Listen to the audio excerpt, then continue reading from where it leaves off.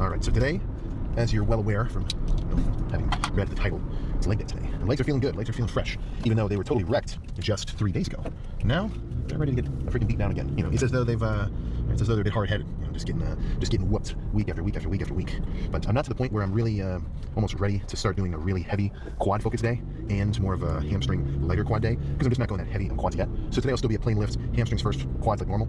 But I am going to begin to transition to having those sort of 2 individual days scheduled in the week, where the first quad day, or the first leg day we could say, is going to have more sets of heavier quad work, right? Be it heavy Smith, be it heavy leg press, heavy squats, heavy whatever, right? Heavy like hip press, which not so much the squats. Honestly, the regular kind of loaded movements like that for leg pressing, squats, Smith squats, even hack squats and like pendulums, not very hamstring focused.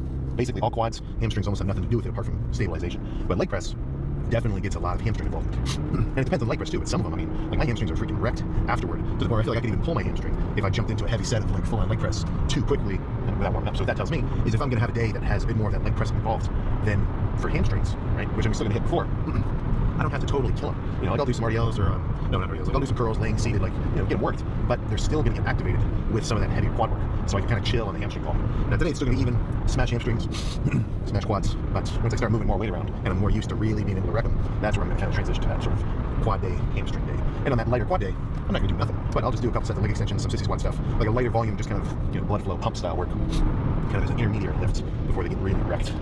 Coming back around full circle. But I was kind of hemming and hawing a second ago about what gym I wanted to go to for today's lift, because, you know, if I went to one of the closer ones, obviously I don't have as long a drive, but they don't really have the leg presses I like, and I know they're a little busier, so that's where going to a little bit further gym is going to make a bit more sense. And definitely even further than this one, I'm going to make some trips back to some American barbell. That's a little bit further for me, but they've got this one hip press I really like. Smith machine's pretty cool for squats, good leg extension, you know, it just all kind of matches. But 45-minute drive, so that's not for every day, of course. But I think no more discussing it. Let's just get day 2 of this offseason started with what I hope to be a freaky ass leg pump. And by hope, I really mean I know it's going to be a freaky ass leg pump. So let's get started. So last leg day started with single leg alternating leg curls. Same machine, but let's just start with some double leg action. And I think I'll be a little fancy with this first set. So I'll go halfway up, pause for a moment, so stopping the momentum of the weight, and then I've got to launch it up to the fully squeezed position. It's kind of a good little sort of training set just for your mind-muscle connection, you know, because if I launch it from the bottom, I can kind of ride the momentum up, you know. So it's like you're doing a dumbbell curl. You stop halfway through, and then you finish it off from, you know, a zero velocity movement, or zero, well, okay, I'm distracting myself in explanation. It feels good, and I'm going to squeeze extra hard. Let's just keep it at that. All right.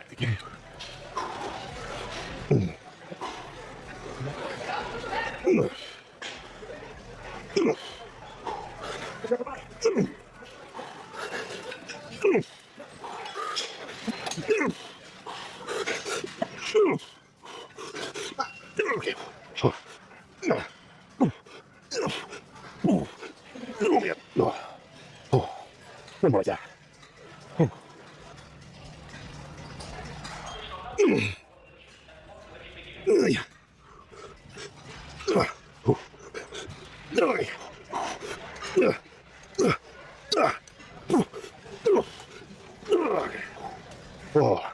Let's go a little heavier, and let's just make this next one a regular straight set. No pause hold, no nothing.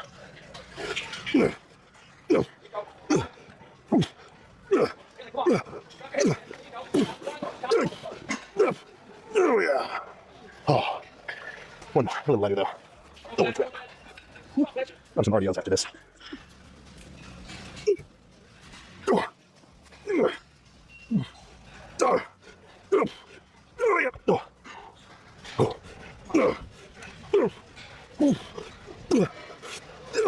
Holy crap. Oh my goodness. Honestly, let me think about it, but even except for those 4 sets, my hamstrings are freaking wrecked. Ooh, it's kind of up in the air. Will the next set be a leg extension or an RDL? I'll think about it. Give me a moment to breathe first. Let's get at least one in. I really do feel like my hamstrings are basically as thrashed as I can get them from those sets of lane curls, which I'm kind of building up my, you could say, muscular endurance back to regular bulking state. Because I mean, fast forward a month of eating a bunch of food, 4 sets, even like hard to failure, won't be so damaging, or at least they won't feel so damaging as they do right now, right? Because I'm still only, well, really, what is this, day 2 of the bulk? Obviously I've been chowing down some grub the last week, but now is kind of where it actually begins. But either way, I'm sure volume will increase slightly, but that's not the point. A workout's no better if you do freaking 10 sets versus 5. What I really want is just be totally thrashed at the end of it, no matter how many or how few sets that takes. But I think just one squeezing nasty set of these, well, actually one squeezing controlled set of these RDLs will do quite nicely. Then we can switch to the real portion of this lift, which is squats.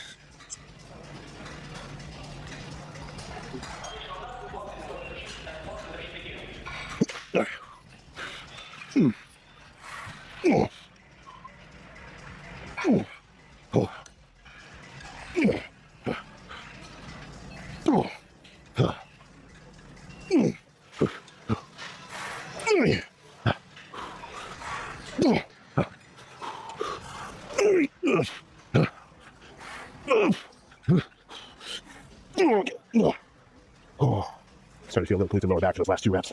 But that was nice. Let's move on. I have warmed up by doing light extensions, a little heavier, and I think 180 is about my limit, where it still feels pretty good, but I don't feel like I'm overdoing it, you know? Like, I've tried doing the stack before, single leg, and I mean, shit, I freaking pulled my, like, abductor, I don't know what I'm saying, hip flexor, because it's like, even though your quads get pretty strong, you're not really meant to be loading this position too much. So this has been more of a half warm-up, half working set, because after 2 sets of leg extensions, which, you know, I might do 3, but probably 2, I'm gonna feel way better if I move on to squat or leg press. Like, in my mind, I used to think, well, I don't want to weaken myself by doing leg extensions first. If I want to squat heavy. Let's do squats first.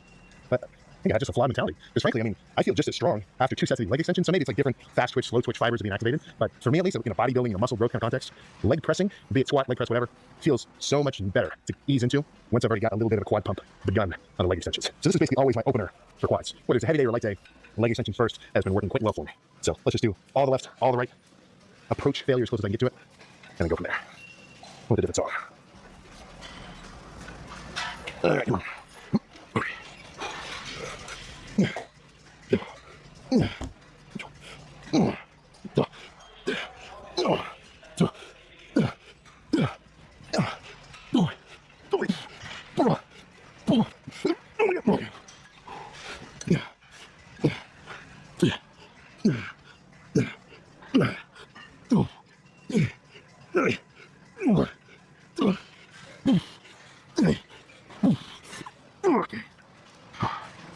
Yeah, let's just stick to the same weight for this next one. Over the shoulder angle for this one.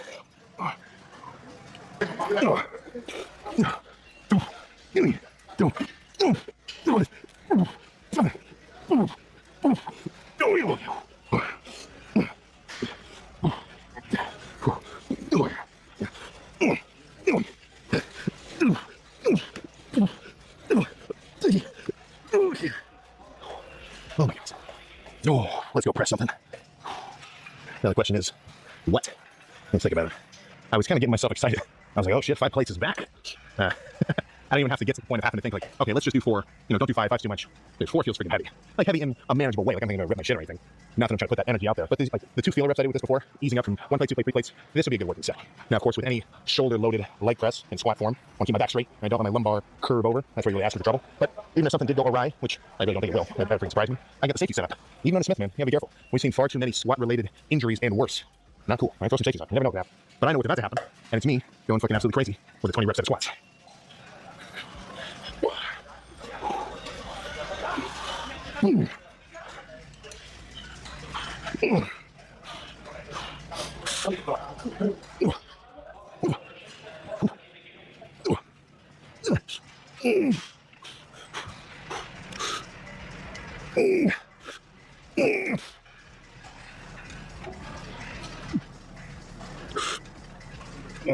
Okay. Oh. Ooh. All right. Oh. That was good. Let's do a few more just like that. Inch. Man, feels good to have some freaking weight on my back. Oh, I'm gonna sit down. Oh my God.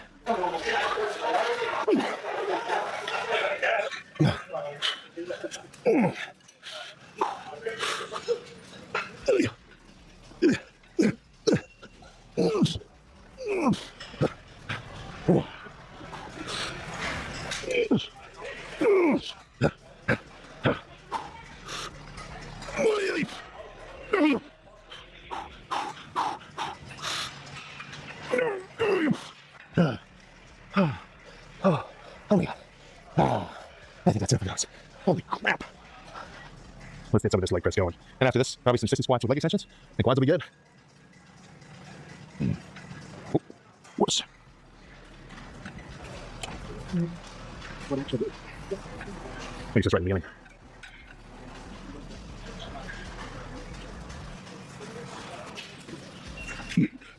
Okay.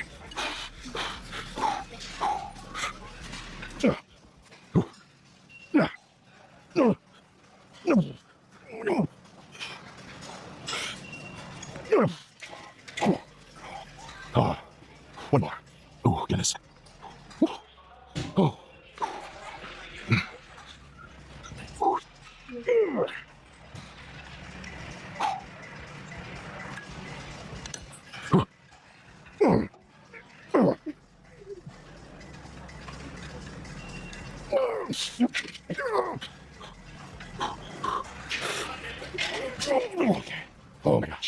Whoa, let's grab a leg extension. Oh, shit.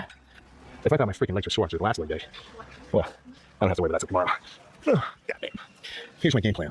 Alternating single leg extensions, right? 5 on the left, 5 on the right, back and forth. Have a good squeezing hold at the top as the pre-exhaustion portion. Hop up, turn around, grab onto here and here for stability. I kind of like my feet to be touching. Close to touching at least. And then some self-assisted sissy squats. So that'll be the burnout. And this combo has never steered me wrong as a quad ender, because it kind of just, shit, man, it just freaking works. You know, I'm kind of taking every factor at my disposal and using it in its best kind of way. Because my legs are already thrashed. So this is a good burning portion with the beginning, holding the squeeze, and then a nasty stretch with the sissy squats. Shit, man. I mean, as long as it feels all right for your knees, I love this. But that's up to you to decide. Or answer, more like. But this is light. Okay.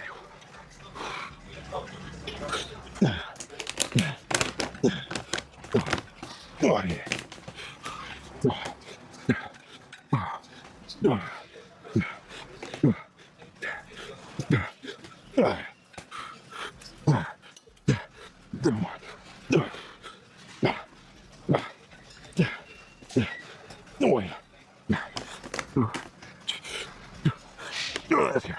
Oh my gosh.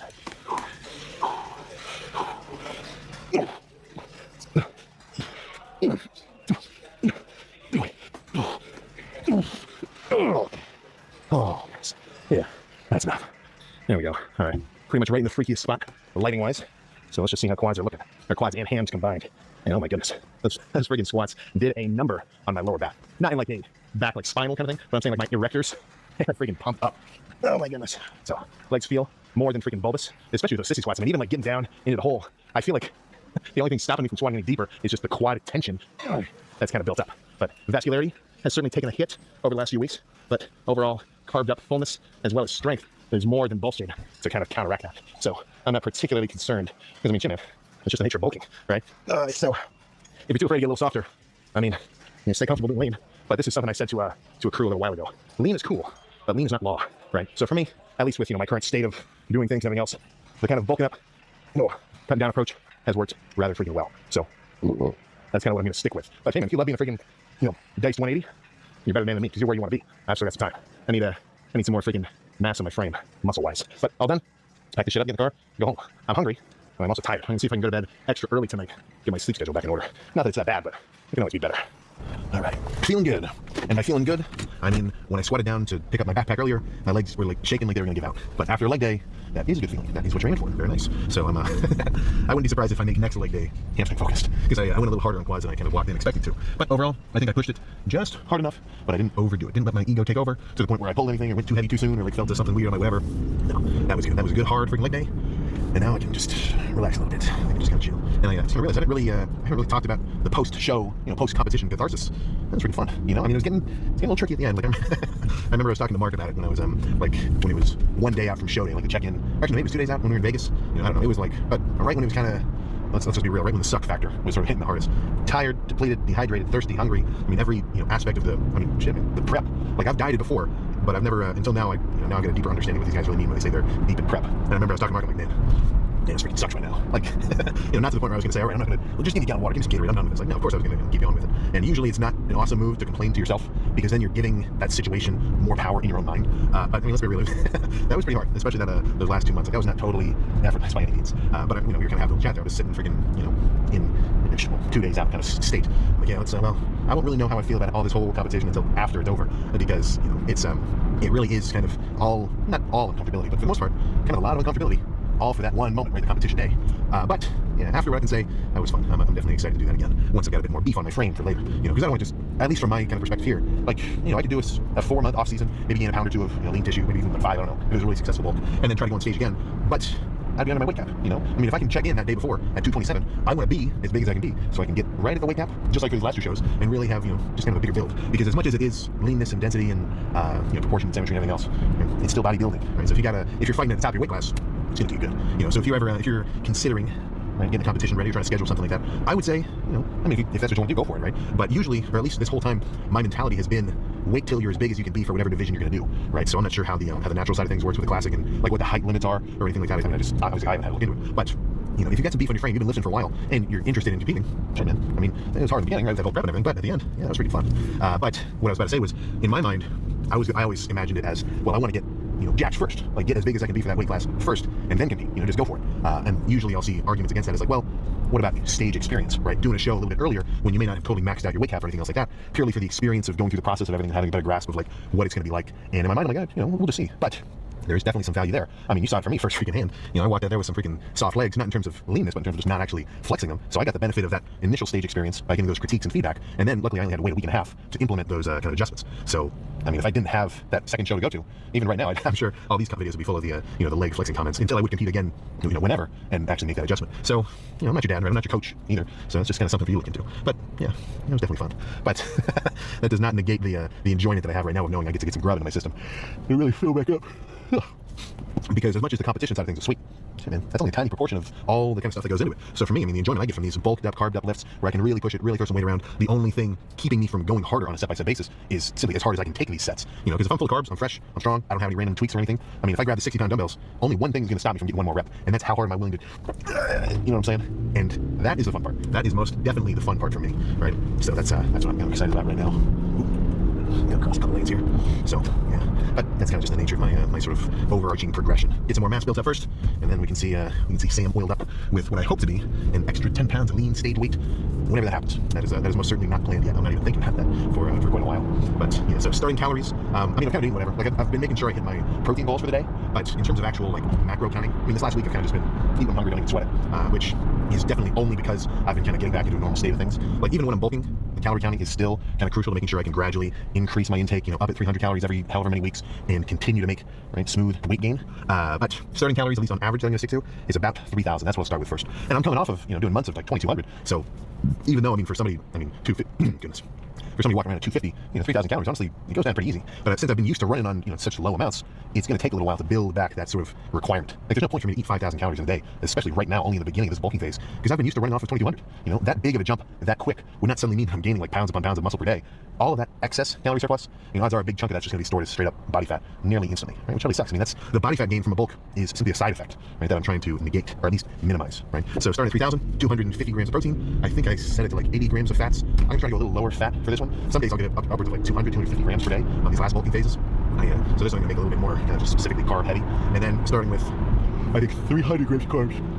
And then adds up to just about 3,000, maybe like 3,020 or something. But that's going to be what I'm starting at. So I'm going to stick to those numbers for the next, probably 2 weeks minimum, maybe 3, just to see if I can see a little bit of a trend beginning. And so I was 251 this morning. I still might be holding on to a little bit of water from the post-show kind of rebounding sort of effect. So I'll see how it kind of changes over these next 2 weeks. But if at 3,000, I still float around like 251-ish in the morning after I've gone to the bathroom, like on average for these next 2 weeks, then what that tells me is, all right, 3,000 is a maintenance. Let's up it a little bit, and I'll probably jump it up to probably 3,300. I think I'm only going to increase in increments of 300 calories this time, which would be 75 grams of carbs. Historically, I've made jumps of 500.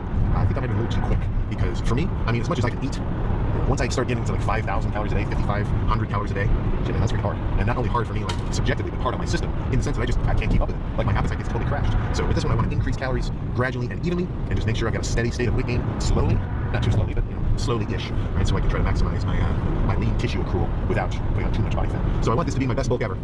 But I also think I want it to be a little bit of a leaner bulk as well, right? Because you're definitely right. When we look back at the at all the body fat I had to peel off from the last bulking phase, I was pretty big. I was definitely bigger than I am right now, muscle-wise. But I was pretty soft too. Like I was not afraid to put some freaking blub on over that last bulk. And I think there's a way I can do it, but that's not so necessary, right? So that's sort of my logic here. I've got a couple of goals, right? Cleaner diet.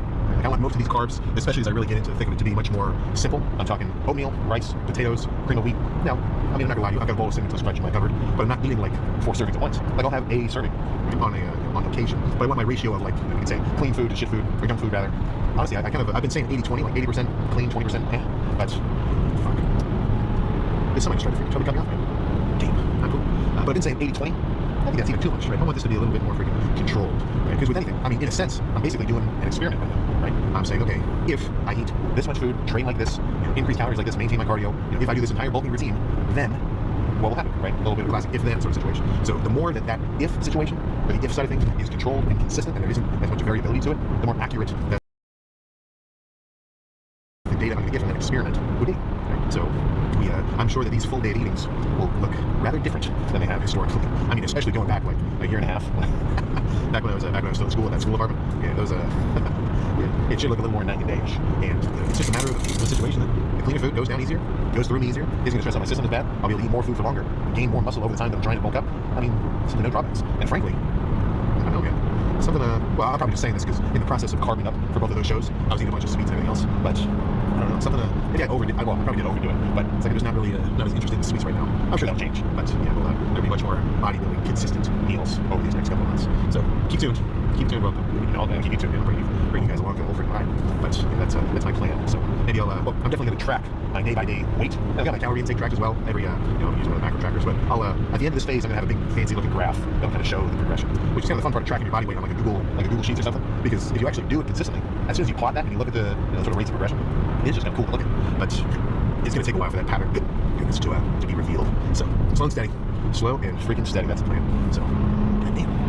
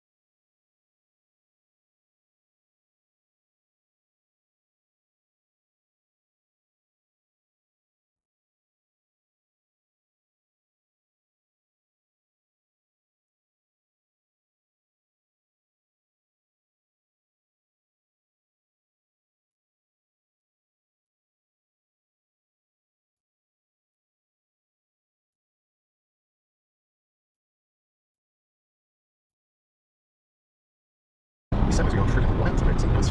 But assuming no a big ass truck throws me off the road, I will see you tomorrow for what I presume to be a chest day. A chest day with a rather large influx of blood, glycogen, and all other muscular fluids straight into these bad boys. To the point where if I was wearing a button shirt, I might want to wear safety glasses because I might freaking blow the buttons right freaking off. But we'll see that tomorrow. So I'll see you then.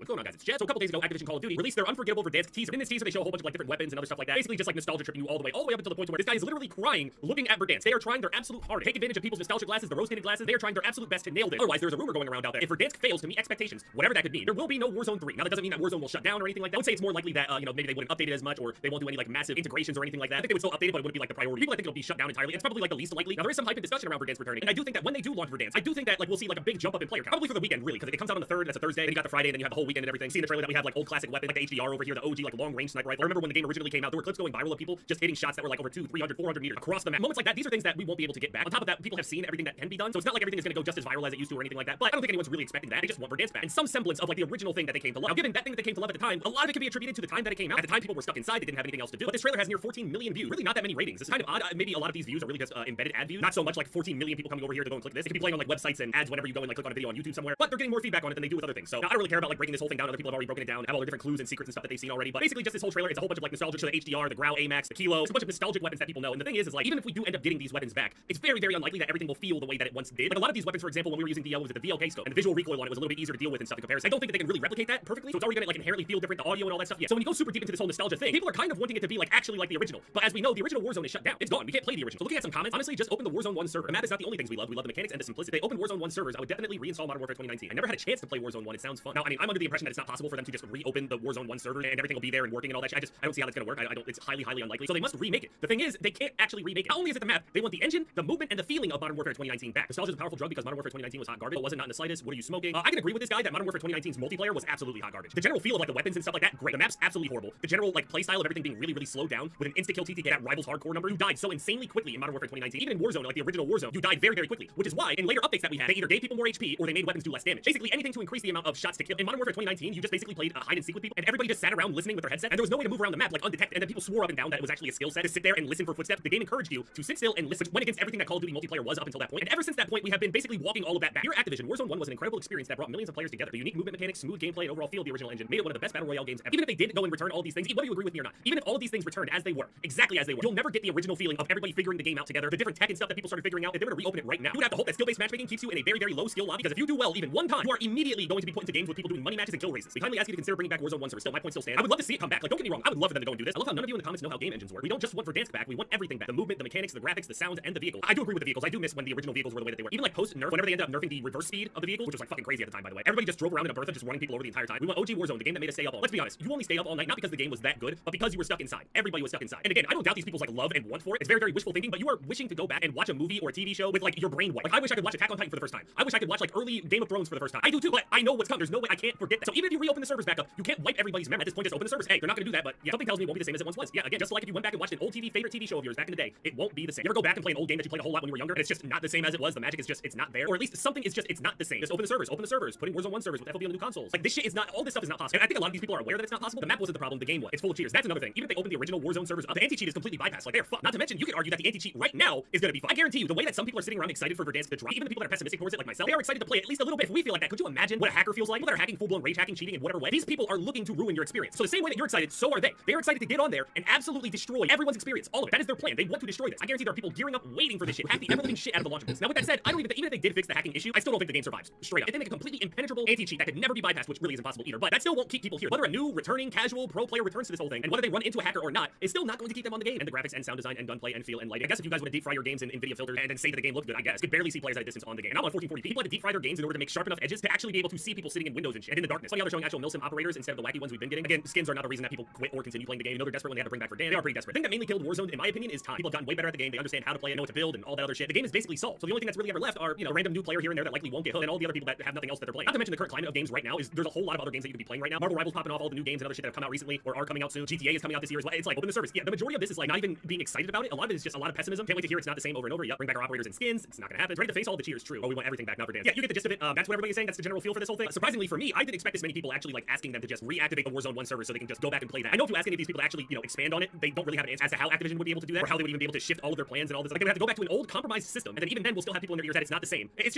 not possible. I think it's more likely that Verdansk will fail. It just will. I think that Warzone's time is kind of done. But again, I could be wrong. Maybe the launch will go really, really well. It'll never hit the point that it was before. A lot of games will never hit the point that they were in during this time period. A lot of them won't. But let me know what you guys think down in the comment section. I mean, a lot of the shit down there is a whole lot of coping and just letting Activision know that they're idiots. So I'm cool with that.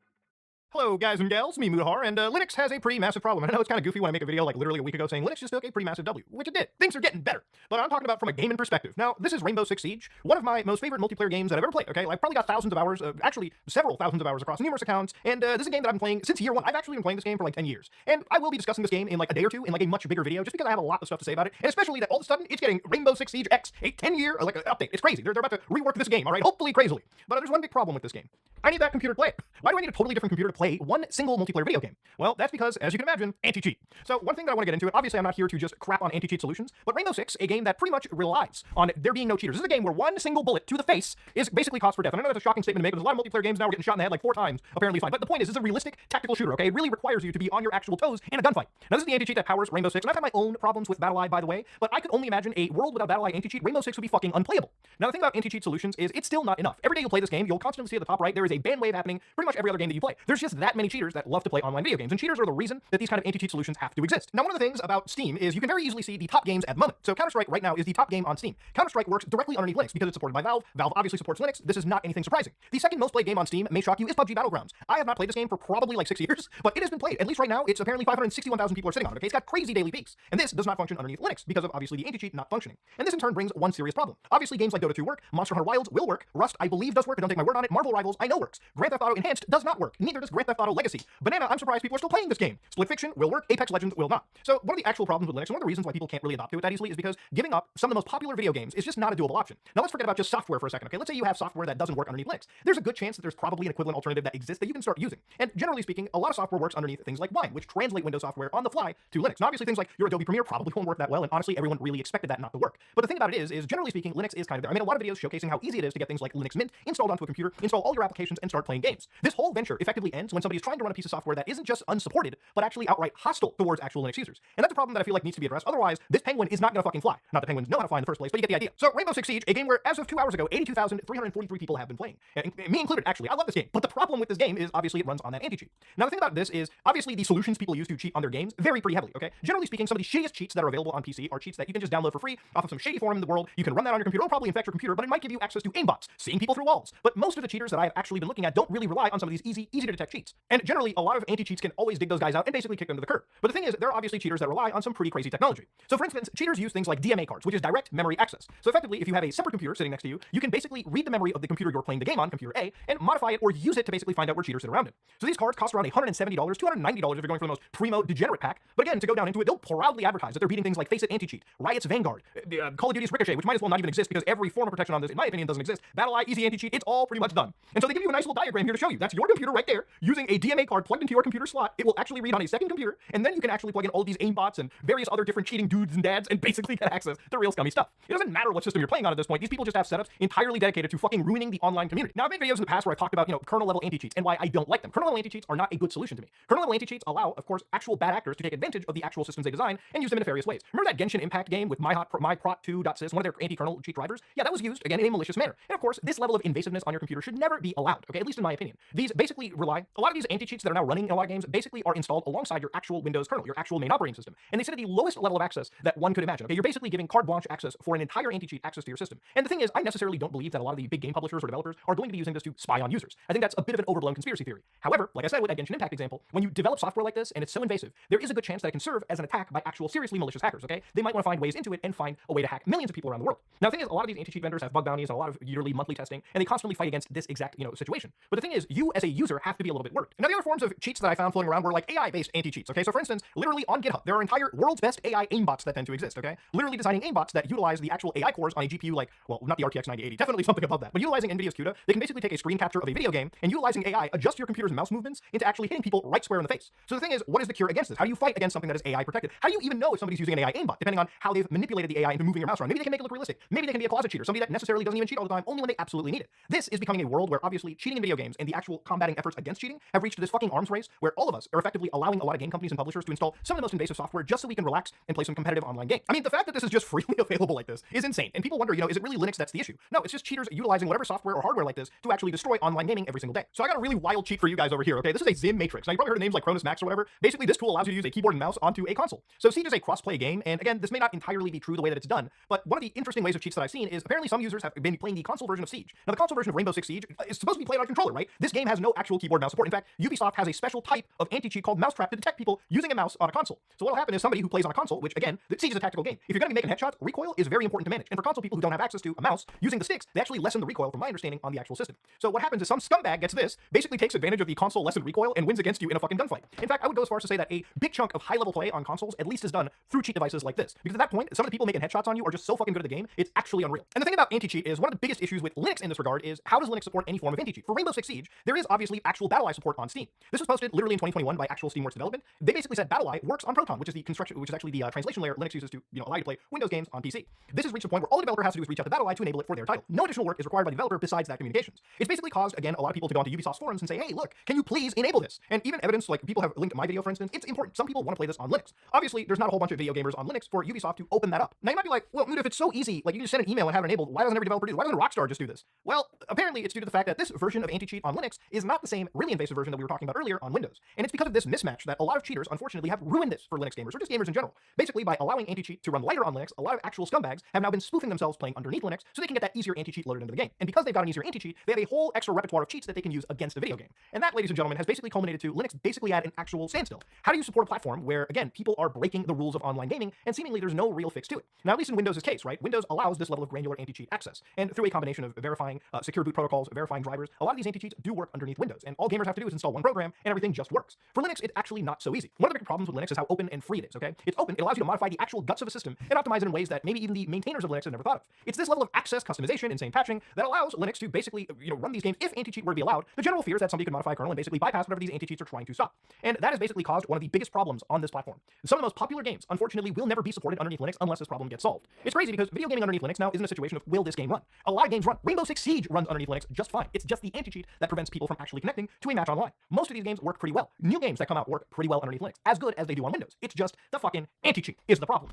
And the thing is, the cheaters that are actually supposed to be targeted will never actually be stopped. Cheating is still such a massive problem in games like Rainbow Six Siege that even with all of these crazy vectors designed to stop cheats, you still see people aimbotting, looking through walls, doing suspicious activities. It's just that obviously if they were to have no protections, the game would be completely fucking unplayable. And this goes for pretty much every game in the entire, online gaming circuit. Okay, whether you're a Call of Duty, whether you're an Apex Legends, whether you're a Grand Theft Auto, whether you're Counter-Strike, whatever. Okay, this is a huge problem from everyone. Even with Counter-Strike, people that I know play it on Face It. They play it on more superior anti-cheats compared to Valve's VAC because they just want a fucking experience not riddled by an aimbot or spin botter, somebody that can look through walls, insane shit. Now, look, there could be one fix to this, and one of the reasons that I'm kind of thinking Steam OS is not released right now is really think Valve is trying to cook up some way to have one specific version of Linux that could possibly support anti-cheats. The only way the situation can really work, in my opinion, is to have one Linux kernel that all developers agree is good. One kernel that can be verified at boot time to not be tampered with, and every single publisher and developer in the world just agrees that's the only distribution or Linux kernel we allow our multiplayer games to run on. And that's really the only fix that I can see. Now, is every game company gonna get on board with Valve or Steam or anything regarding this? That's still a question that I think people need to really answer, right? Linux is not a massive community right now. It sounds massive if you look at the Linux Reddit or if you watch some popular YouTube videos, but in reality, you're looking at a accounting error by Microsoft standards in terms of market share. Linux does have to grow. But the problem with growth is when some of the most popular games are actually barred from using this operating system, how are you going to convert people who just aren't purely single-player oriented gamers? I love playing single-player games. I really do. But I love to play some multiplayer games with the boys from time to time. I'm playing Siege for the last 2 weeks and actually really been enjoying it. And the fact that I need a separate computer is actually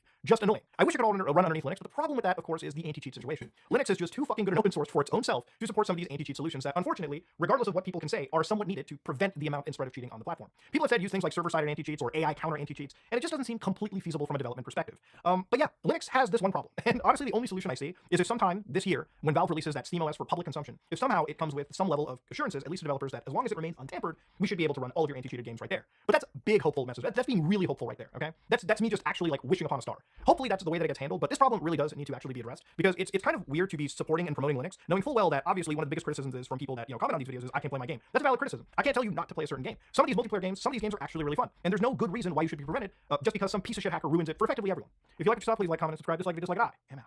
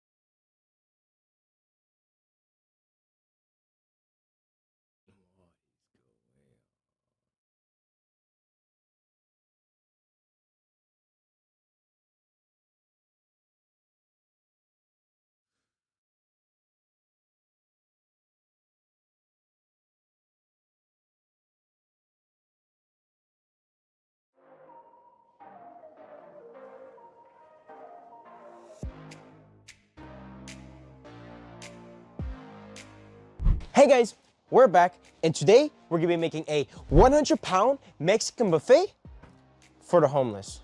Today we're gonna be making authentic Mexican food. Everything is gonna be homemade. We're gonna be making homemade salsa, homemade guacamole. We're cooking up ground beef. We're gonna cook some chicken as well.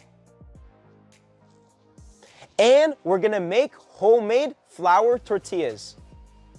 Okay guys, first we're gonna be making homemade flour tortillas. We got 3 cups of flour. This is all-purpose flour right here. 1 teaspoon of salt. 1 1/4 teaspoons of baking soda. 2 cups of water. You can add a little bit less than 2 cups. And we got some melted butter right here. We're gonna add 1 cup. We're gonna do a little bit less than 1 cup. And just add that in. And just mix. These are gonna be really good homemade tortillas right here. Make sure you mix it really good. Okay, now let's put some saran wrap on top.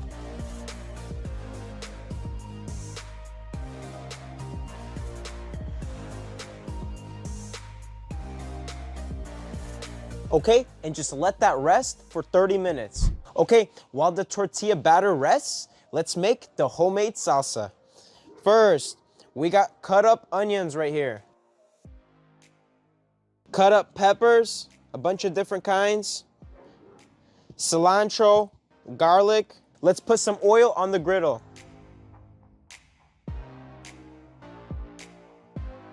Okay, let's toast up all the vegetables a little bit.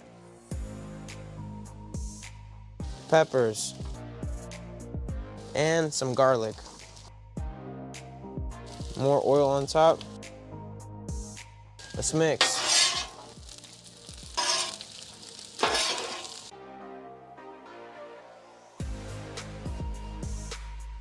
You just want to cook the vegetables for a little bit. Let them get nice and soft and a nice little char on them.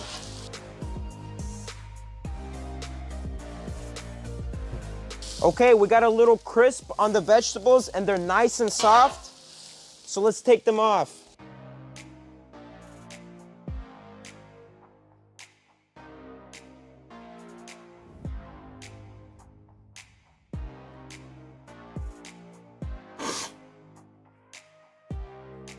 Okay, we cooked up all our vegetables. They're nice and soft. Got a little crisp on them. Now, let's add it into the blender.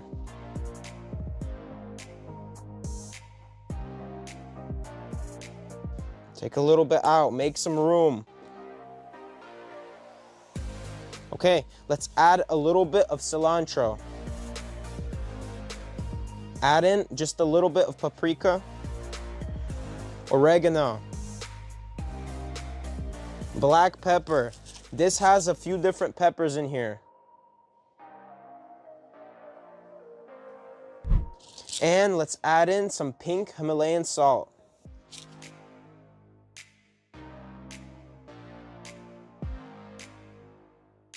A little bit of olive oil and some water so it blends good. Okay, let's blend. Add a little bit of more water if it's not blending good. And let's continue to blend. Pick it up, shake it.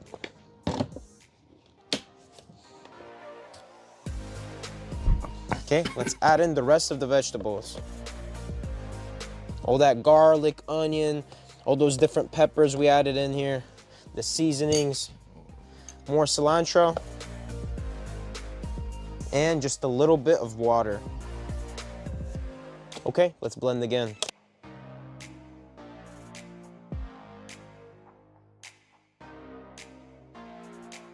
Okay, the salsa is done.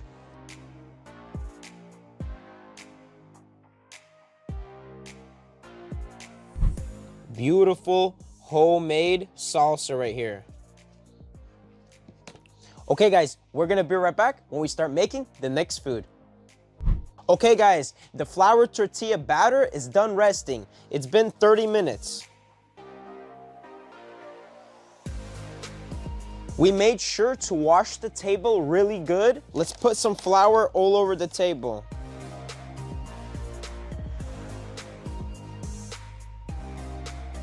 We're gonna be shaping the flour tortillas right now. Okay, now let's take out the batter.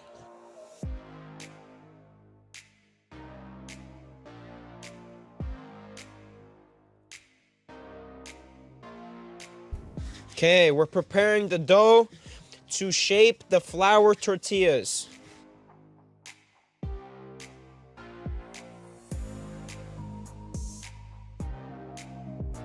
Okay, let's flatten out the batter.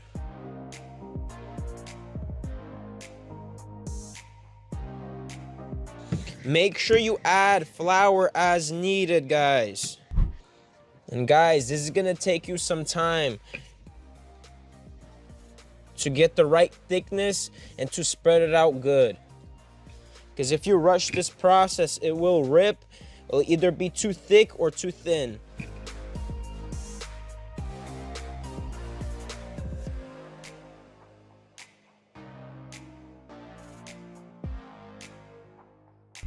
Okay, it's time to start shaping the tortillas. We have this cookie cutter thing right here.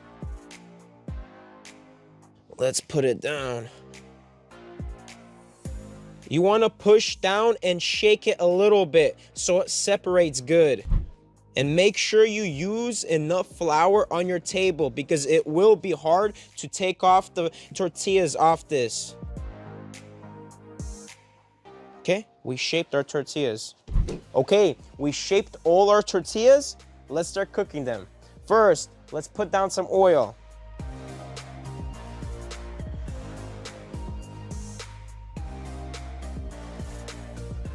Let's pick up the tortillas really carefully, guys, just like this. And put them on the griddle. Low heat. Okay, let's pick up this one. Like I said, guys, be very careful and gentle.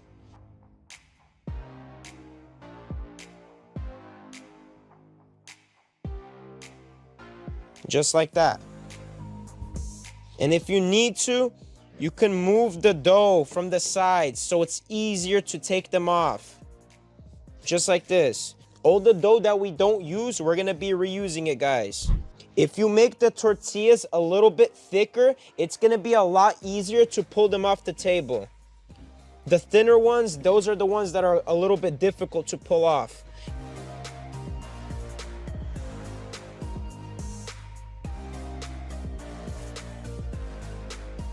We're doing it this way so each tortilla turns out to be the same size and they end up being perfect. Okay? And just let that cook up a little bit. It's gonna fluff up a little bit as well. Just a little crisp on the bottom and flip. We're gonna be making a lot of tortilla shells off camera. This is just for you guys to see how we're doing it. Okay, the flour tortillas are ready to flip. Look at this, guys.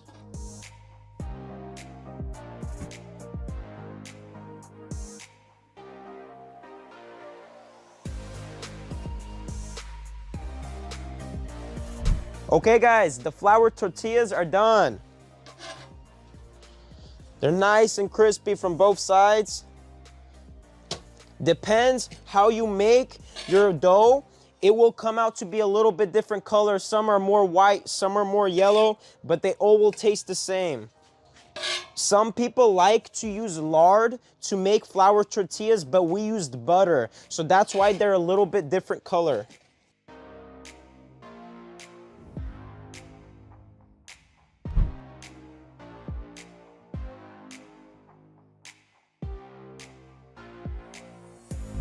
Okay guys, we finally cooked up all the flour tortillas.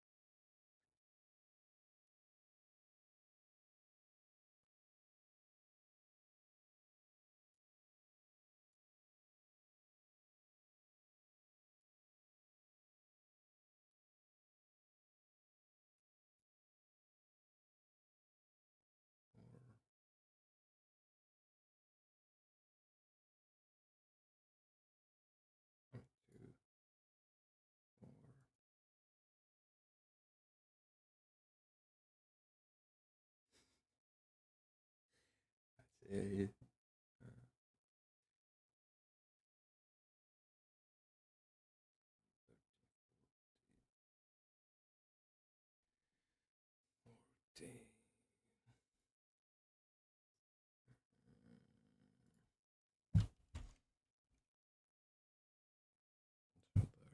B.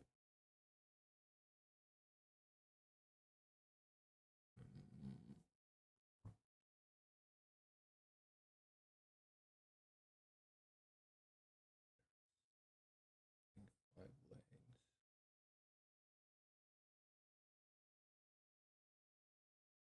No, no, no. Might be four.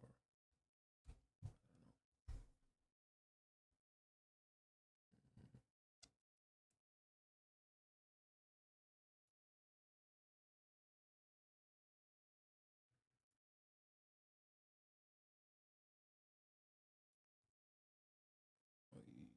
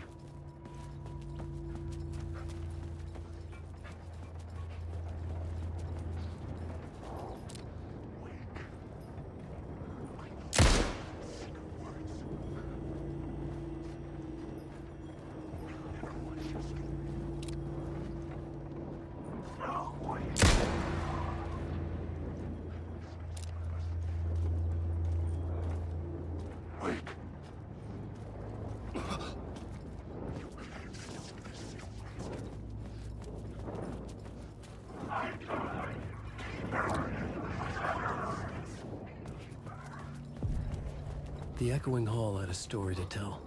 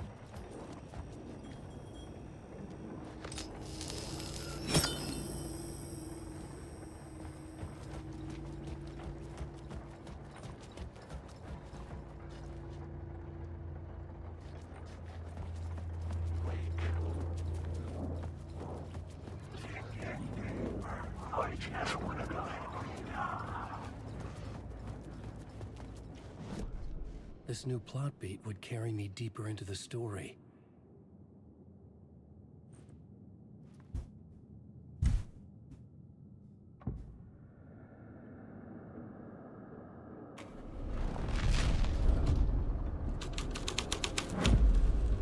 My writing was affecting reality.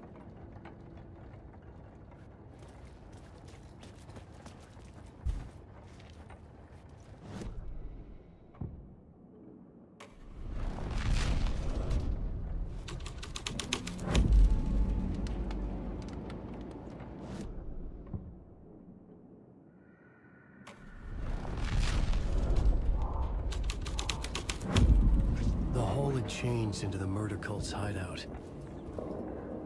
The cultists were close now, a dark presence rising from the depths.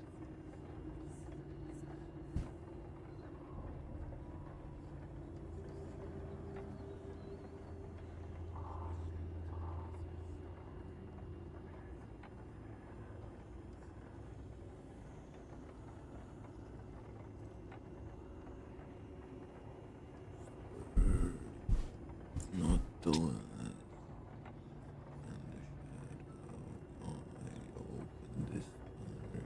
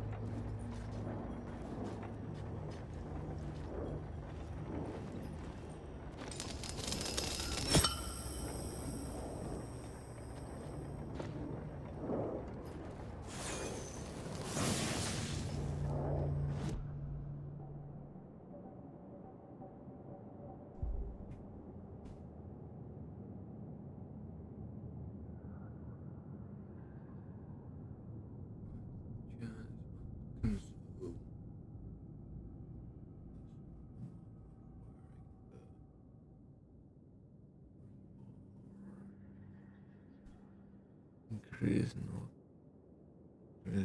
not bad.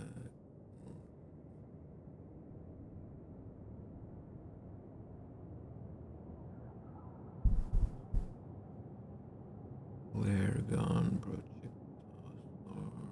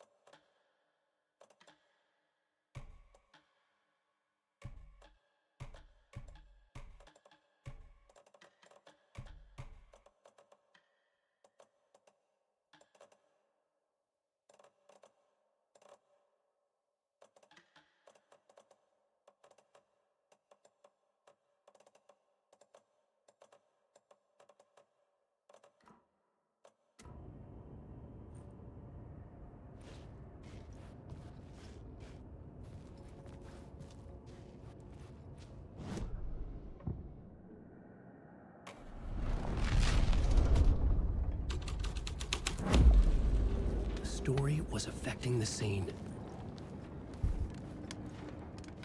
Wake.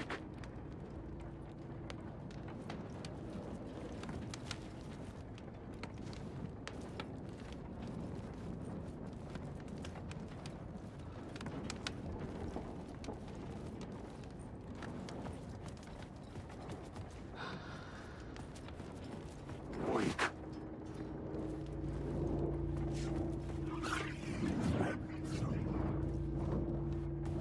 Wake.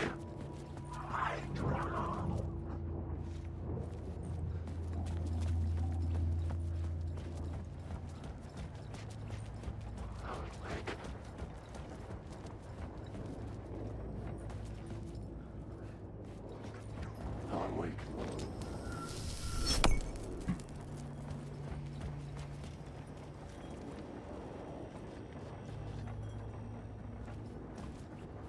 Wake.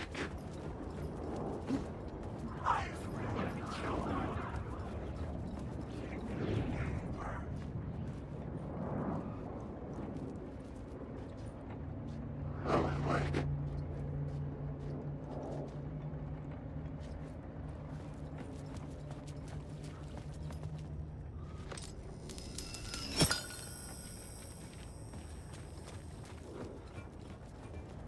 Wake.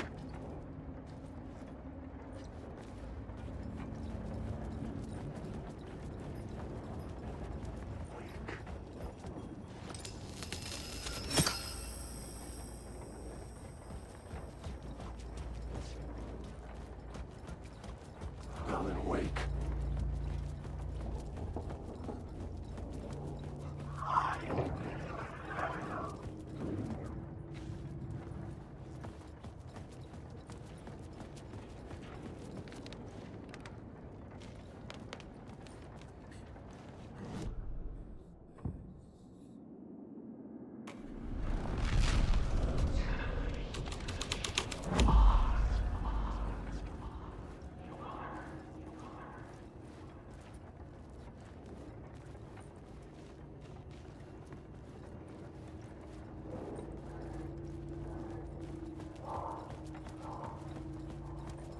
Wake.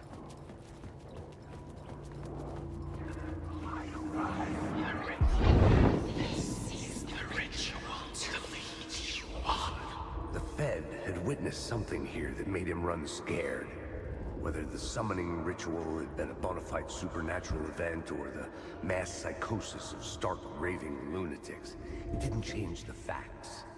The cult was messing with things no one should mess with.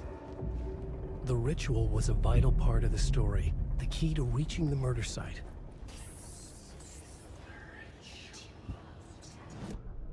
I had a new idea, a new story thread.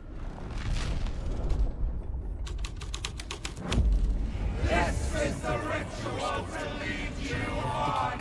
Your friends will meet him when you're gone.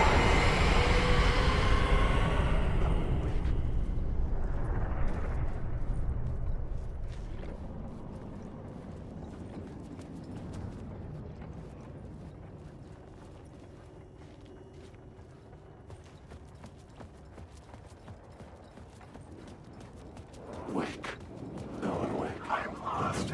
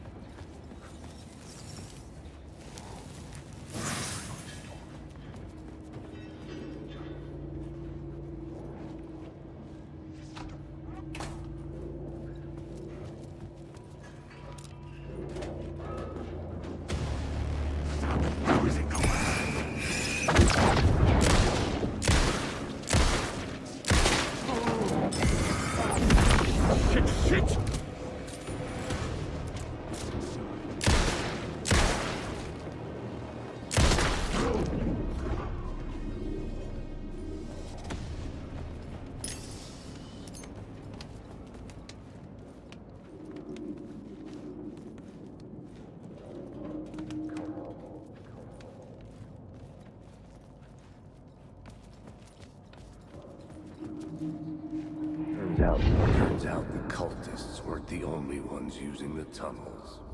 Hidden graffiti signs marked secret routes. I kept hearing whispers around burn barrels of an underground society of mystic outsiders with hidden knowledge. Typical New York.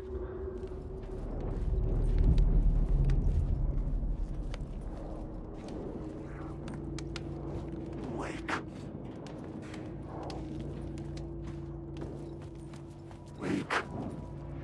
Protect the lands.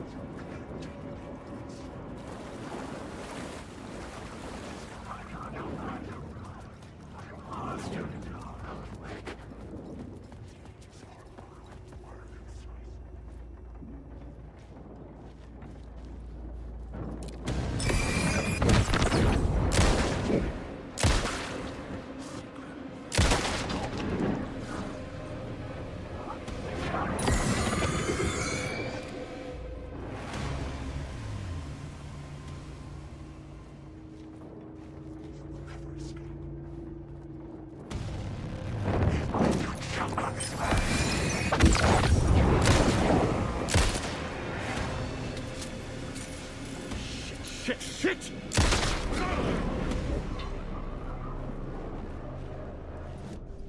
I had a new beat for the story.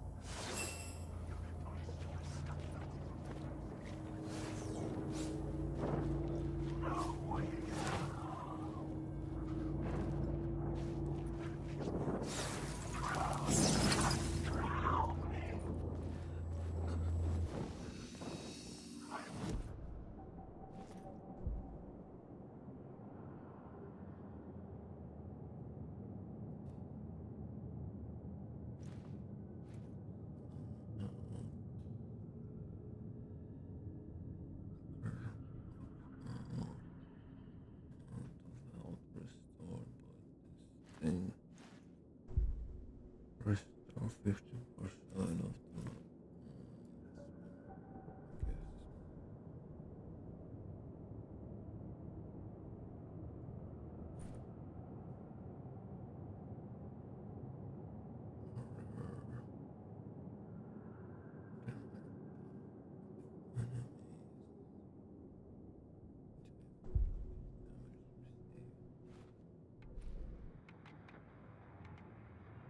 Turns out the cultists were...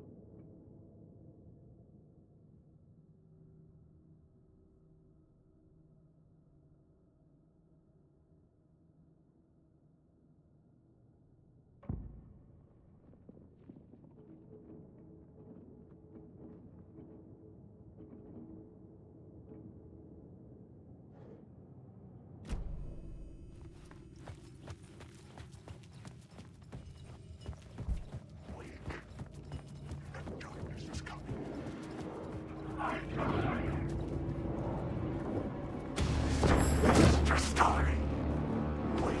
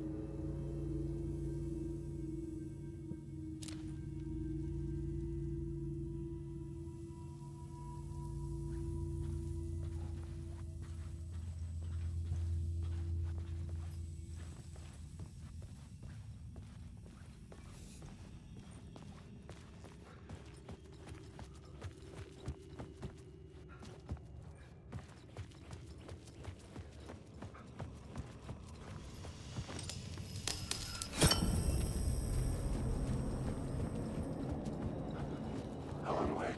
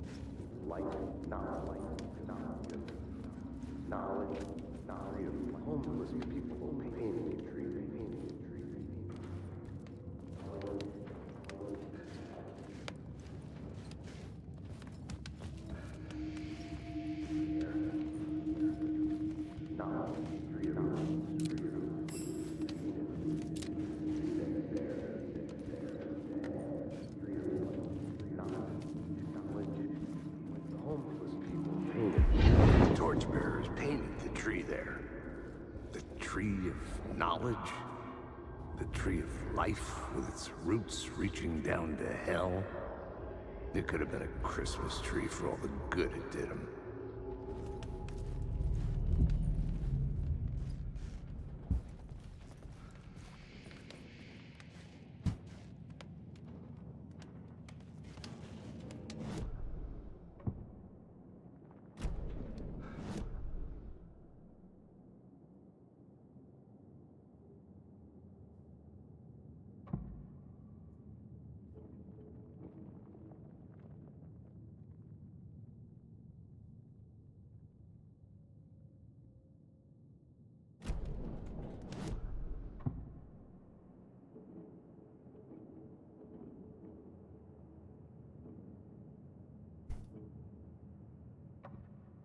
Changing a plot element in a scene without being there was impossible.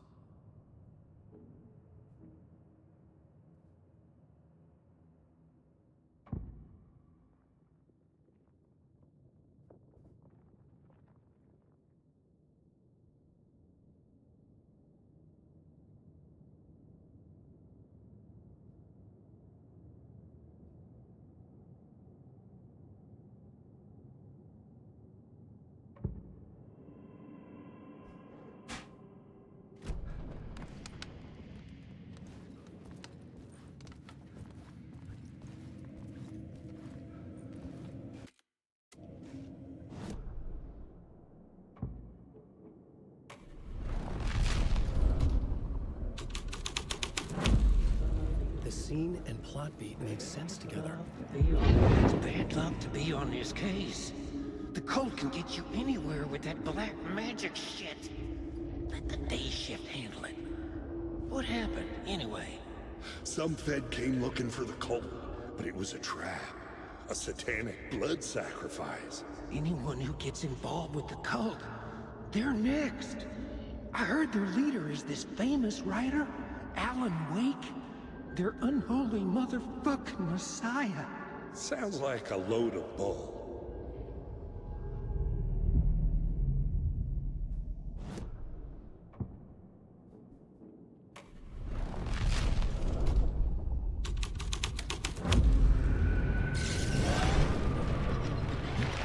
The dark presence.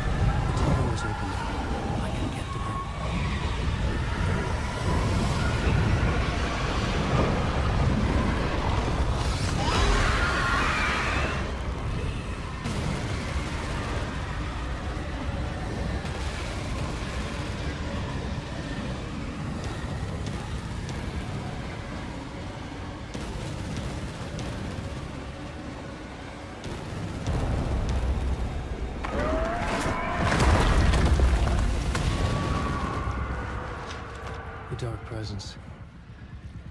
I had seen it before. I remembered now. It was always out there, hunting me.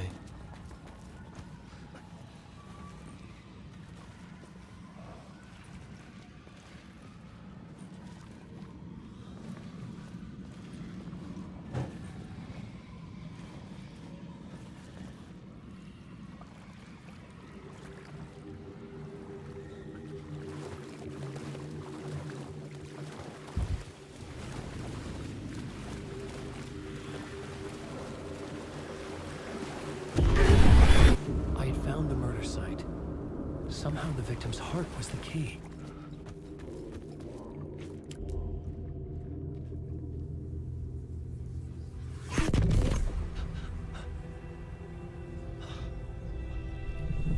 Something had shifted. I felt an overwhelming closeness to home. An FBI agent? Who are you? What is this? Who are you? She can hear me. I'm Saga Anderson, FBI. This is Alan Wake. I'm trapped here. The dark place. Under Cauldron Lake. Cauldron Lake. Who are you? I'm trying to escape. I'm making progress, but I'm in danger. The dark presence. Help me. Please, help me. I could sense it. I was closer to home. Had the woman in the vision helped me somehow? Something had changed. Outside. Parliament Tower. Where I had lived with Alice. It was out there. Waiting for me.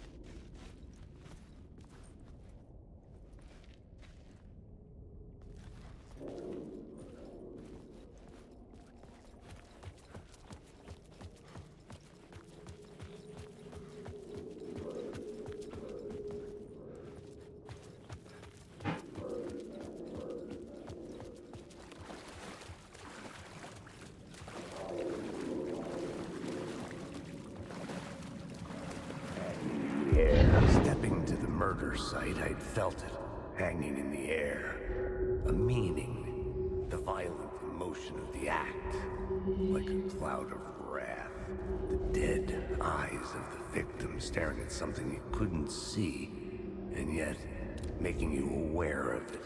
Something had soaked into this place on a molecular level, overlapping with your meaningless existence.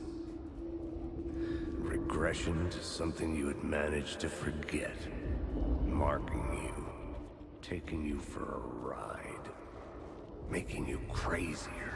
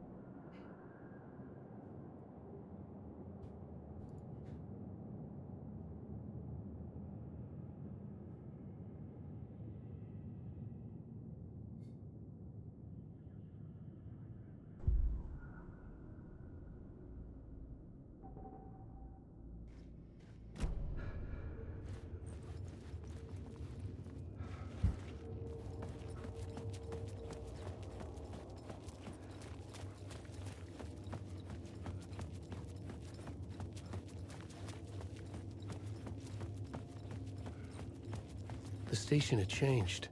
I was closer now.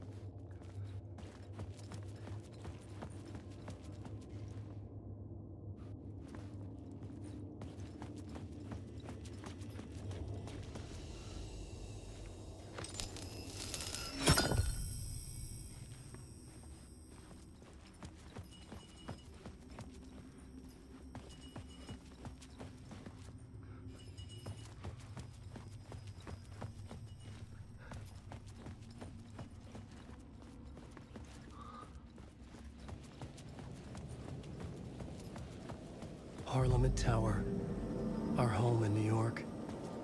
Was I really this close to being home? Going up to our apartment? Would I be home? Or was this just an echo of the real thing? Even then, the murder site had brought me one step closer to escape.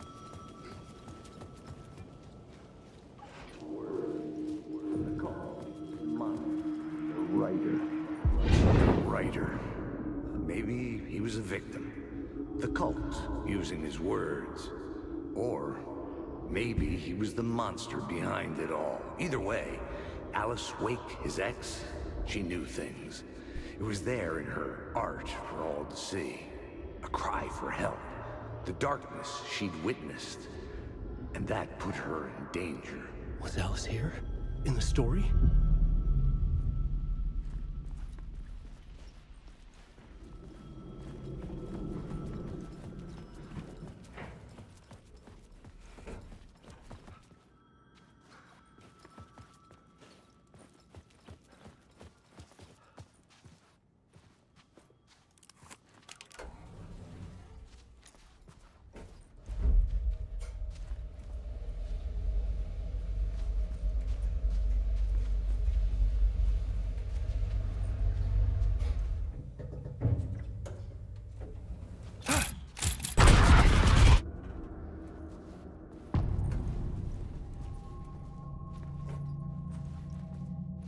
Alice's photo equipment, set to go off when the door opens.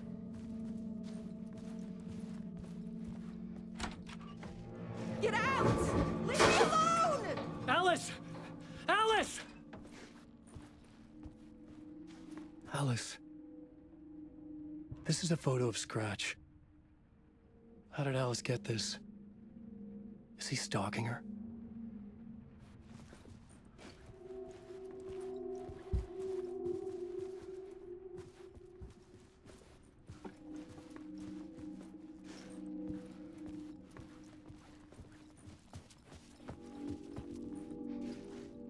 This is the door to my study, where I wrote my books.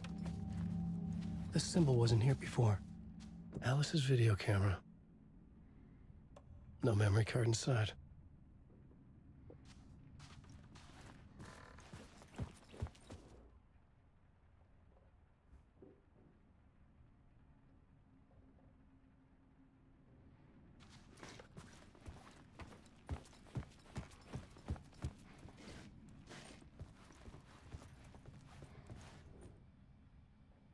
Alice's memory card.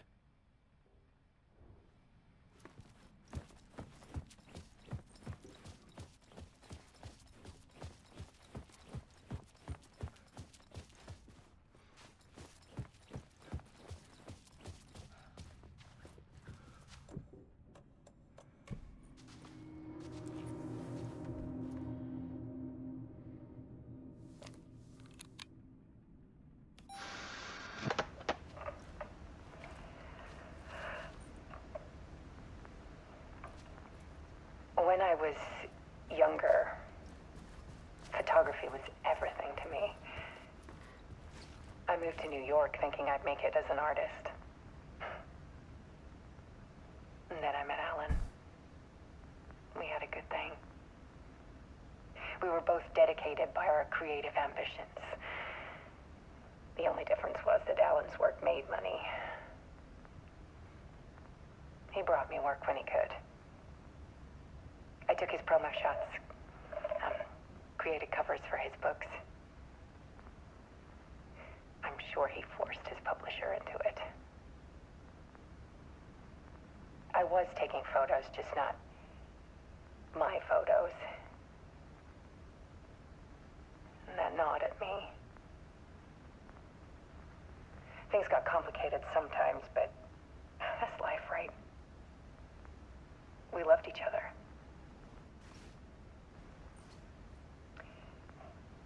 Then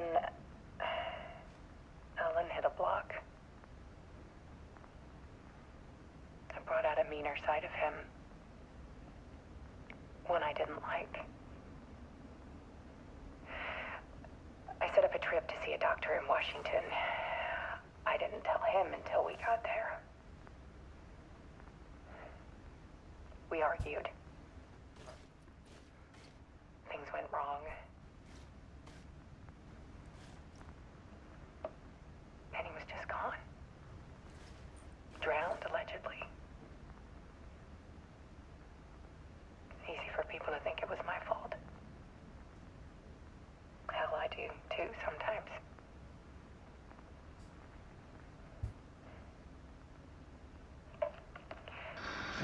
About 6 years ago, I started hearing noises in the night. Typewriter keys clacking. Voices. Alan was back.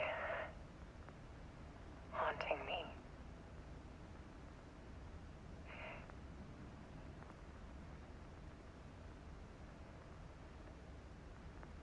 Then it got violent. It was Alan. And yet, it was a monster.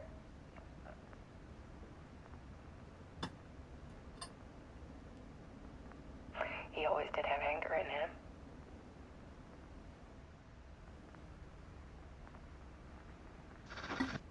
I set up cameras around the apartment with motion sensors and flashes. Now, when the monster comes, I turn it into art. My nightmares caught on film. And this is the focus of my new exhibition. To show people the world is so much darker than they ever knew. I'm calling this exhibit The Dark Place.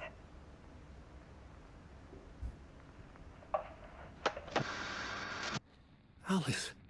Scratch was terrorizing her. Why?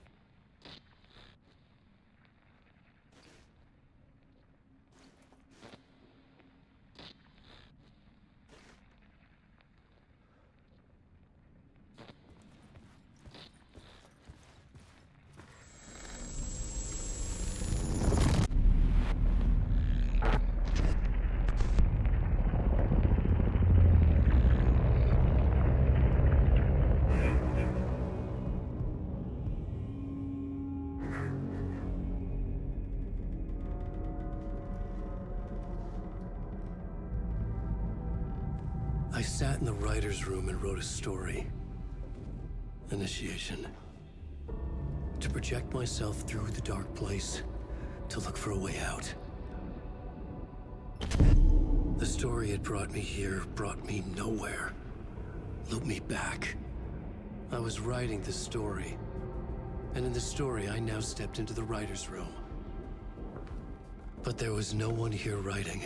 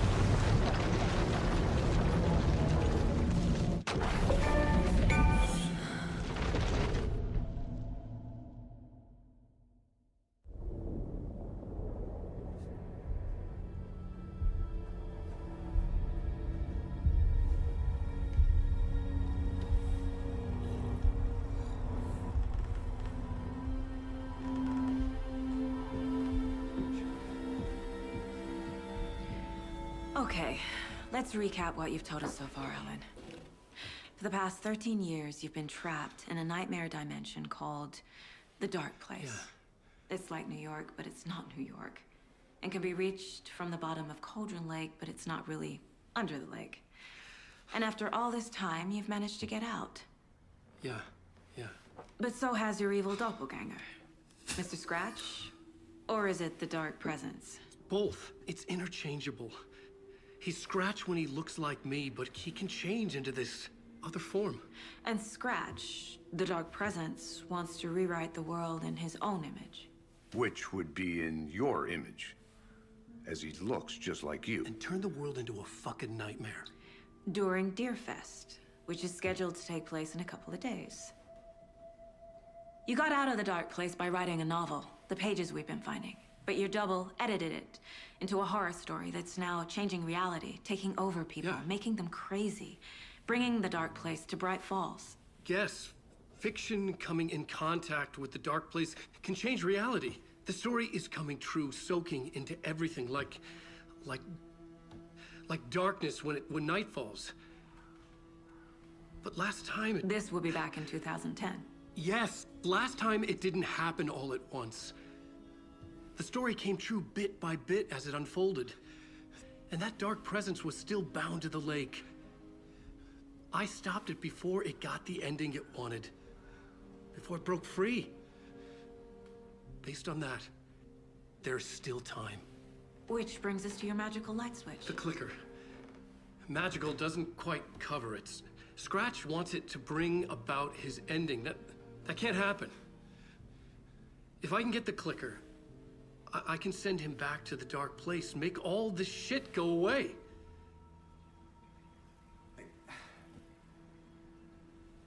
Look, I know it's batshit crazy. My memory is full of holes, and I'm not sure how much I can trust. It's like a half-forgotten dream.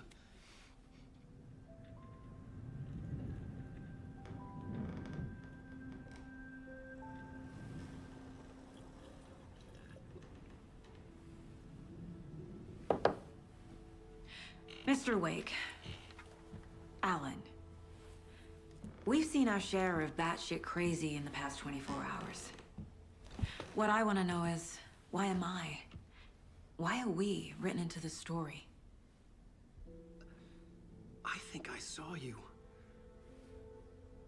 Or a vision of you in the Dark Place. I think you helped me reach out and escape somehow. With that in the story, Scratch would have edited it to get to you. To hurt you. We are all in danger.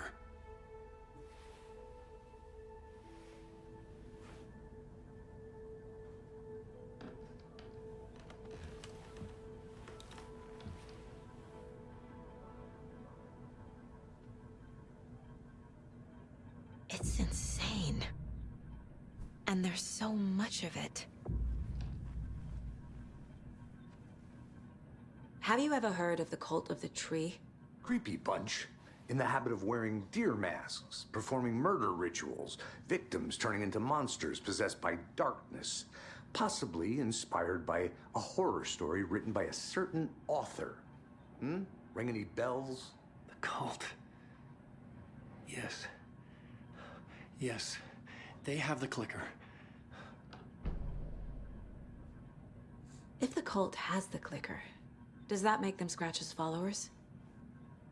How are you so certain they even have the clicker?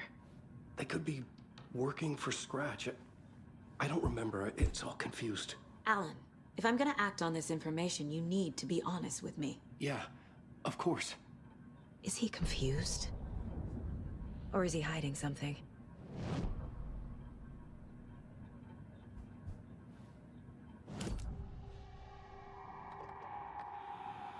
Wake said the cult has the clicker. How does he know? The writer is the reader. The next chapter, the next chapter, the next chapter. Keep the pages safe, the dark shining of the words. Wake is hiding pages. That's how he knows the cult has the clicker. Wake has a double. Mr. Scratch. Where is he now? A cloud of wrath wears my face. The dark place in your place. Scratching out my body of work. Scratch is here. In Washington. He's hunting Wake. Scratch looks just like Wake. Why? Don't wake up the dreamer if your life is a dream. I swam to the shore, but the water is rising. Wake and Scratch are clearly connected. Maybe Scratch got out because Wake did. Or vice versa.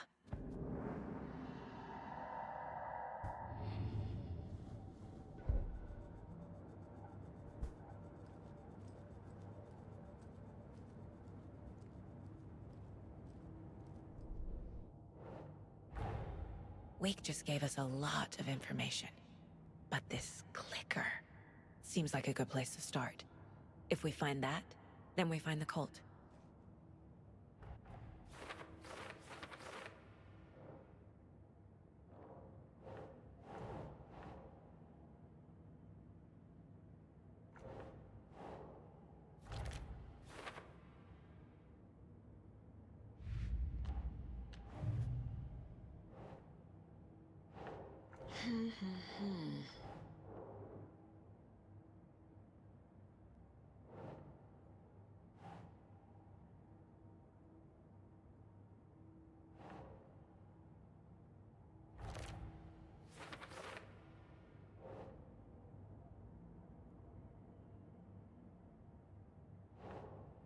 Think, Saga.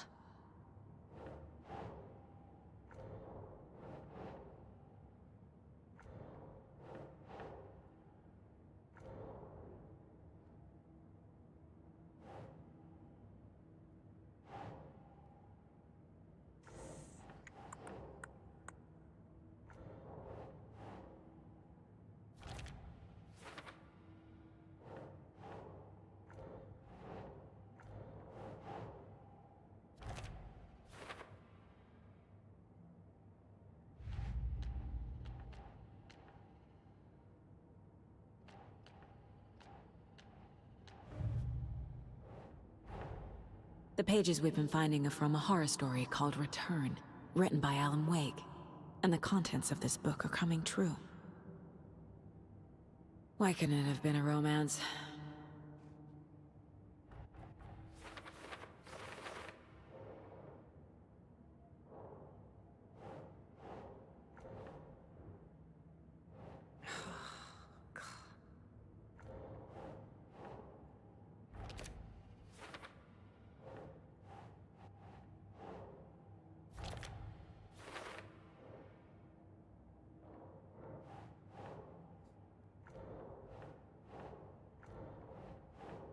Nah.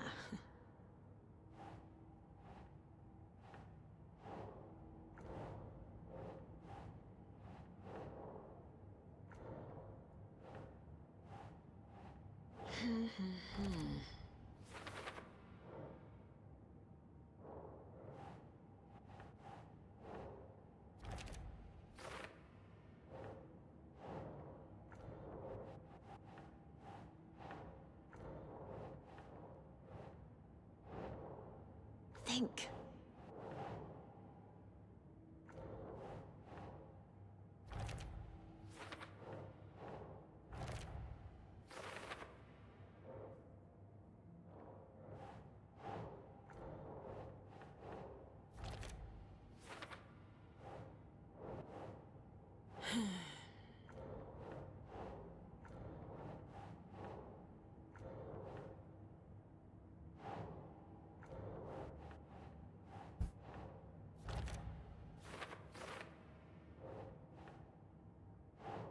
Doesn't look right.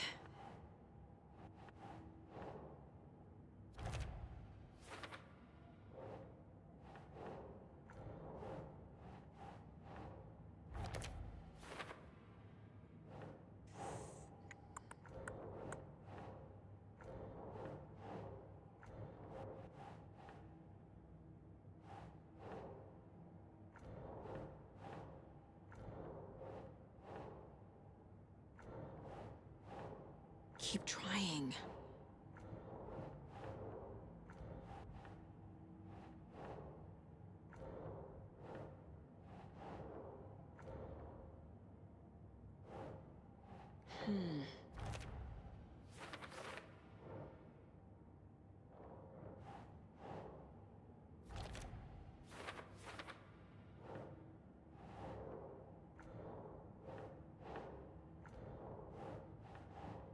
Doesn't make sense.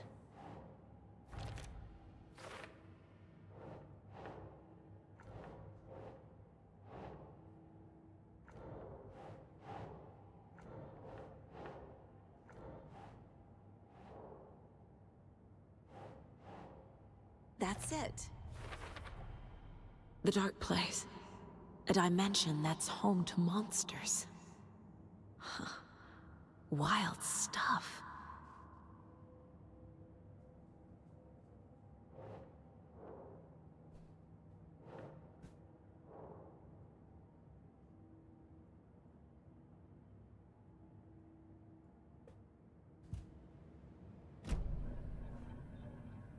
Okay, Mr. Wake.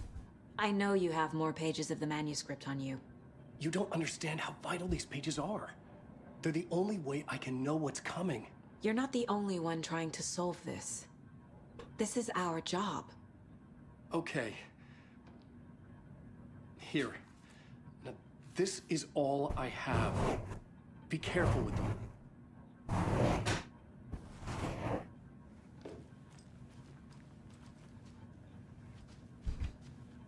Inside the trailer, at the outskirts of Watery, Saga had seen Wake's fabled clicker for the first time, in the hands of the Cult of the Tree. A cultist stared at her. She drew her weapon.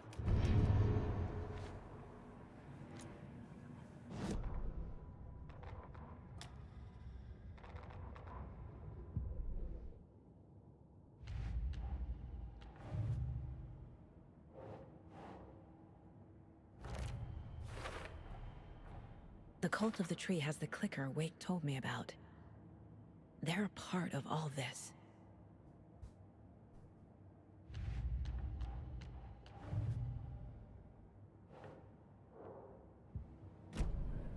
It's all on the page. The clicker, the cult. Okay, I'll head to Watery and find this trailer. Casey, you stay here and keep an eye on Mr. Wake. Got it. No, you need me there.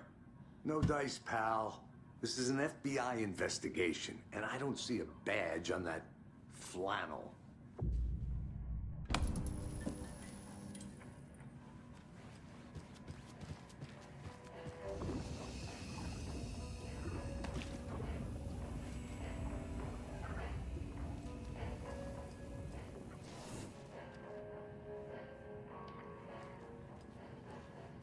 You wrote these pages in the dark place. So why are we finding them here? I think I wrote them. I remember writing an endless amount of pages, but when this happened before, the pages were being sent from the dark place to help me. Maybe the same thing is happening here. That's all for now, Mr. Wake. Thank you for your cooperation.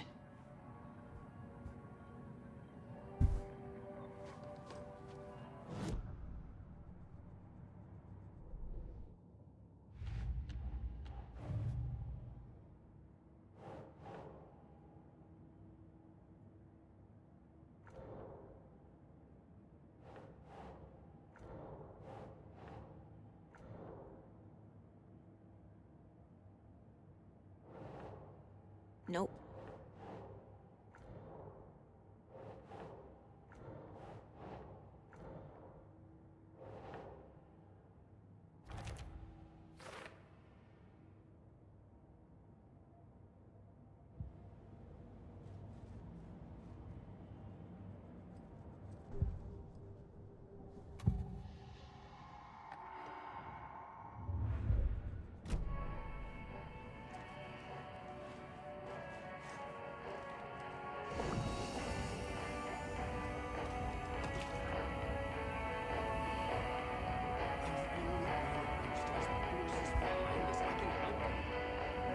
That's not how this works.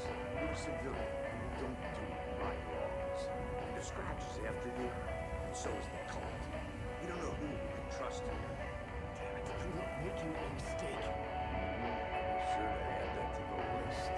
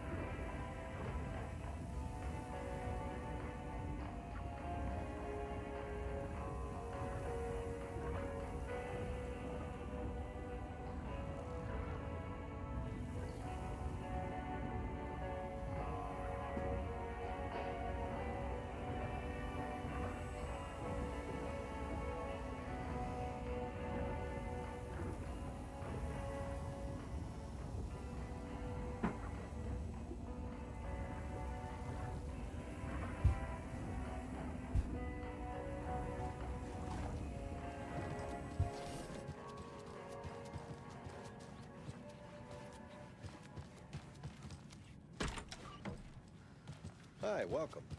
Okay. Past favorite Deerfest floats. Go. The yarn puppet monstrosity. The stuffed moose and squirrels one. No, thank you. Those beady dead marble eyes still give me nightmares.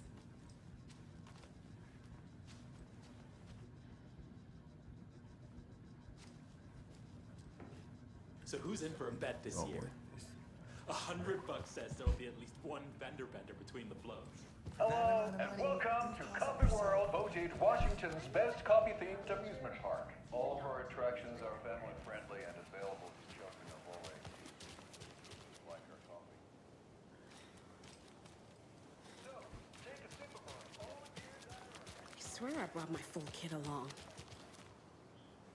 Jules, you didn't forget to pack the EMF reader, did you? Why would I pack your gear? I've got my own work.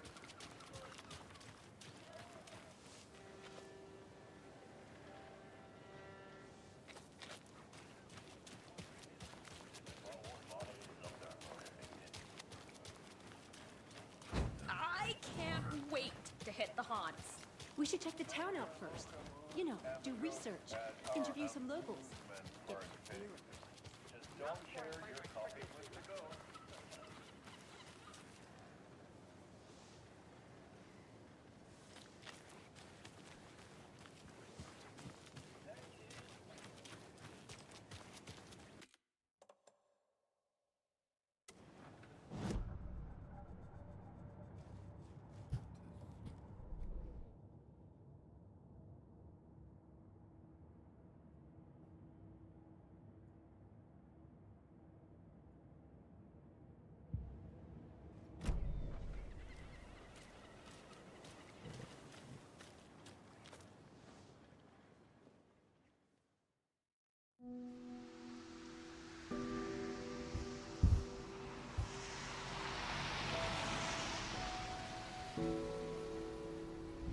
Yeah, Anderson, I didn't want to say this in front of Wake, but are you sure this is a good idea?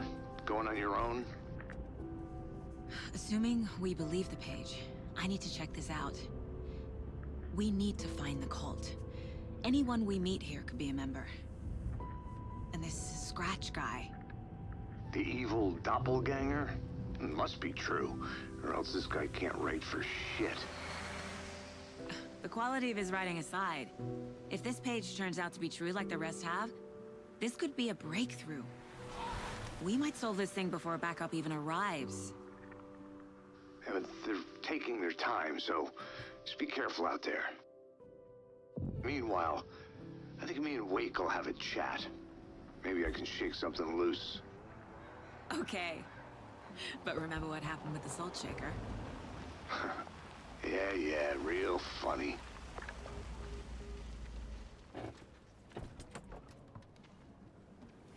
The page placed me in a trailer, somewhere in Watery. I should ask around.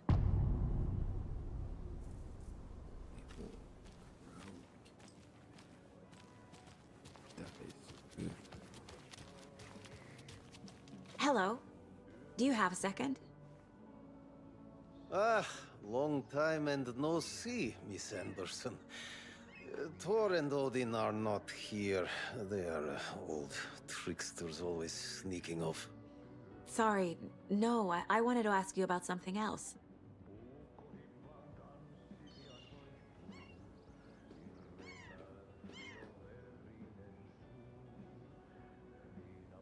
Can you point me to any trailers around here? Sure. Watery Lighthouse Trailer Park. Ilmo Koskela owns it.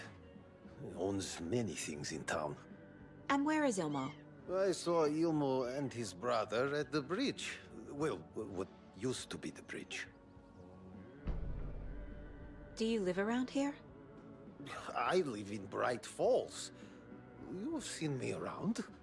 I am Mr. Blum. You call me Vladimir. I work at a nursing home. I take care of your old people. We are on day trip, music, sauna, the good times. I bring them here in the bus. The elderly are very important. And it's a very nice bus. Thanks.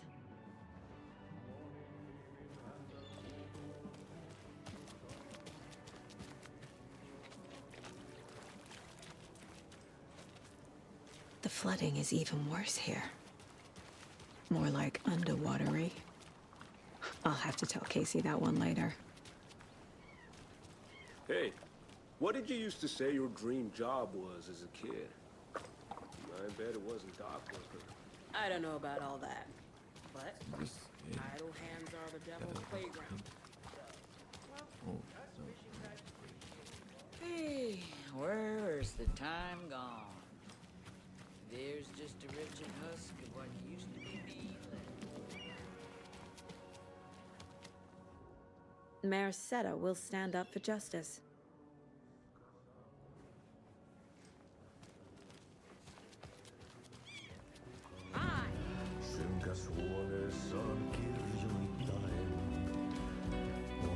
Excuse me. Do you knock on? Hush! Artie's in the middle of a show. I wonder if I'm the first FBI agent to ever get shushed. Okay then. Catchy tune.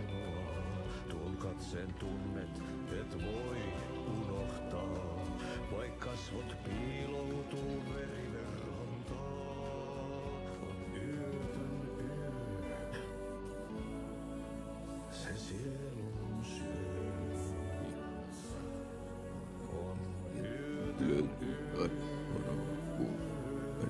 yö. Se sinut syö. Kuin painajainen hän luoksesi saapuu.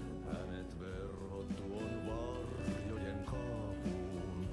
Monta tarinaa hänestä kerrotaan. Häntä pakoon et pääsessä.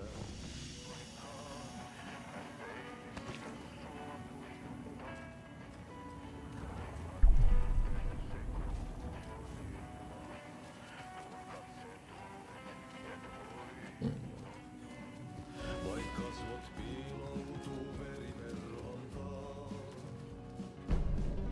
yötön yö.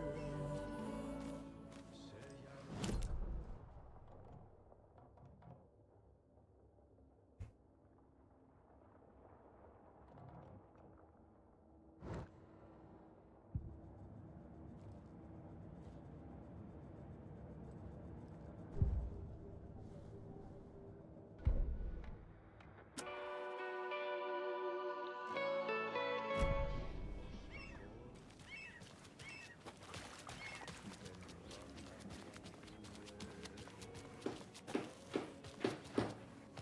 Oh, you rascal. What have you been up to this time around? Watery's definitely quaint. Fixing the same hole. I bet they have good fish here.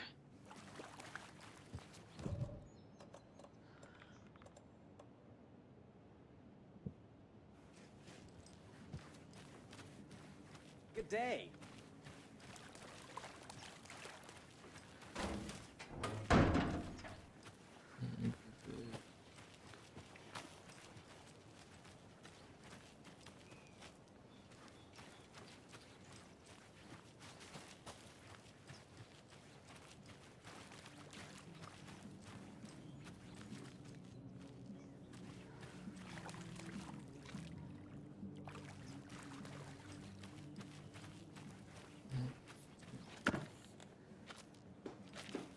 Bust.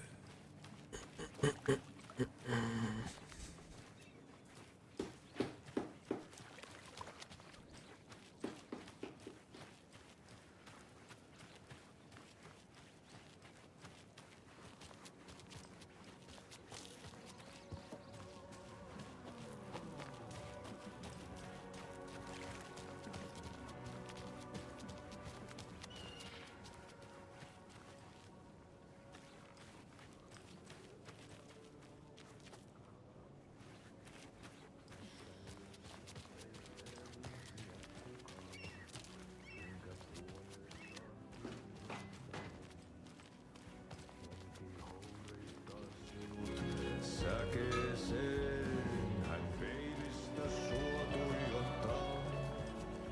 Murhan polte sekoilee. Tuon katseen tunnet et voi unohtaa. Vaik kasvot piiloutuu.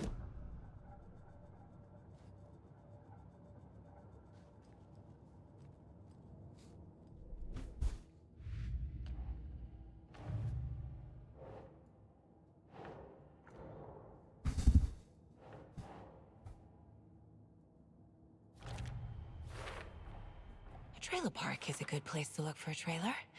Keep it simple, Saga.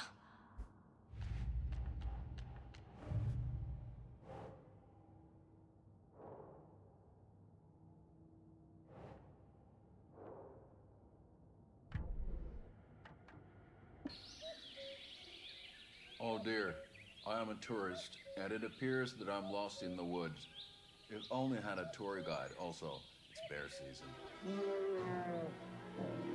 Oh no, a bear. I need to find Ilmo Cascella. Yötön yö, se järjen syö. On yötön yö.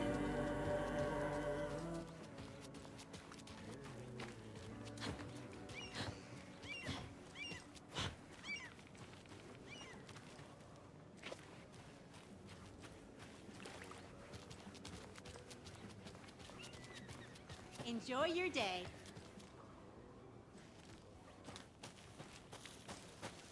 Mom's family was from Sweden. I've always imagined it kind of like this. Saunas, lake, enjoying the sauna. You bet. The steam is amazing on my creaky old joints. I'm just waiting for Ati to wrap up his show so we can crack open some beers. I've read that taking a sauna is good for preventing dementia. Yeah, and so is beer. Ever heard of the Cult of the Tree? The half-deer, half-man monsters? Oh, sure I've heard of them. They're the reason I can't risk taking walks in the forest anymore. If one of them shows up, how am I supposed to get away? I can't run with a bad hip. I'd be killed for sure. I could maybe use my crutches to defend myself. Do you think that'd work? You're the professional. Probably smart just to stay in the sauna for now. Hey, Seva. A sauna doesn't fix what ails ya? You're a goner. They also say silence is golden.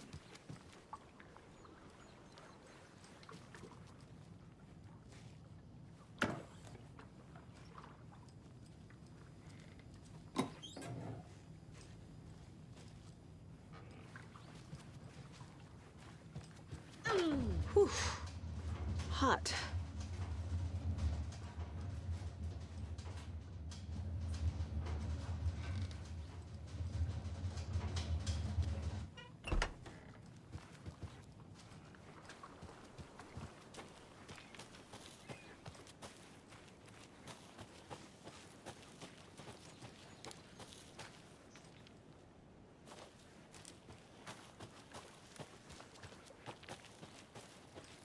Hey, Saga! Over here! Hey, Ilmo. How did your walk in the woods with Steven go? Another satisfied customer.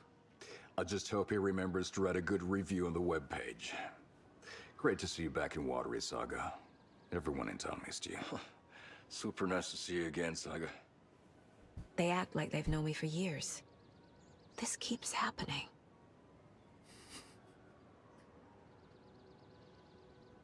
Are you familiar with the Cult of the Tree? Yeah, we always thought it was an urban legend. Kids drawing creepy symbols to scare each other, but, now it's gotten pretty damn real, huh? It's terrible what happened. We're all in shock. Well, we're looking into it. Hoping to get things back to normal soon. We're all for that. As normal as it ever gets around here. You own the trailer park, right? Mind if I take a look inside? Yeah, I'm pretty sure the owner of the Watery Lighthouse Trailer Park, me, can help you with that. It's good to have our funniest resident back. Resident? I don't understand what you mean. If this is your way of getting out of any outstanding bills, don't worry. They've been handled.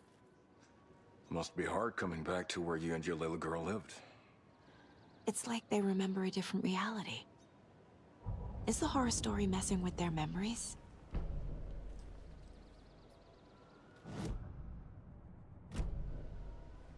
So what is Coffee World? You mean you haven't seen our commercial for it? Coffee World is a smooth blend of rides, food, and fun. We even had a real moose. Until recently. Plus, right next to Coffee World is the workshop of our own Kalevala Knights Motorcycle Club. We're busy building the floats for Deerfest. Don't go peeking, though. You know, we're saving the big reveal for Deerfest. So... your commercials? They're more than commercials, Saga. Our goal is to both entertain and educate local viewers about the fine products and services we provide. And, Jaakko here really comes alive in front of the camera. Really. Fuck off. I'm just there for the free beer. Not sure what Ilmo's excuse is. Hey, I'm writer, producer, co-lead, director. Do yourself a favor and, check them all out. Profiling will help me find a way forward.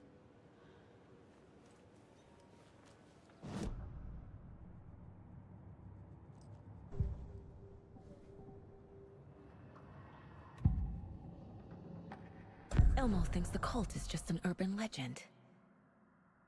Or does he? There are things that go bump in the night. It's all true. It's all true. Sound the alarm, brother. Gather the troops, brother. Jaakko, the shadow of the forest is creeping closer. They don't think it's an urban legend at all. They understand it's dangerous. Ilmo made it sound like I lived here. Does he really believe that? Light, laughter, and love will guide you home. Saga and her daughter. Oh boy. Happy faces raise property value. Family comes first, Ilma. We take care of her trailer while she's gone. She's one of us, Jaakko. Her spare key is safe and sound. The Koskela brothers have happy memories of me living here. This must be the story affecting them. I'll play along for now. I need the key to that trailer.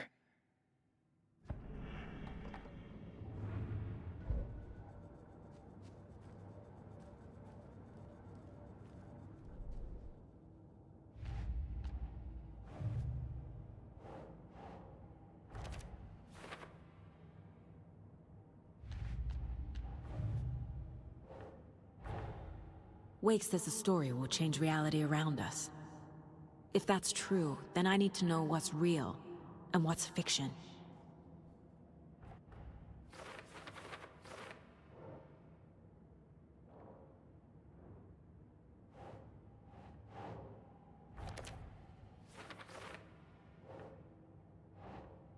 Okay.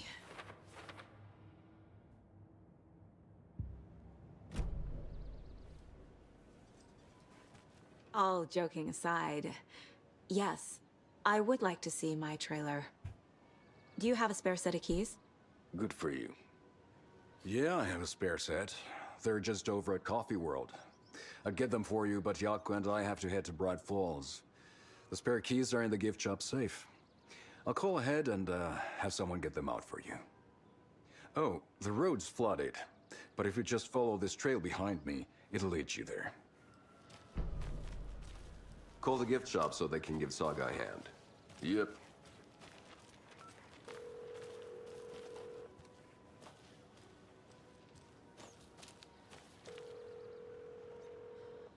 Nothing? What am I paying them for?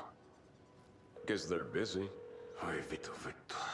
Well, after they finally pick up, we really need to get over to Bright Falls for that, thing. Yep. Must be busy at the park. These are off-peak hours, Jaakko. They're just slacking. There's Coffee World. Need to get across the river.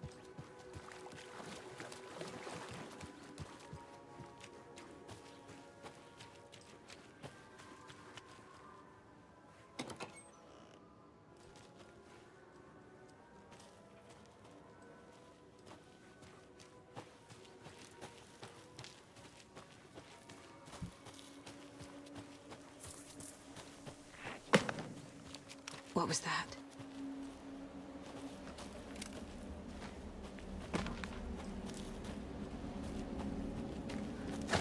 Fuck! FBI, show yourself!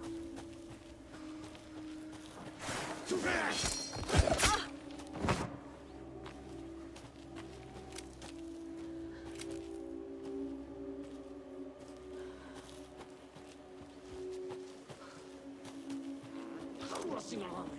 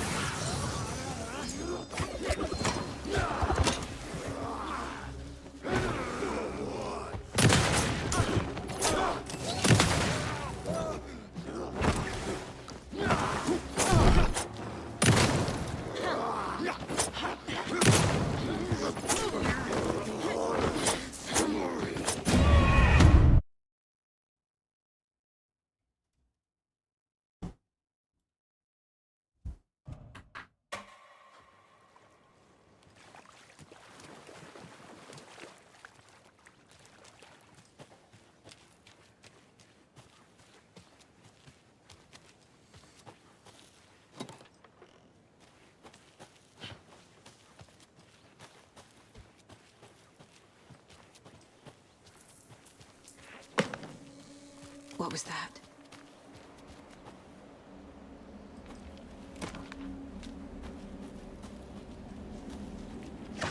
Fuck! FBI, show yourself!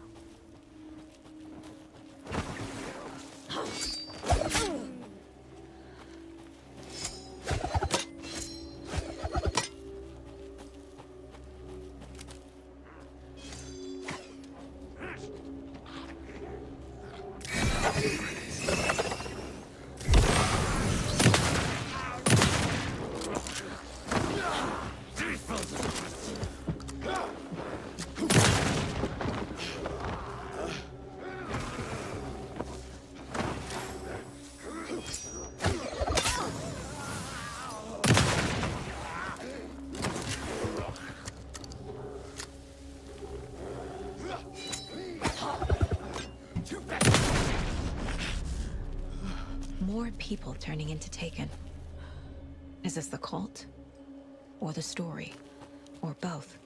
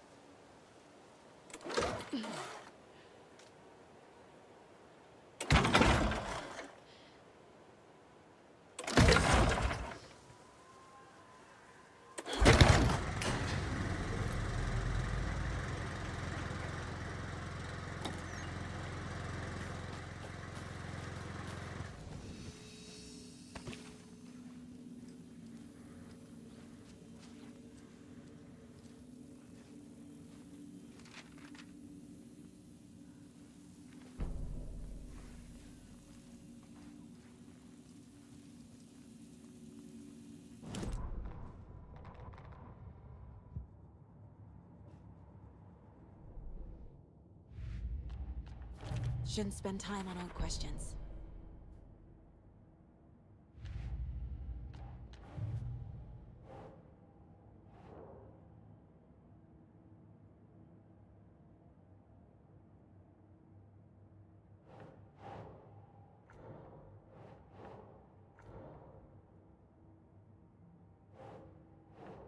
Nope.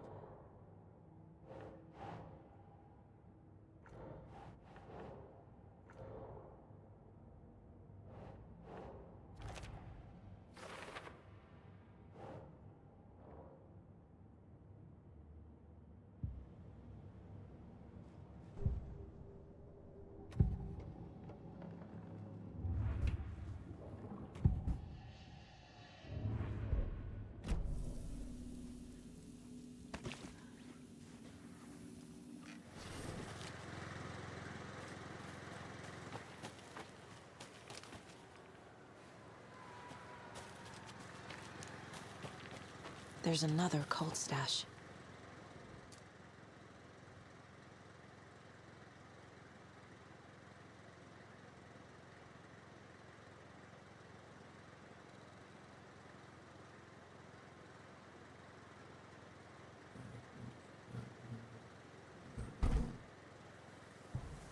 What changed the code?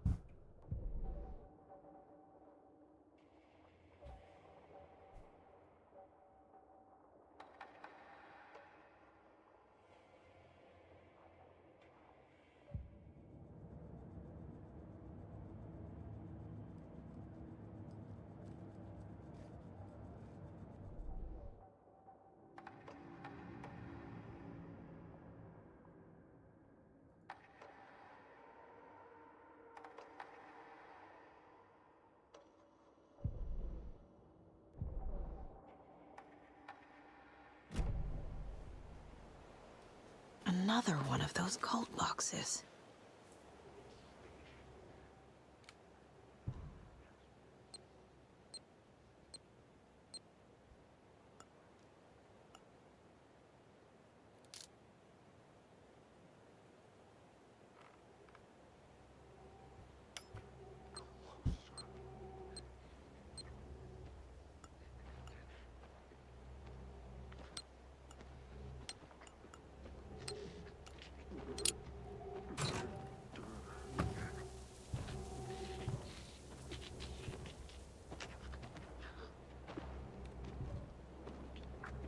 Held it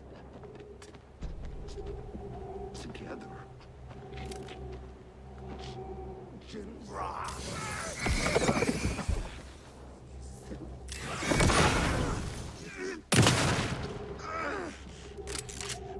Copy machine!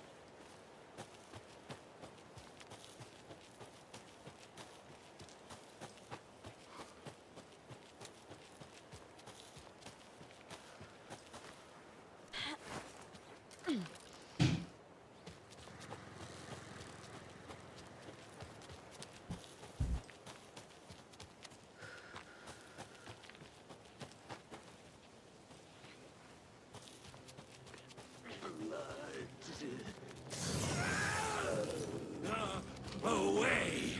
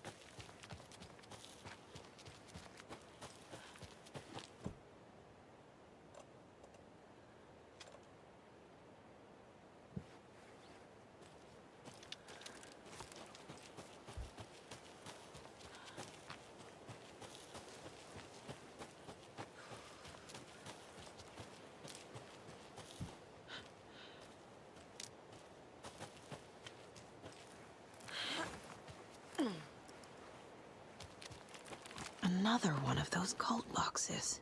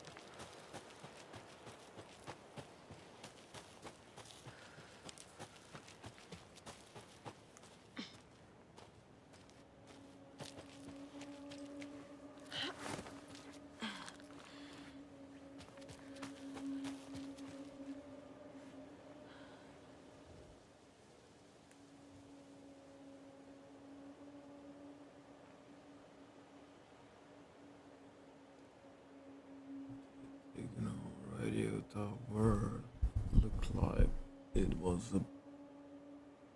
bashed.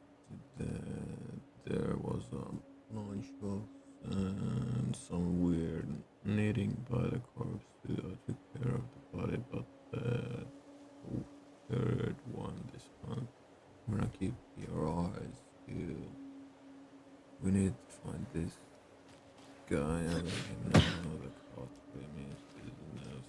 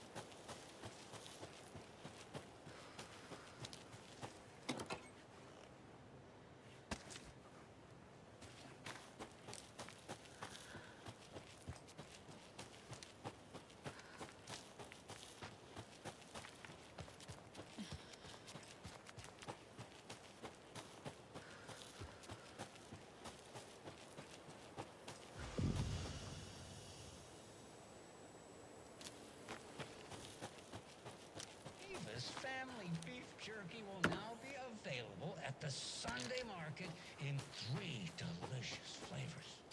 That's right, our favorite sponsor, Davis Family Beef Jerky, can now be enjoyed.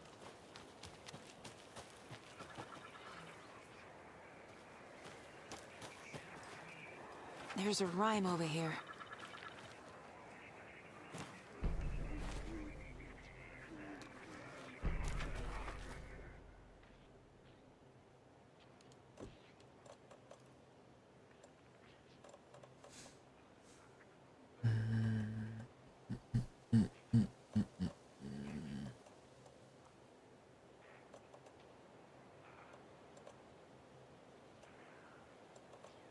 You're out of the year.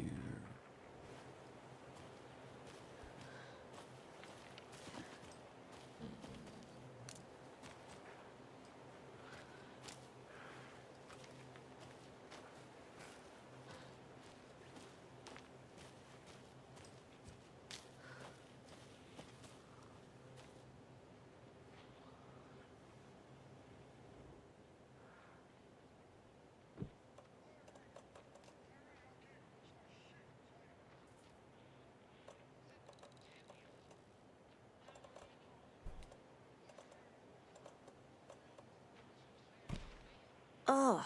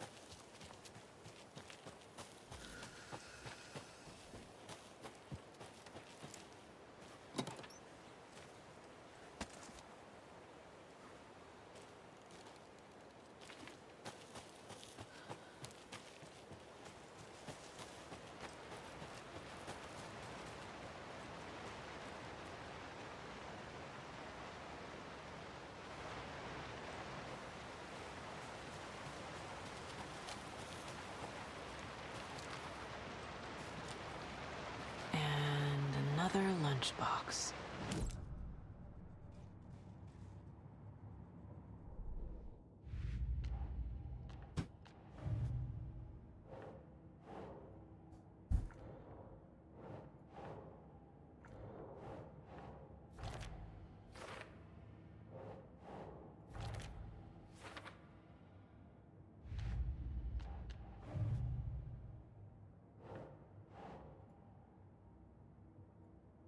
Oh.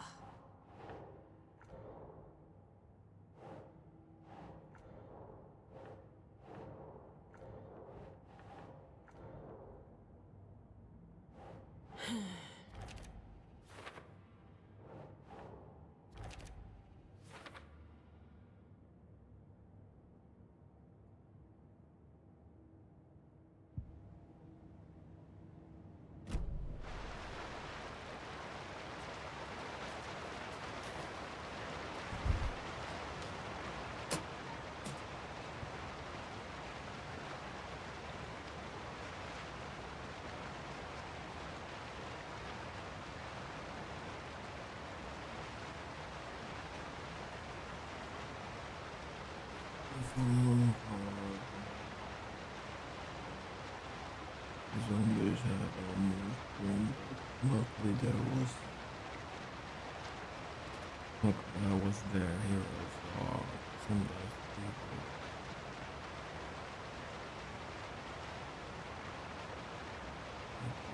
Feel it. It's just bad.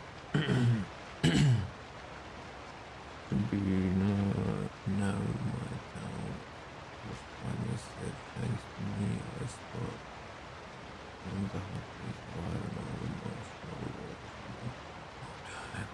Hopefully the last time the townspeople cautiously emerging from their hiding places.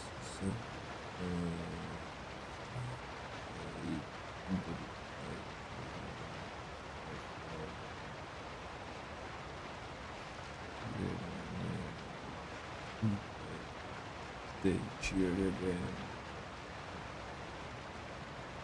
Right there. I'm assuming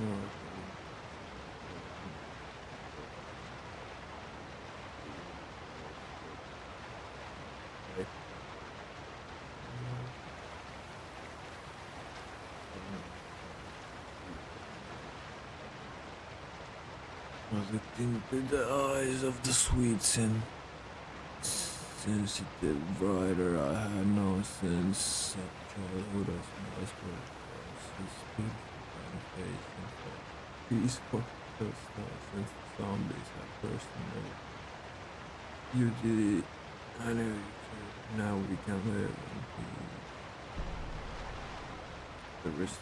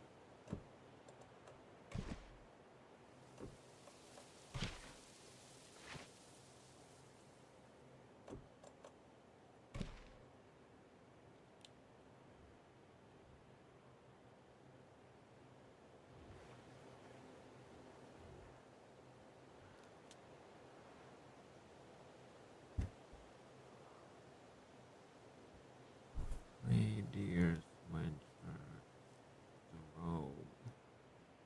I found a nice place to eat and play.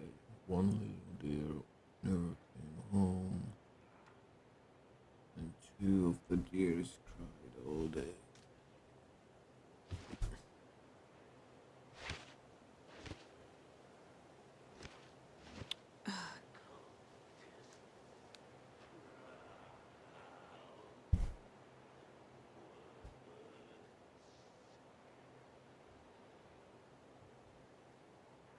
Years went venture.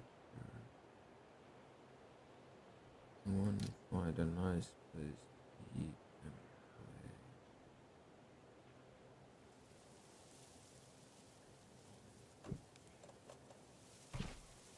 Think, Saga. Nah. Doesn't look right.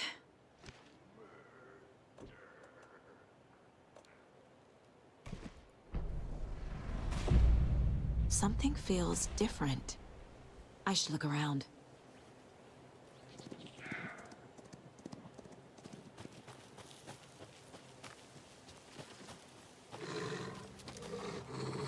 Oh, shit.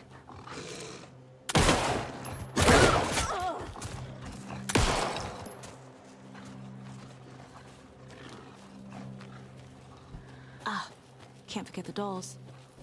Might need them again.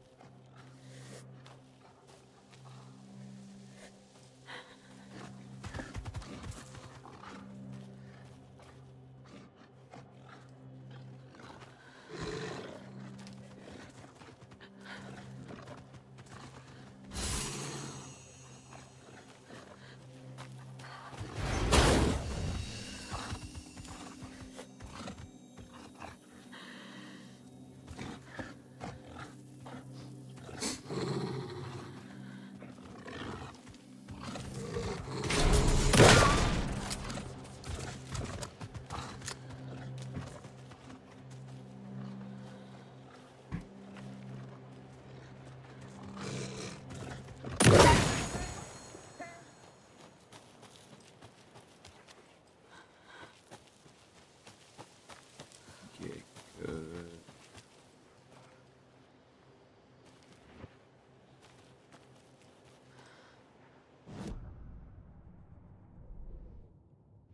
Was that it?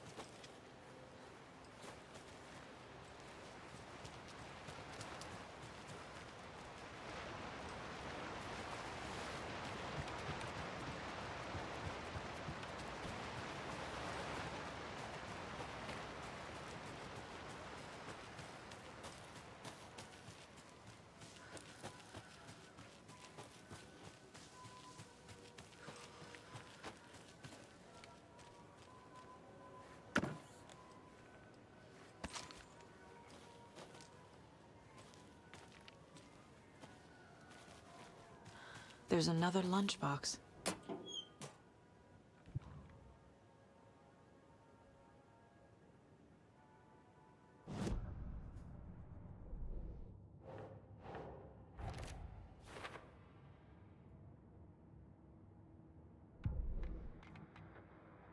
Welcome back, and boy,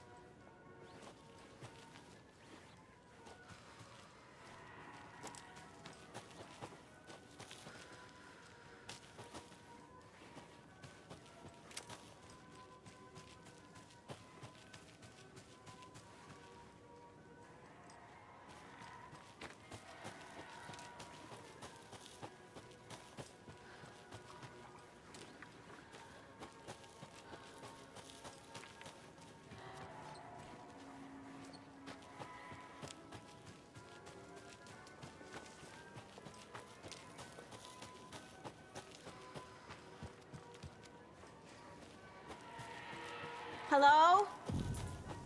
Anyone here? Nope. Did they get out? Did the Taken get them? Or were they turned into Taken? I'll need to get the key to the trailer park myself. Locked. Need something to jimmy it open with.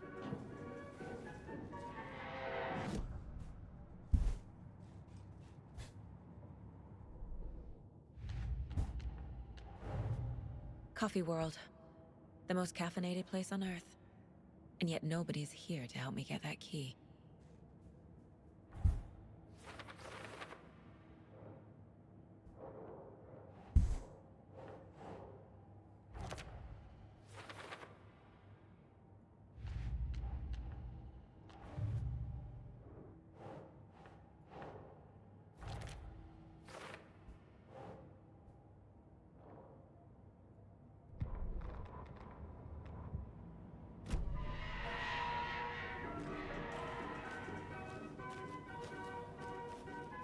A list of maintenance work. A screwdriver. Huh.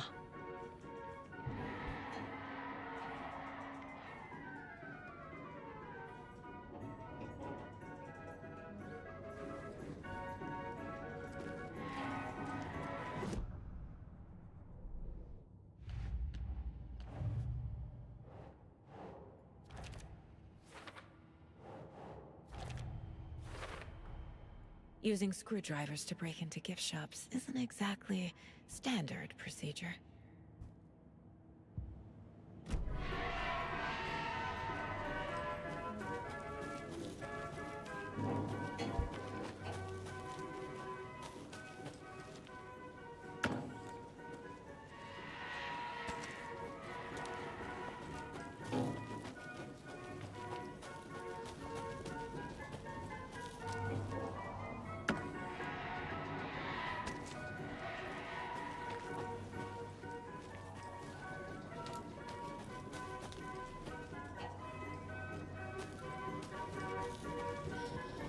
Another cult stash.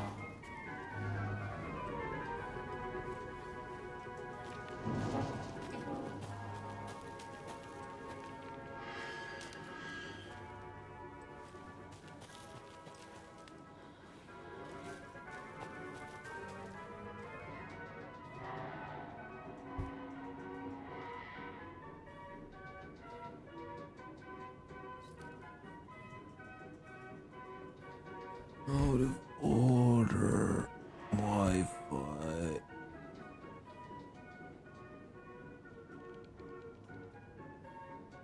Oh.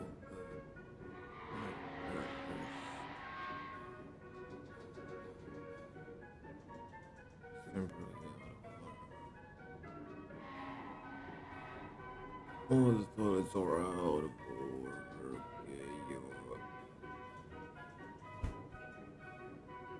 Okay, you get yourself. Yeah.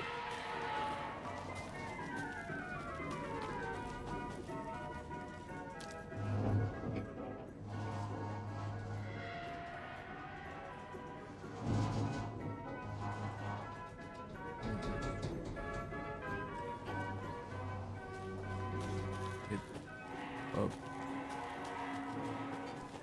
Maybe.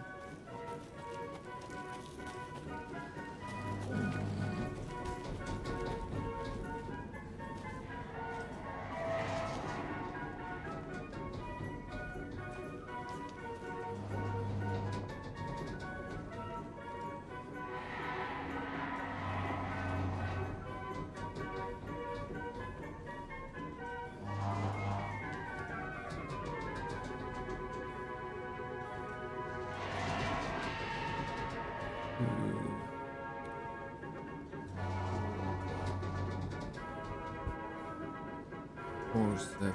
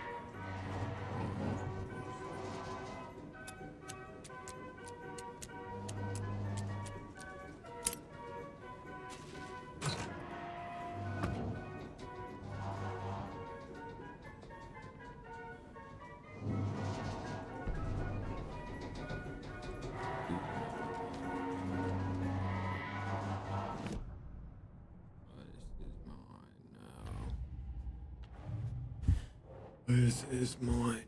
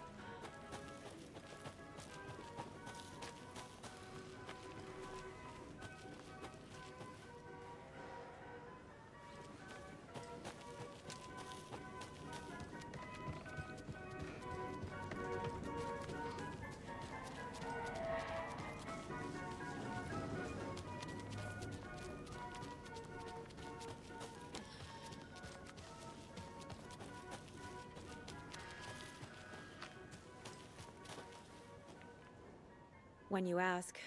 Merceda will speak.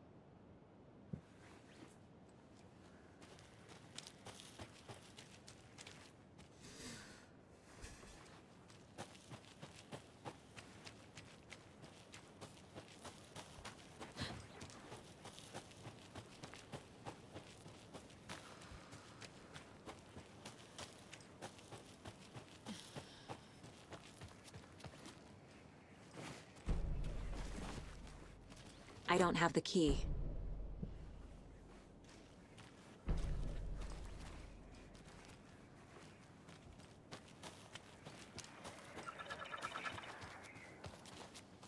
Another rhyme.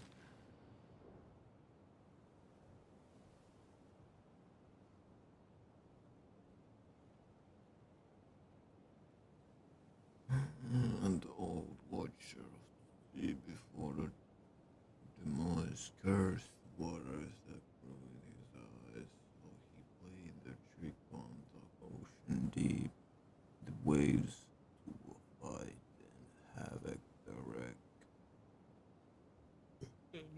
Doing that wrong was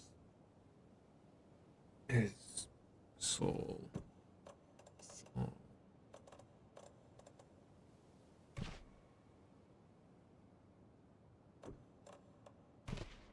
Ugh.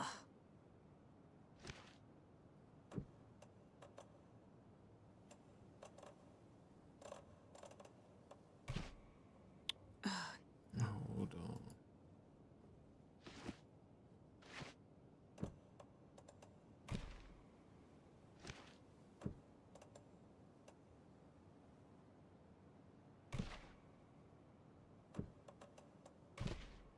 That's not right.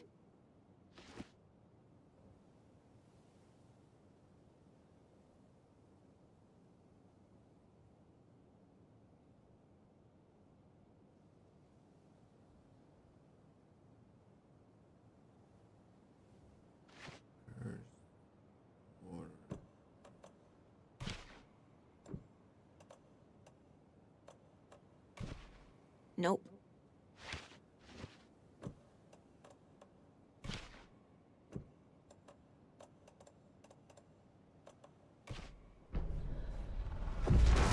I have a weird feeling something's changed.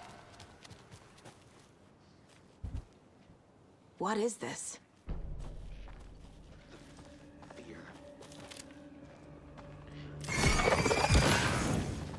Ah, can't pop pills. Might need them.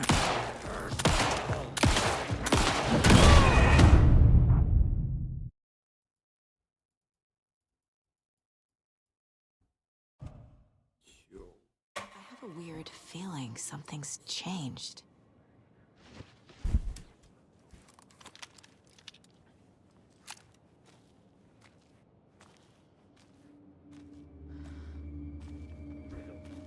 What is this?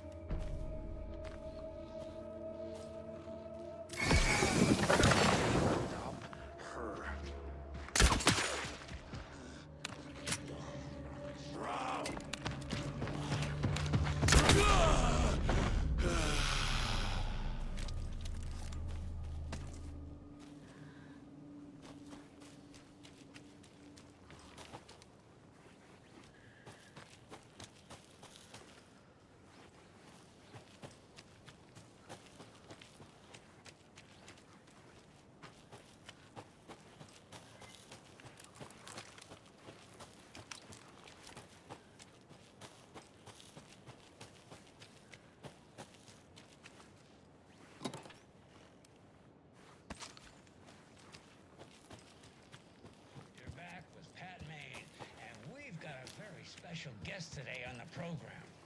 It's artisan cuckoo clock designer Terry Feldman. Terry, how are we today? Hey there, Pat. Doing just fine.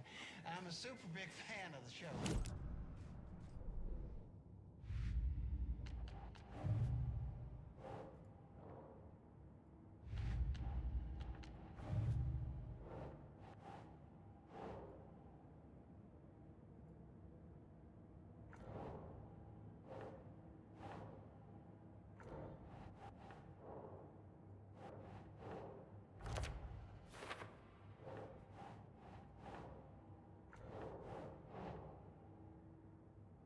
Sure.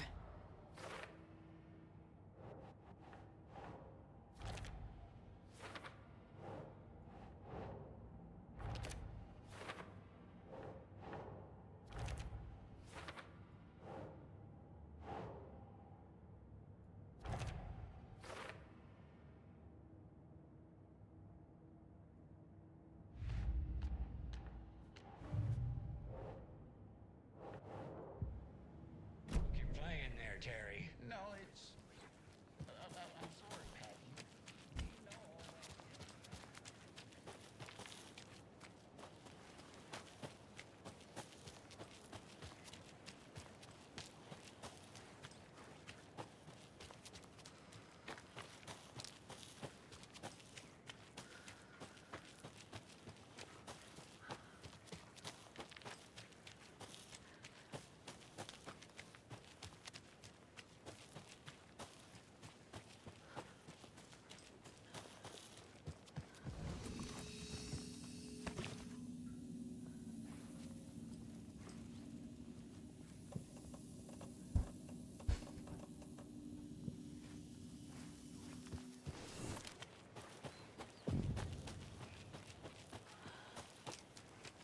Need the key.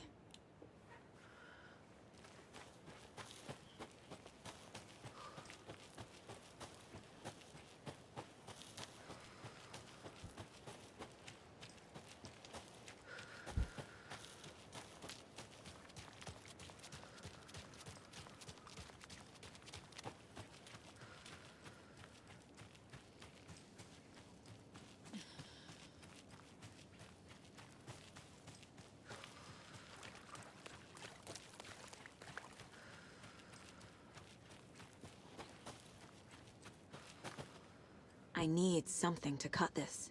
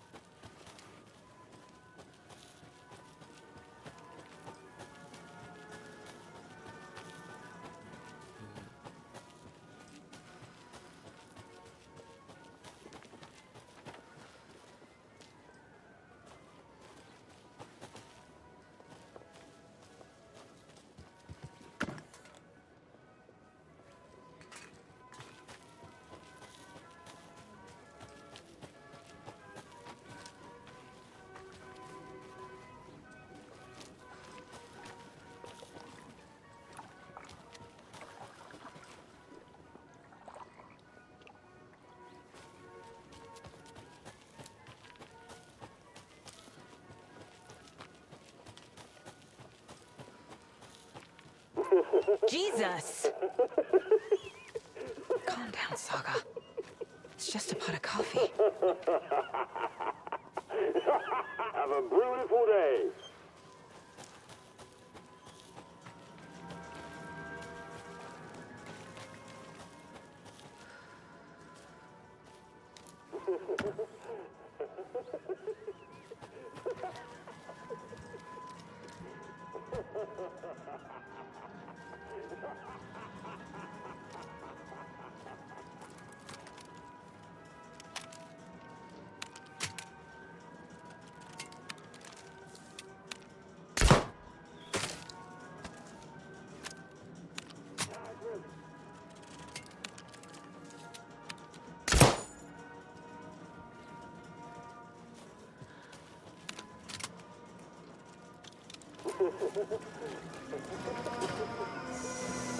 Okay, then.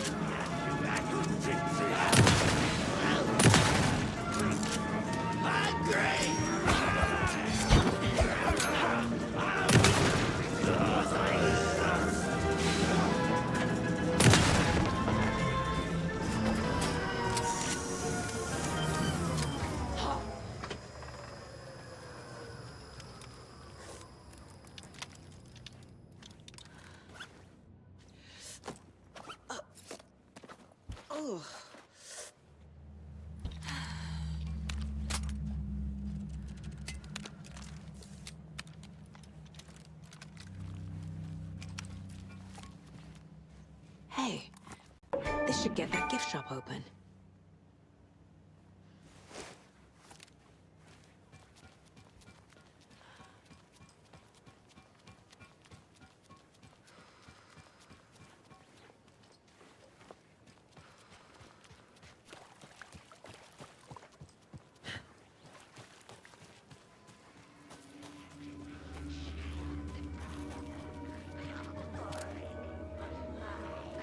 Impending darkness!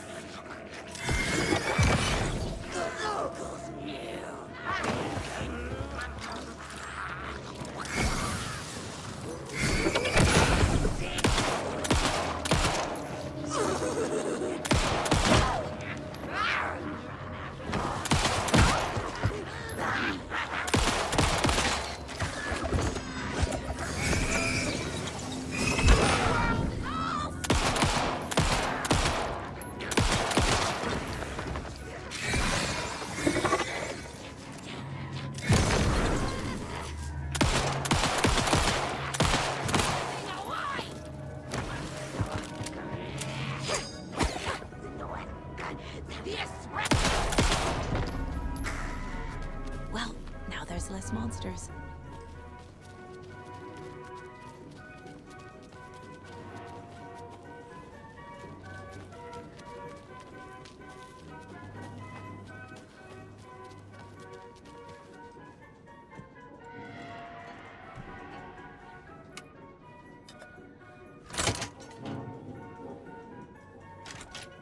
Now where is that safe?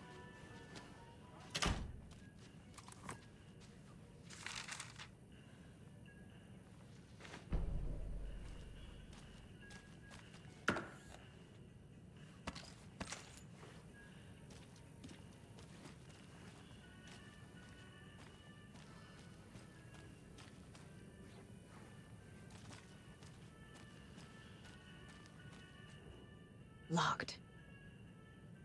Okay. What would Ilmo use for a code? Well, it did the best. Yeah, I thought it was.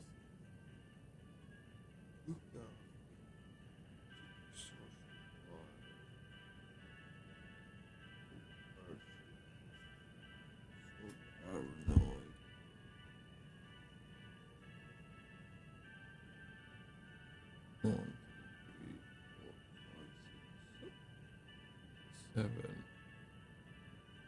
four, five, six, seven, 5, 1, 2, 3, 4, 5, 6, 7, 8,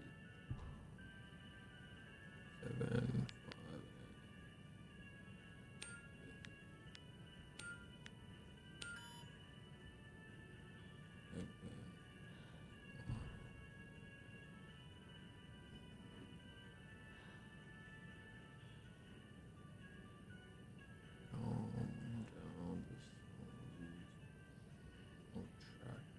One, two.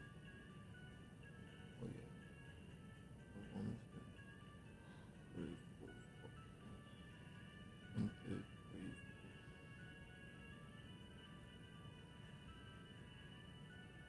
4, 5, 7, 7, 1,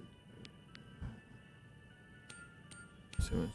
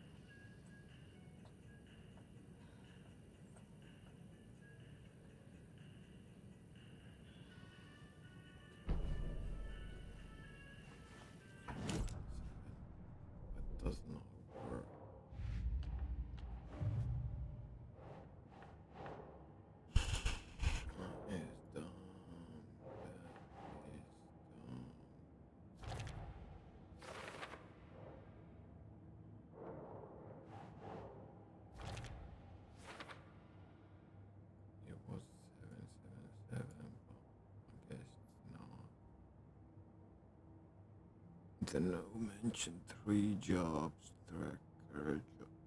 Okay, cleaner.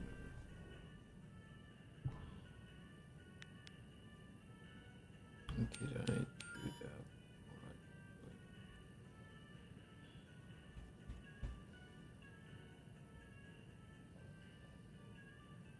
Oh, this one is tracker. Lookout cleaner.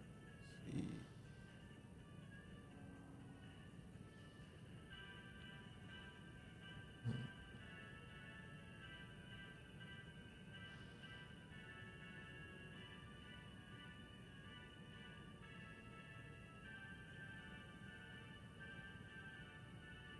Seven, seven, seven.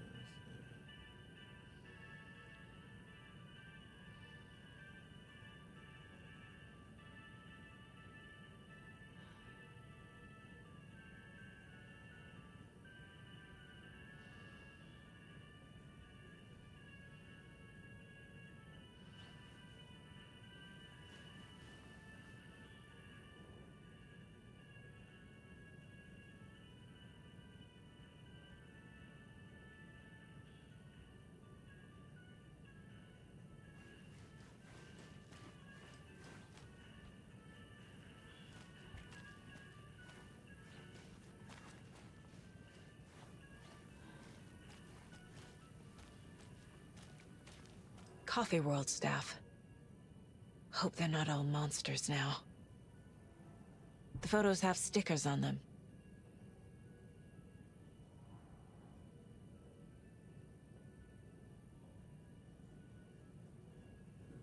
Robin, Nina, Jonas, Stewart, Thomas. Yeah.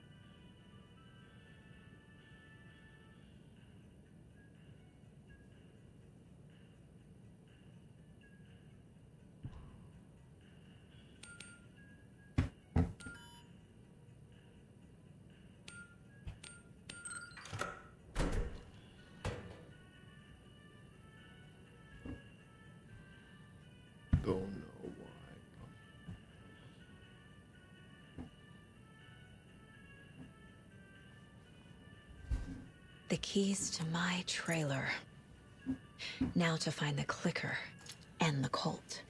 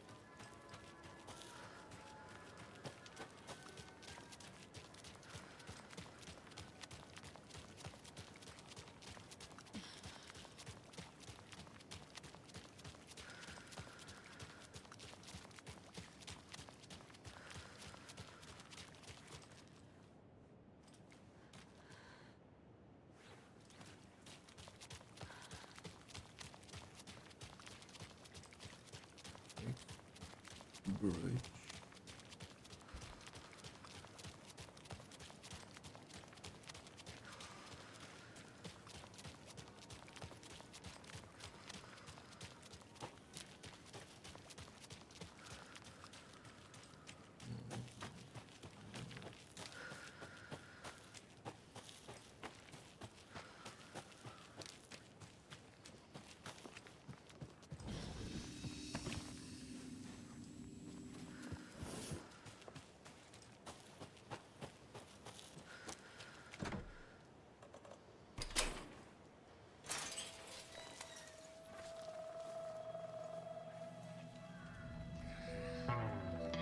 It's in the rain. Must not drink the water or take a bath ever again. Moonshine. Only drink the moonshine, brother.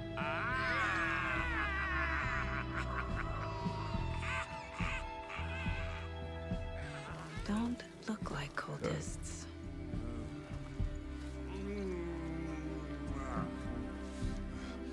That's not helping.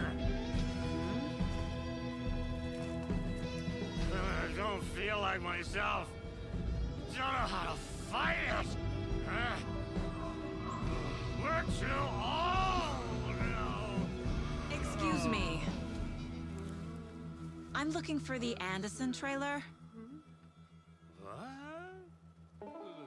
Sweetie pie, right on time. Like we were just saying, it's not true. The lies to hurt you and make you weak. Don't believe a word. They believe because deep down, they want to be told what to think. We're different. Rebels! You must stop it before it turns real. Don't be part of the story. Make the story. Start the hell of it! These old drunks don't seem affected by the horror story like the other locals are. Do they know what's happening here? How do you know about the story? Same as you, of course, sweetie pie. We are family. The Andersons. Vikings. Gods. So good to finally see you, Saga. I am your great uncle Odin. And this is your long-lost Murfad, Thor. Sarasota. He is your grandfather, and I am the All-Father.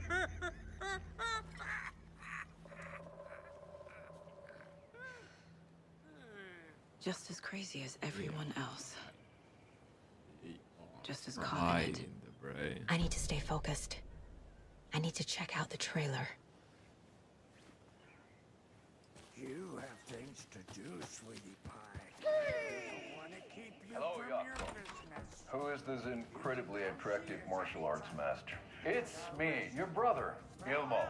I now recognize you, but Ilmo, why are you dressed like that? Deerfest is almost here, which means we're chopping the prices on all of our custom-designed Deerfest parade floats. Floats created by the award-winning team at Kalevala Knights Motorcycle Club, winners of the last year's trophy for Best Deerfest float featuring an animal that is not deer.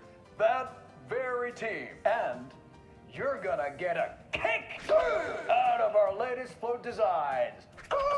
We've done it all. Deerfest floats, restaurant floats, floats shaped like things we can't show on television. Our floats are the best way to impress your friends, propose to your partner, or throw shade at an office colleague. And we don't do just Deerfest. Our floats are a perfect gift for weddings, birthdays, bar mitzvahs, or your Scenaria. Our floats will punch up any special occasion. But why take our word for it? Let's hear it from one of our many, many happy customers. I was at Deerfest last year. The floats were pretty good. One of them was a swan. And those people liked it. And there you have it. Award-winning floats now at reduced prices that will knock you off your feet. Order yours today.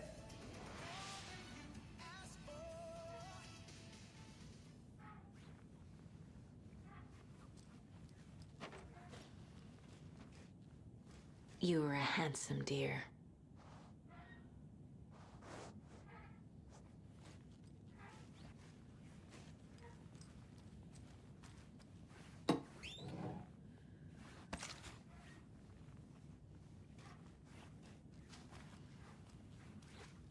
Do you think we missed Dottie's show? Who cares? That depressing tango shit is bad for your head, bro. Hero's tango is uplifting. Music for the soul.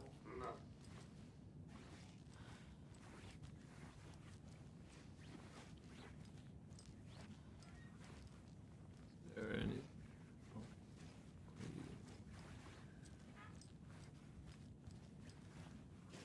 Oh, fucking hell.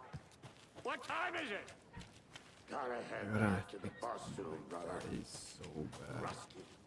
He's bitching to leave us behind every chance he gets. Ah, we got time. Blum wants to stay on our good side. Your name is Anderson? Same as you, kiddo. Thor Anderson, Odin Anderson, the old gods of Asgard. That's our band. You are Saga Anderson, goddammit. A Viking goddess. I like the sound of that. Thor, Odin, Saga. All Norse-inspired. Plus the same last name. A coincidence? Did the horror story change their names to match mine?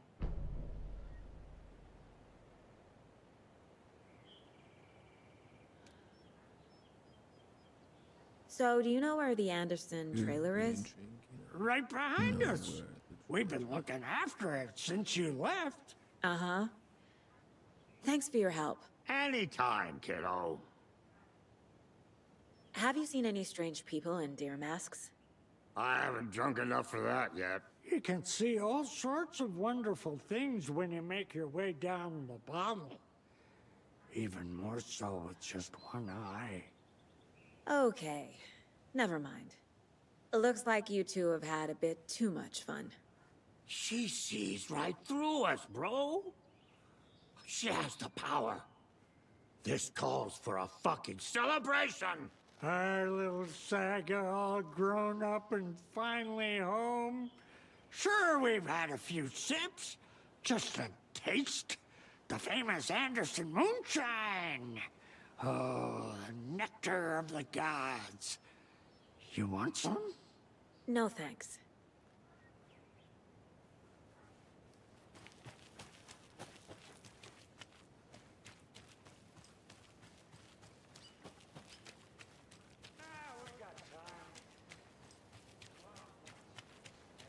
Up my list of favorite park benches in Bright Falls.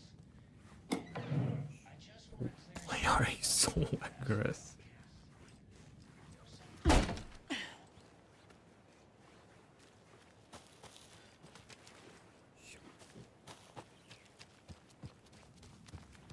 So I'm gonna give our dear friend Wendy a call so we can put an end to these silly rumors. And oh, it looks like we already have her on the phone line. Wendy, hello. Hi there, Pat. That's not Wendy.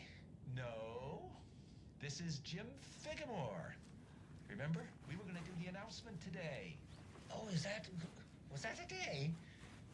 Listeners, we have Jim Figamore with us, and the director of the Bright Falls Community Theater, and I'm here to announce that the theater will be losing one of its most dignified thespians as I, Maybe like a 15 pound. No, a 50. hold for applause. Well, that's Like quite an announcement, Jim.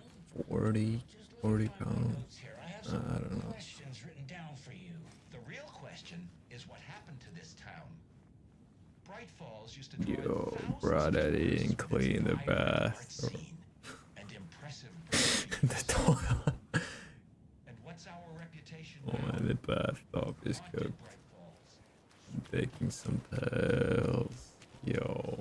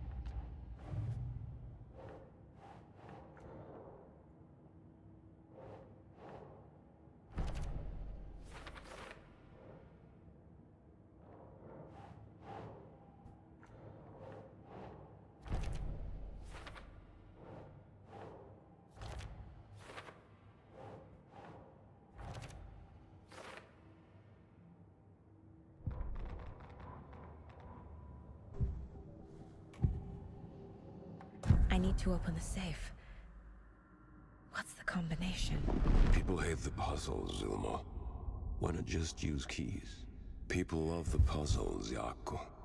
Only very smart people can think up good puzzles. Just look around and you will find the answer. Dedicated staff will be rewarded. The combination to the safe is somewhere in the gift shop.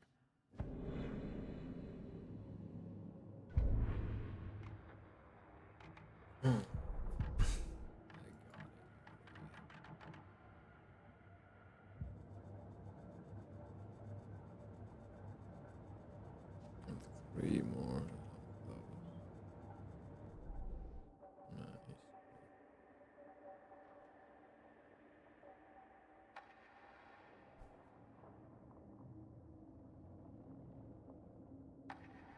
Again and hold fire button active and auto fire mode. The signal increases for fire rate. Increase the magazine size by 50%.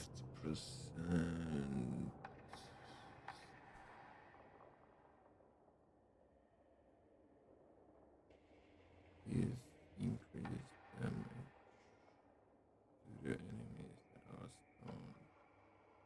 Kill the enemies that are spawned.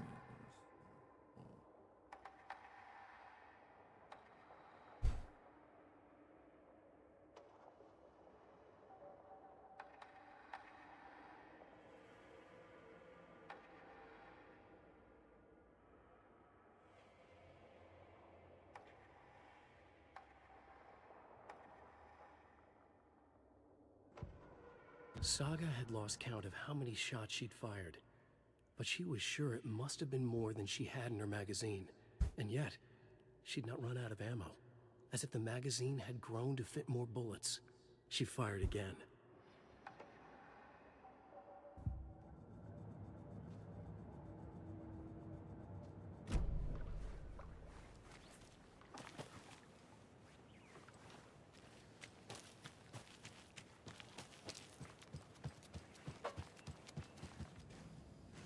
Reeks of booze. A pun book from Ilmo. Are we close in the story? That might explain some of his behavior. Did I leave the Bureau in this fictional reality?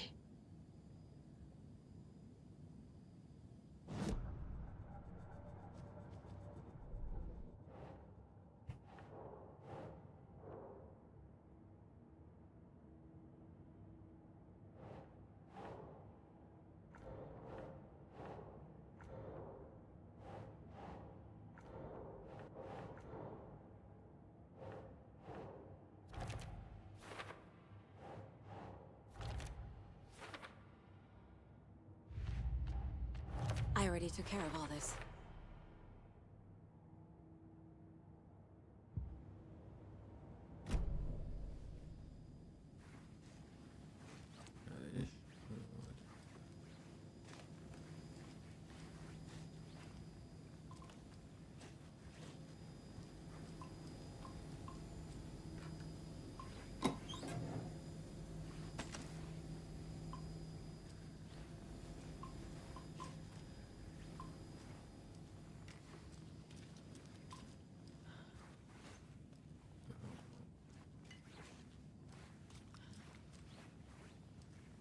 Everything here reminds me of Logan.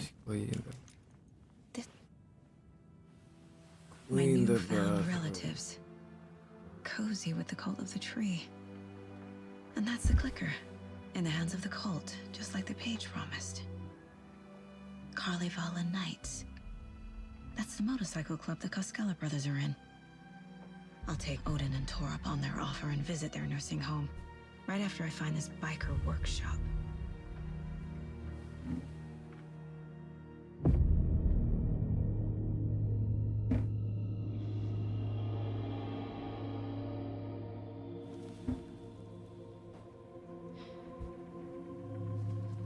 No.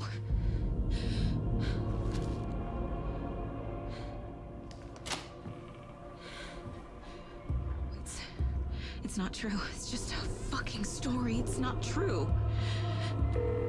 Logan's back home. She's fine. Fuck. She's at school. David. I'm in the story and it's coming true. Wake said Scratch would try and hurt me with the horror story. But he said there's still time to stop this. That he can stop this with a clicker. Hey, this is David. Leave a message. David? Is Logan okay? Call me back as soon...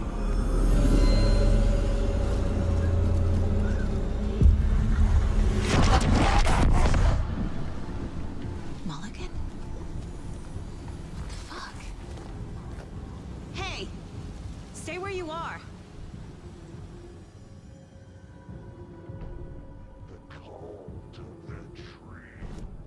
Mulligan is a cultist?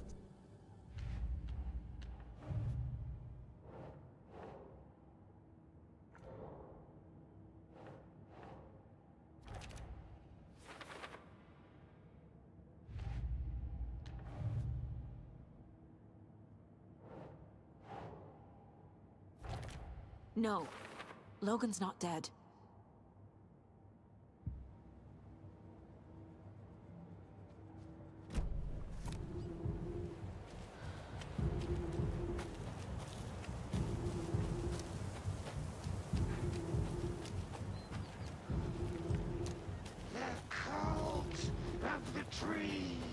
Thornton too? God damn it. And now they're all taken?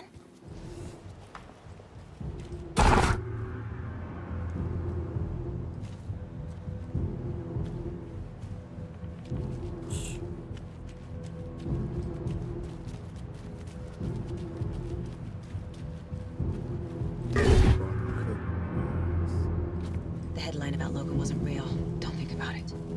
The cult has the clicker. Get it? Fix this.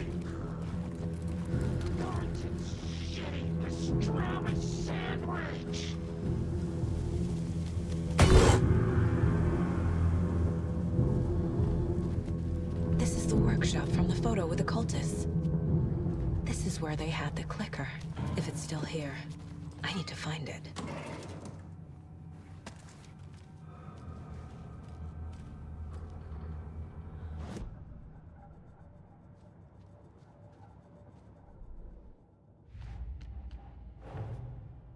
The photo proved the cult had the clicker. Tor and Odin were in it too. Worth following up on later.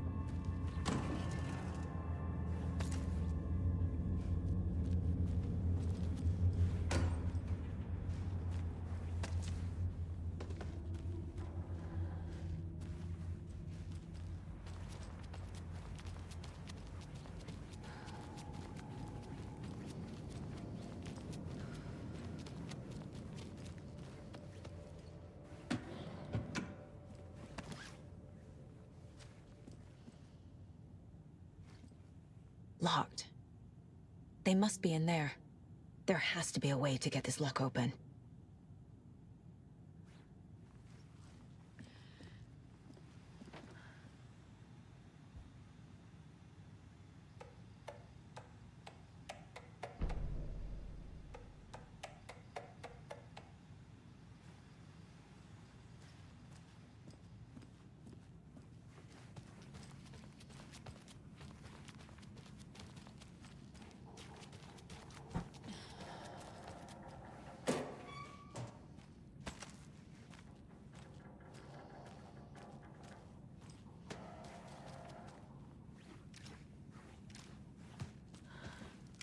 Such a shame.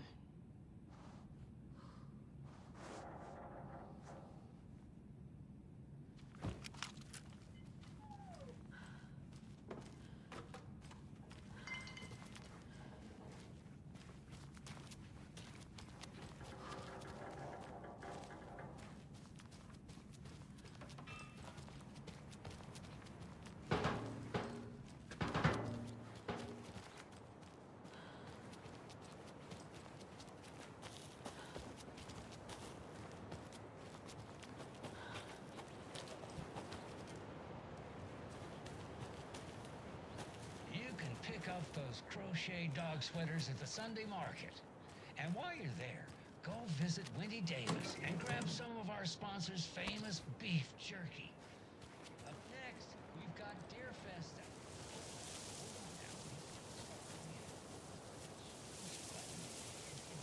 Hello?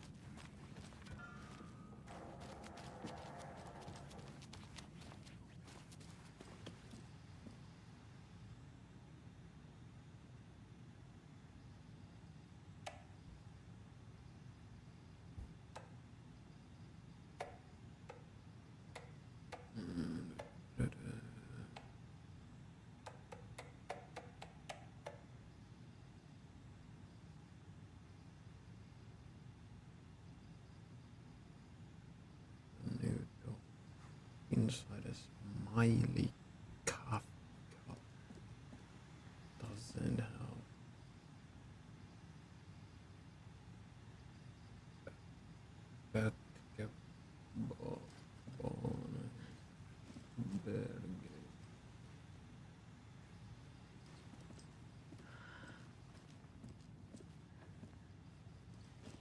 how would I look into that?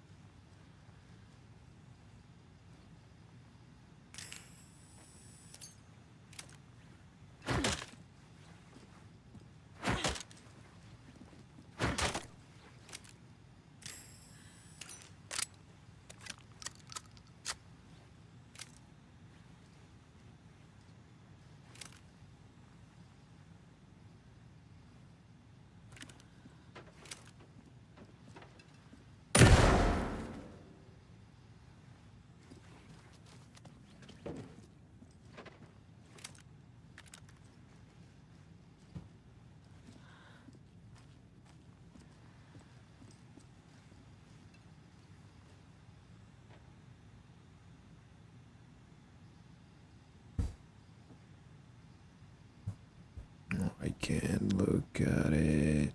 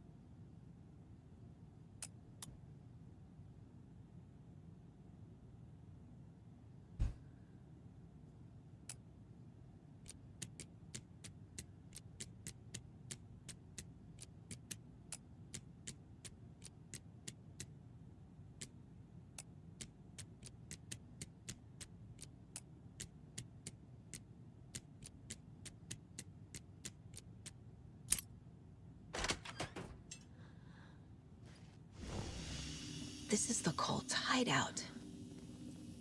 Their headquarters, even?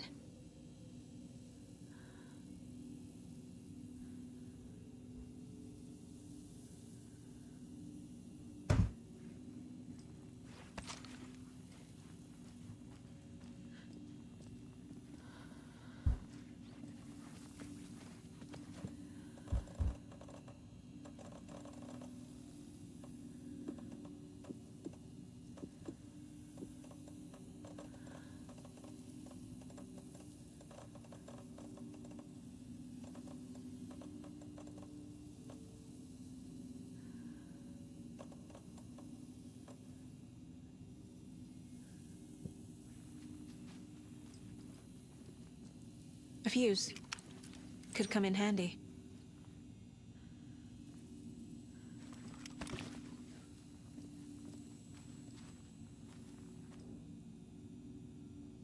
The cult is leaving supplies around for themselves. This will be handy. That's it. The Nightingale ritual wasn't completed. The cult isn't well organized. People aren't following orders. This is the cult's process. Their ritual.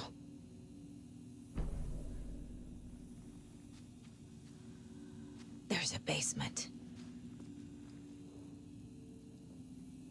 Rose. She's that waitress from the diner. This is one weird cult.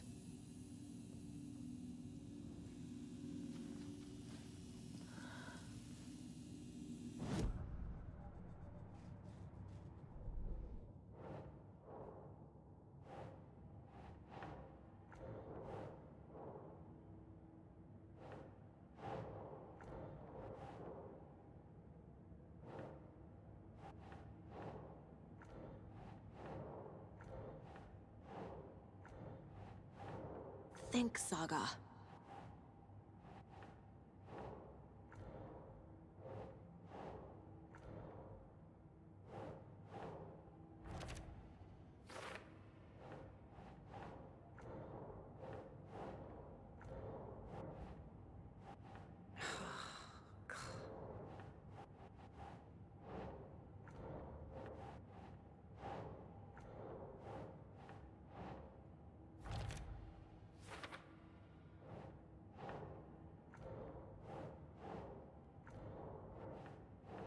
Nah.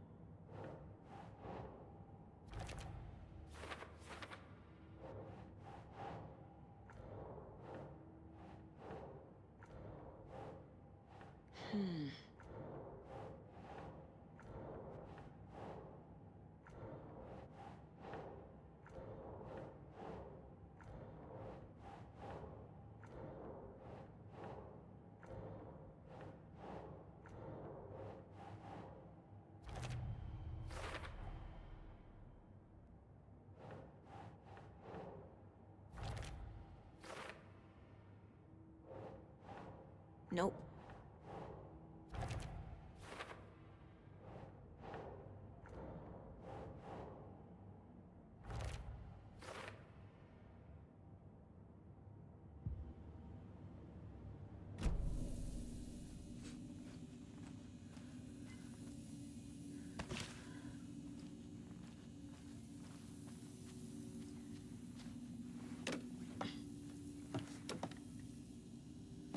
A creepy basement.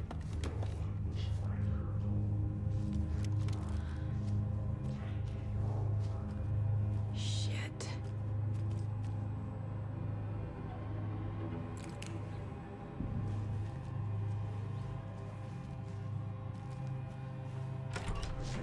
Hey! Freeze!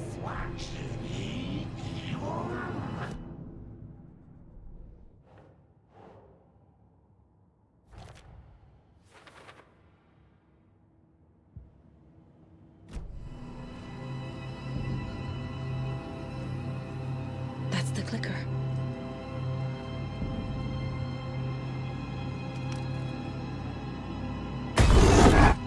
No! They took it! They're playing with me. I was so close.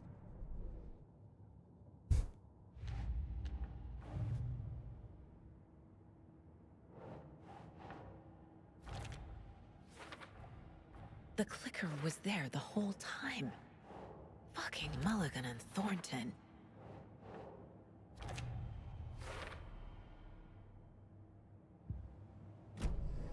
They took the clicker into the overlap. How do I get it back?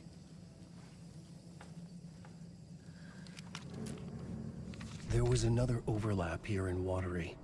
The parade float was the key. Mulligan and Thornton had gone there, taken the clicker, left this monster here to stop her. There's an overlap here, like there was at Cauldron Lake. Mulligan and Thornton are like Nightingale. Inside, waiting. And a parade float is the key. Atakan is upstairs. This was a trap.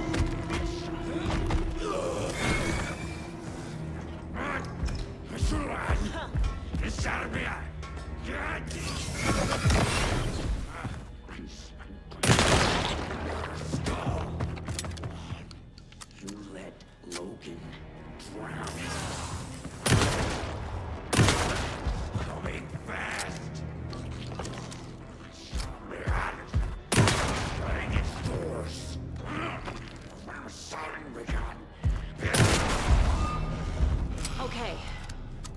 Now where's that parade float?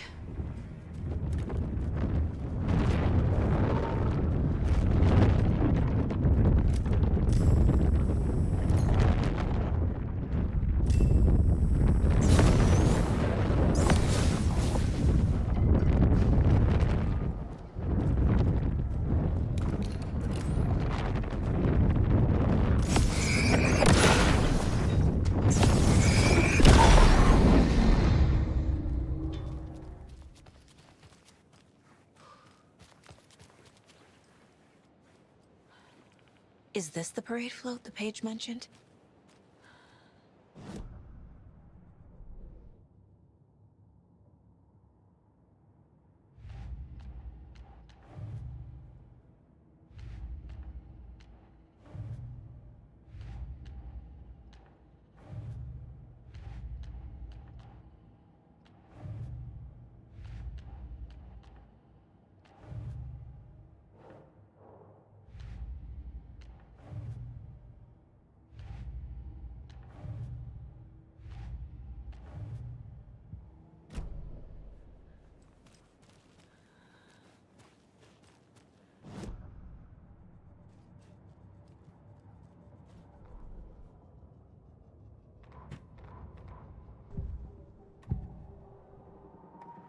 Mulligan and Thornton were fine earlier.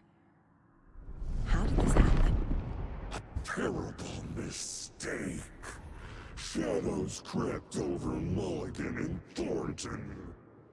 Shadows on their faces, filling the shape of them. Bright Falls fucking finest. Shitty pastrami sandwich. Mulligan and Thornton became like Nightingale. Mulligan and Thornton are members of the cult. Who's the leader? Brains leaking out like milk. The thrill of domination. Not one tree. A forest. The word. A secret like this doesn't die. There is more than one leader.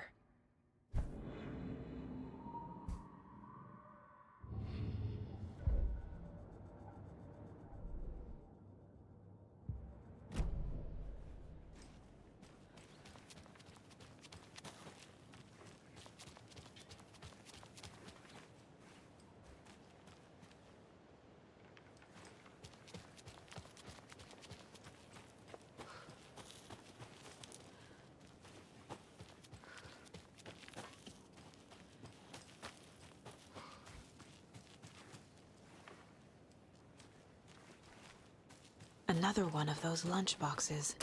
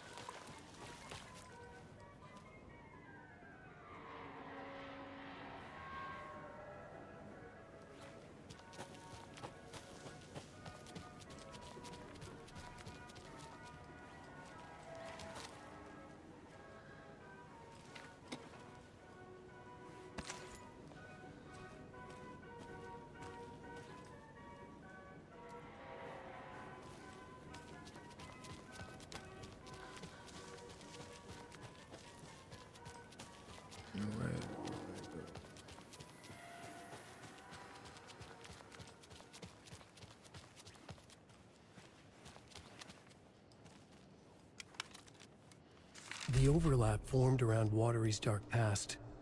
The ritual to enter was tied to crafting the float. Art was the key. It had the power to let Saga in. At Cauldron Lake, giving the poem and the heart to the witch sign opened the overlap. Here, it's the parade float. But it's incomplete. This is one disturbing. I don't hear any haunting laughter.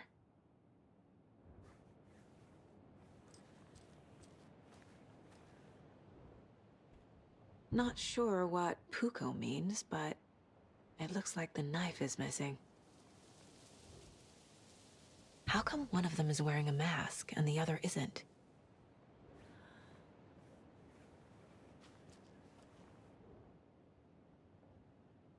Stabbing again and again. That must mean the arm's supposed to move.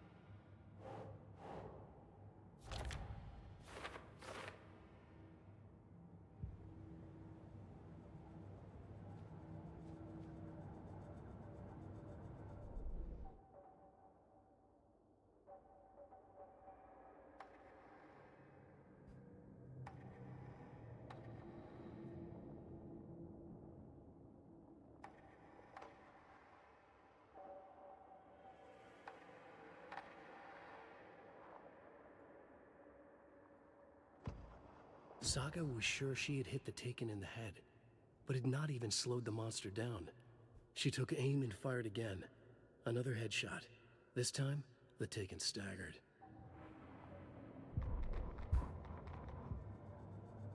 What's missing from the parade float? I need to put it together.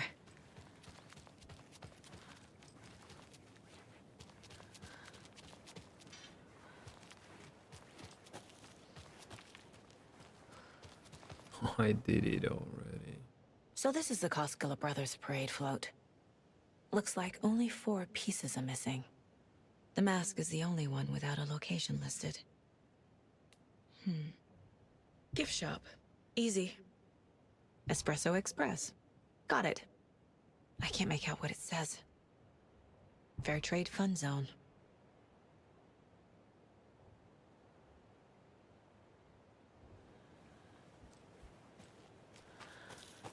Coffee shop.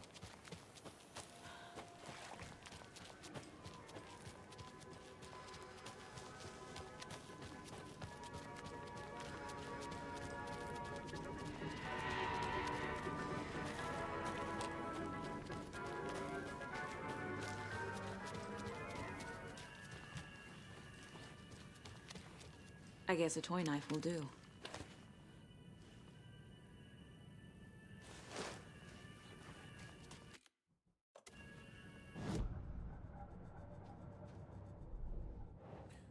What else was it?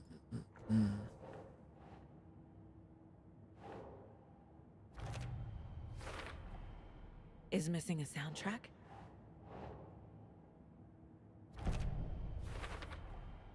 The float killer isn't wearing a mask. Maybe he needs one.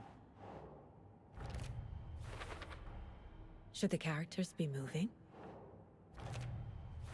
I figured out what the float is missing.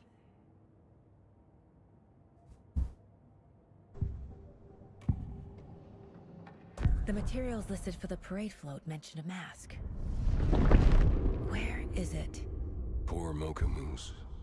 He never failed to amuse me. Now we know, Ilmo, there is such a thing as too much coffee.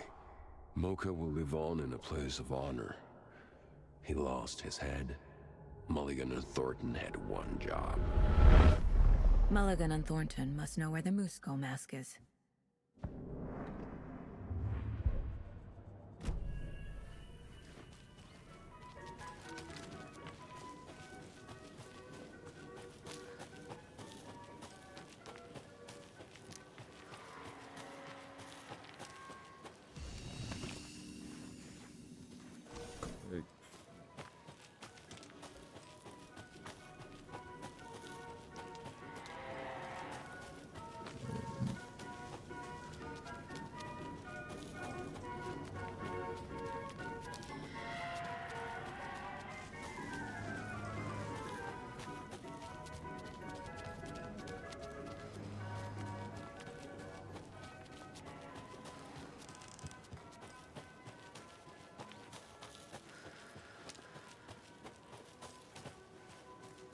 Beautiful day.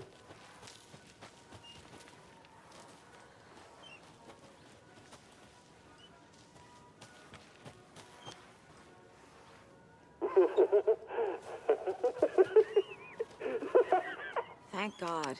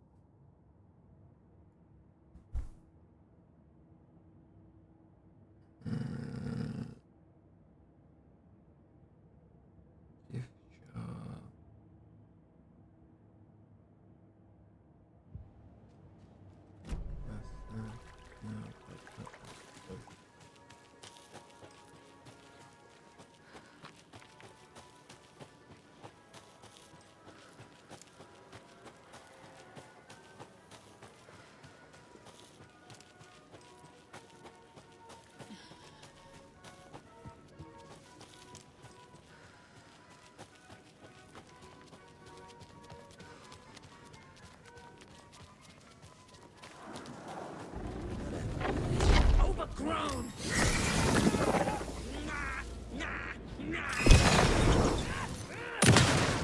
Poker!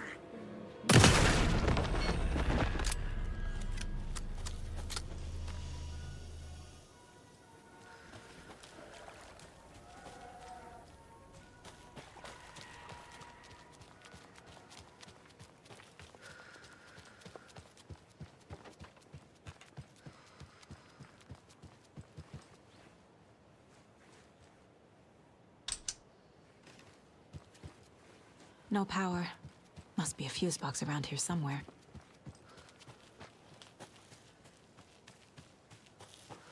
A fuse is missing. Can't operate the ride without it.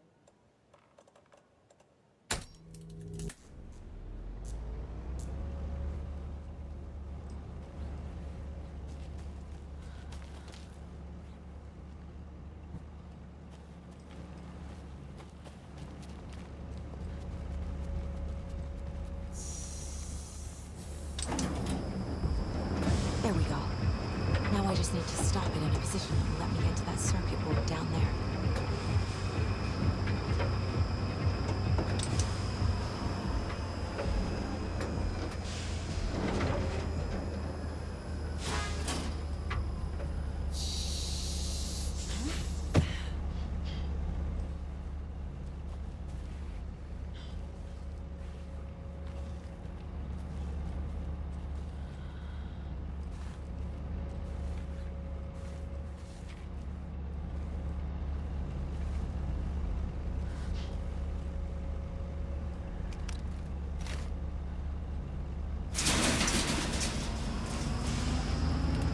it. Good thing no one was writing that.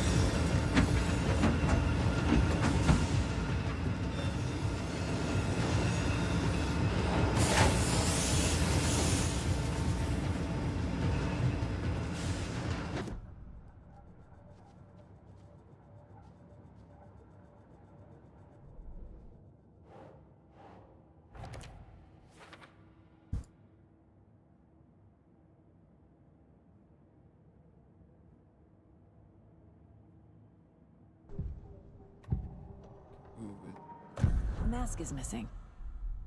Where is it? The dead brought back to life. The crown of the Grand Master. Moose steak is never a mistake. Just get it fucking done. They know where it is. I know they know. Where is the mask? Go ahead and bleach it. Real powder him. The maw of the crumbling well. Show the bitch who's boss.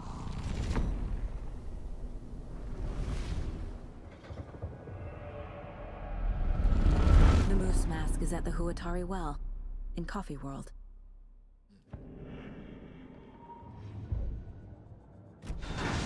I saw something. Like I did in Cauldron Lake. The well, here in Coffee World. I know the moose skull will be there.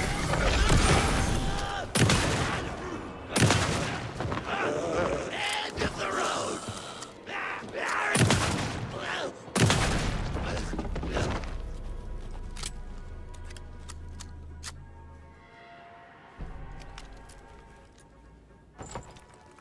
Now I need to bring the mask to the float.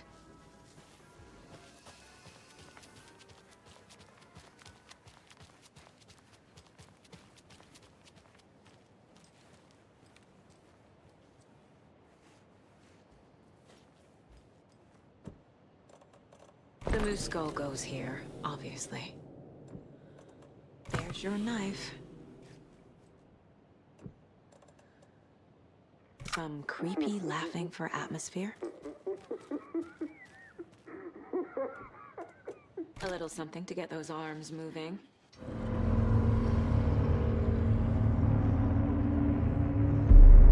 Okay, Saga.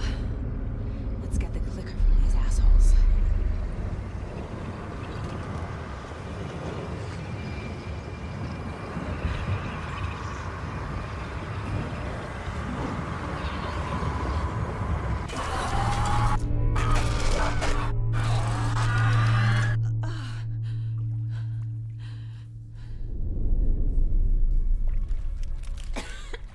What the hell? Where am I?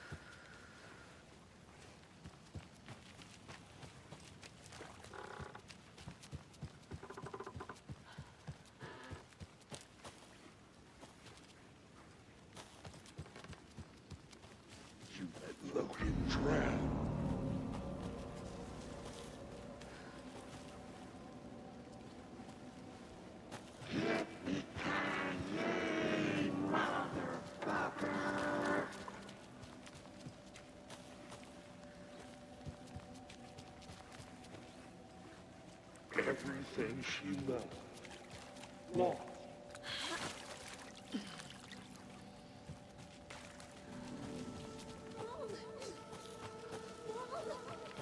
It's cold. I'm tired. Logan?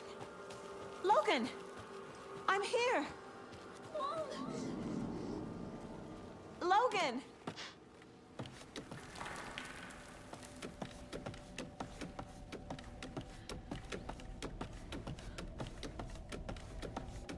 This is bad. The story is trying to take Logan. I can still stop this. I need the clicker.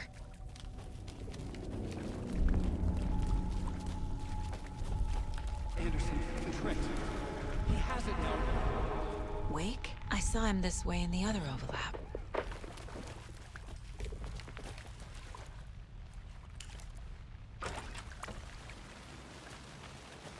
It's a loop. Just like before.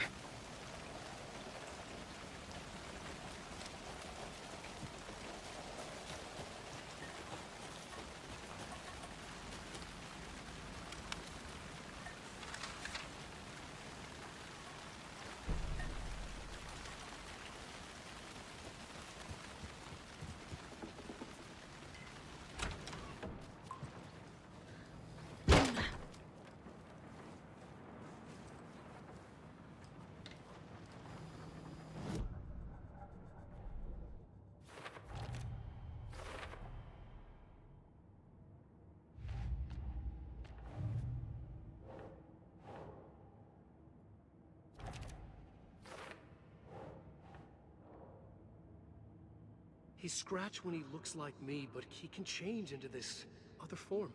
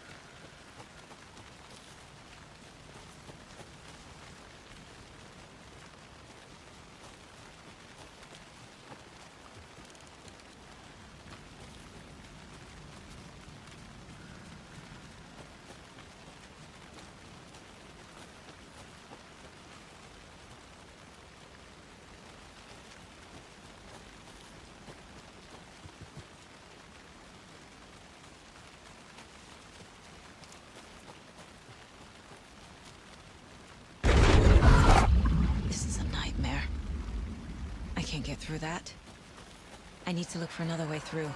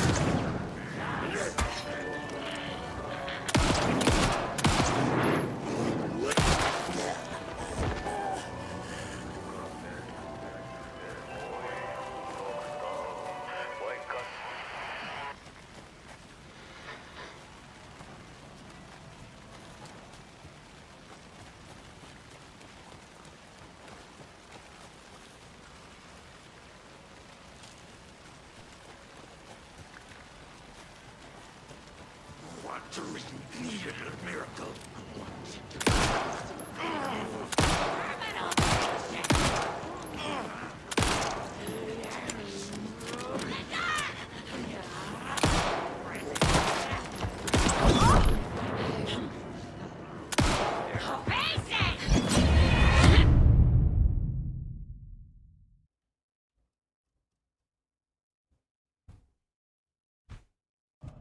It's a loop.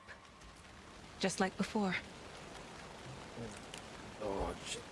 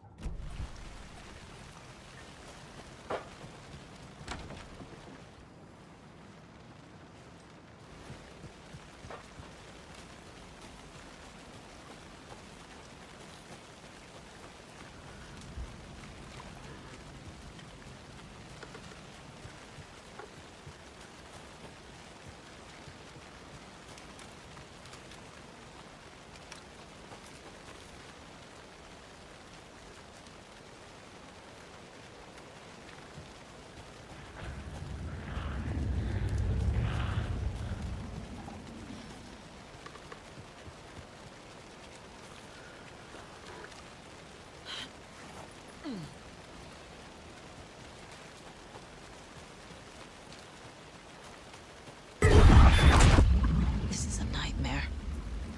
I can't get through that. I need to look for another way through.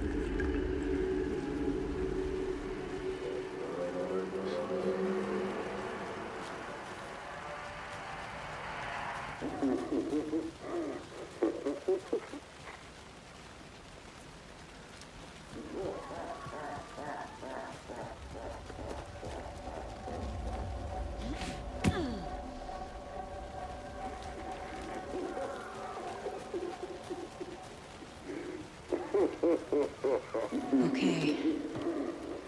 Going down.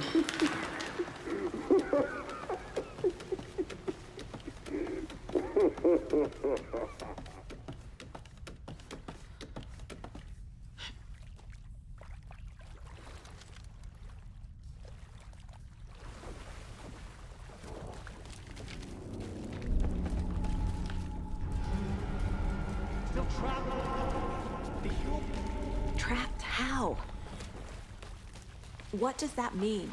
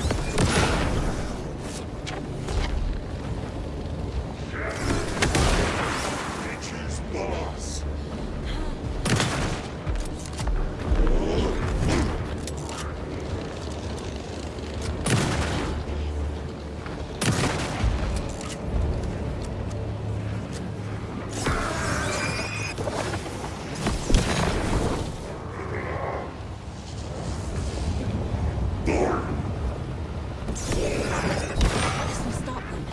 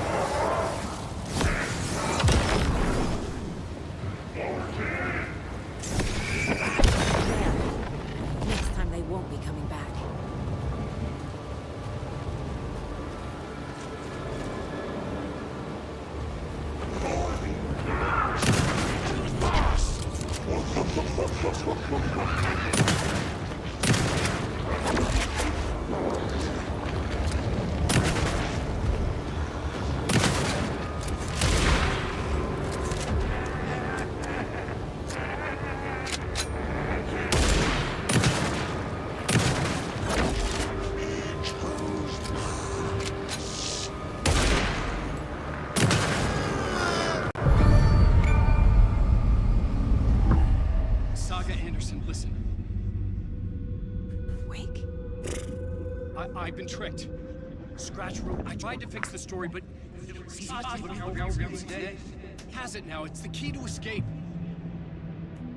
What do you mean, escape? You're already out. So is Scratch. We're making progress. I wrote to be the story's hero. Save her family. Save us all.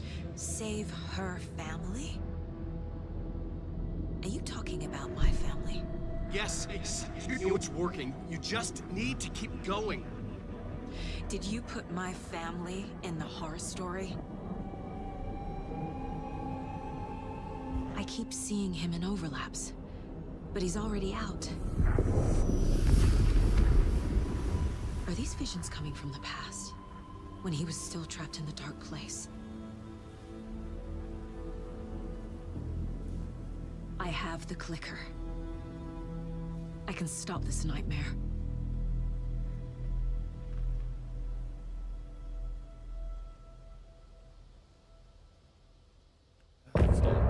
Switch, brother. End of a chapter. Back in the water. Wake said he could use the clicker to undo the horror story. I need to get back to Bright Falls, to Casey and Wake. I should check in with... I need to get the clicker to wake and close this damn case before my family gets dragged any further into it.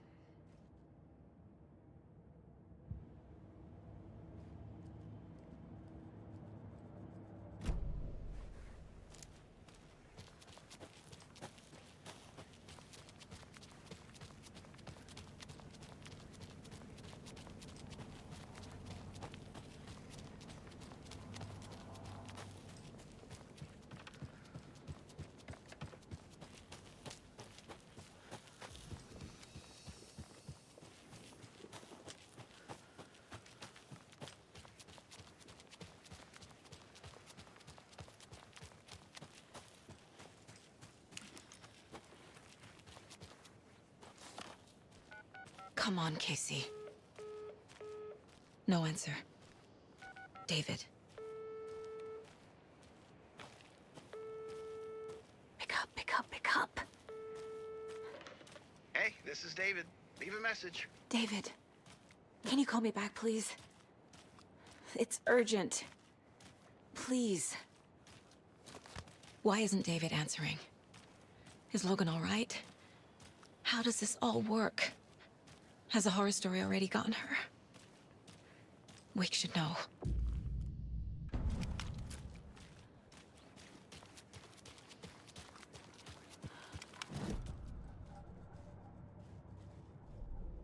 The flooding's lowered.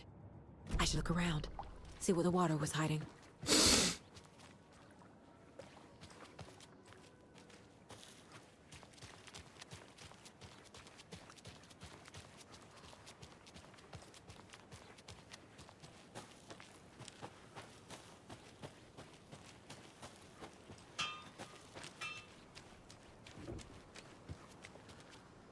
Good to see you.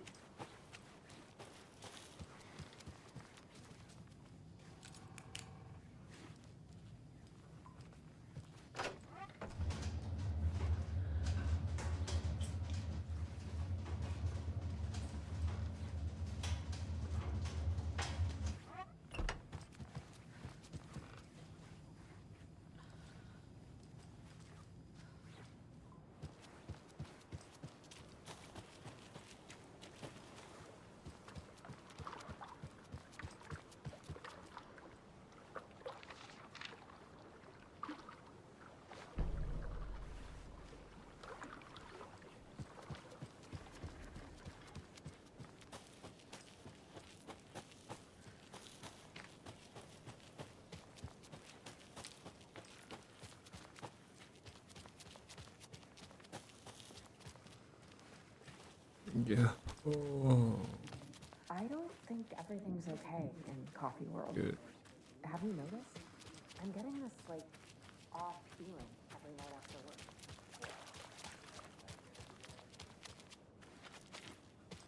Quite the show that Artie fella put on today, eh? I loved it. I had half a mind to come down. Yoko, we're going to a cool guy's house to drink some brewskis. Are you coming? No, Ilmo. I'm very busy wearing a turtleneck and drinking wine like an asshole. Oh dear, I know what Yako needs. I'm a beer to the rescue. Bring out your inner Wolverine with Armor Beer.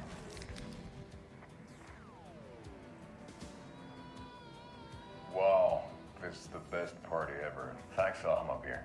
Armor Beer is a traditional Finnish lager, and we drink it the Finnish way. At the bar while actively avoiding small talk with strangers. Getting blackout drunk on a boat during midsummer and trying not to drown. In the sauna, using your beer can to hide your pippeli from wandering eyes. Partaking in the Finnish tradition of kalsarikännit, drinking at home alone in your underwear with no intentions of going out. It's not sad if it's intentional. Alma Beer, your Finnish drinking adventure starts here. Hey, how's it going?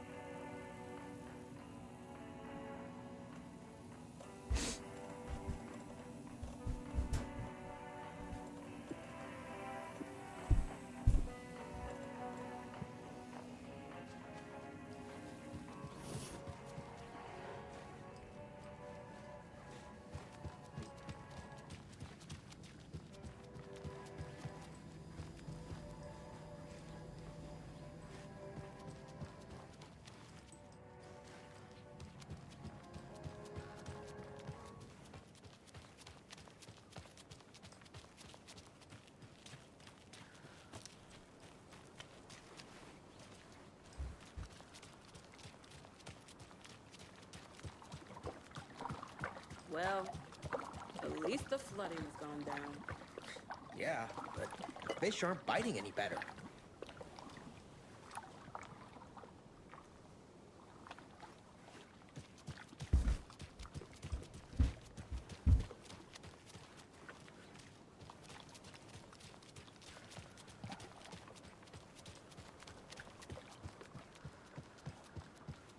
Another cult box.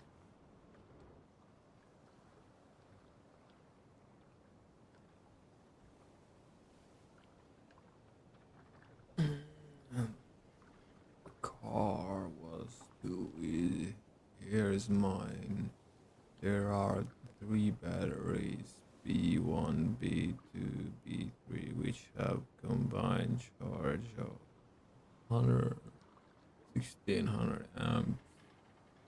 B has 128 amps more than B3. B1 has 2 times as much charge as B3. How many amps does B2 have?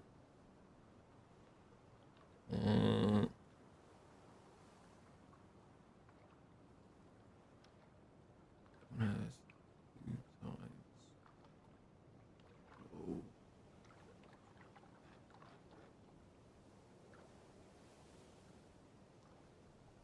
So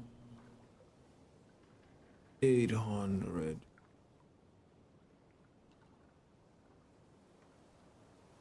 Yes. So 9 to 8.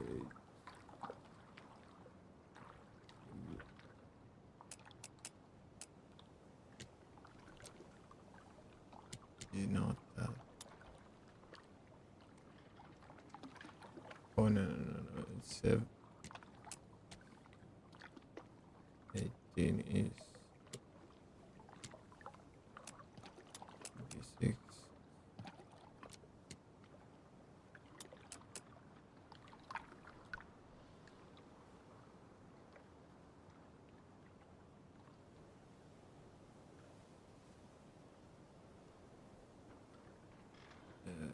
Six.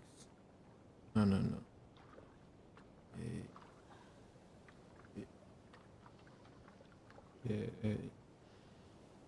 800.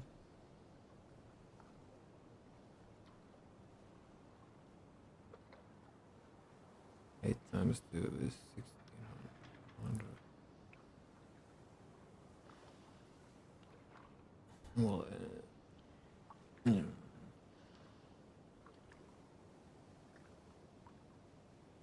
And B2 has 128 times more than B3, so 728. Or am I dumb?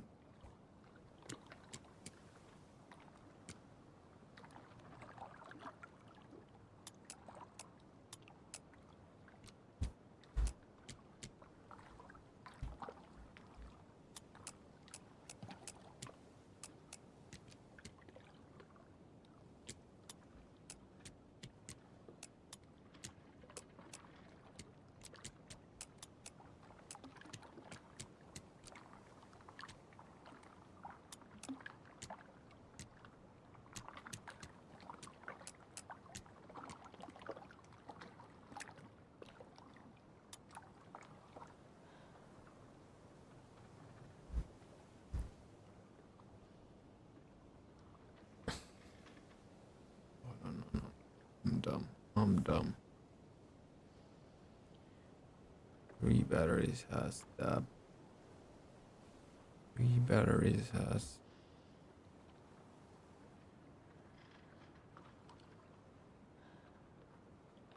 So.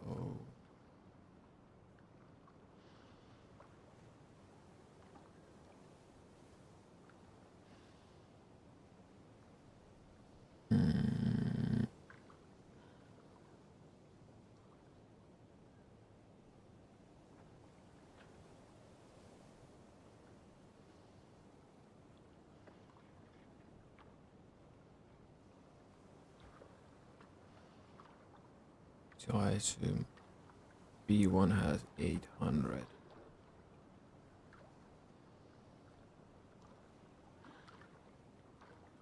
And then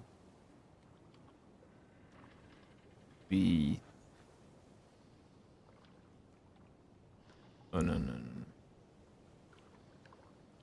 Yeah.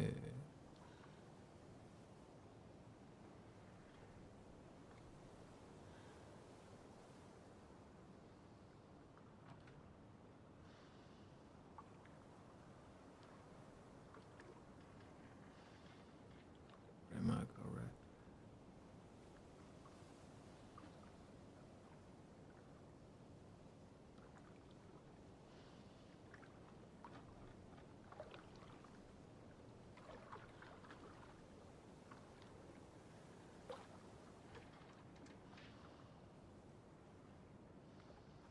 Because if you had 800, then it should be like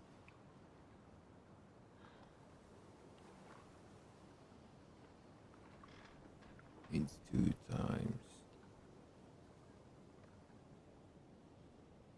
So 400, it would be half.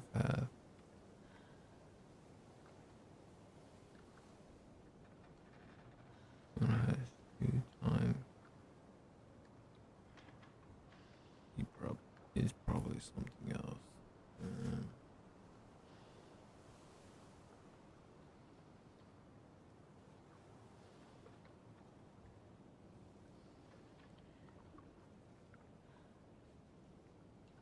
Be 400.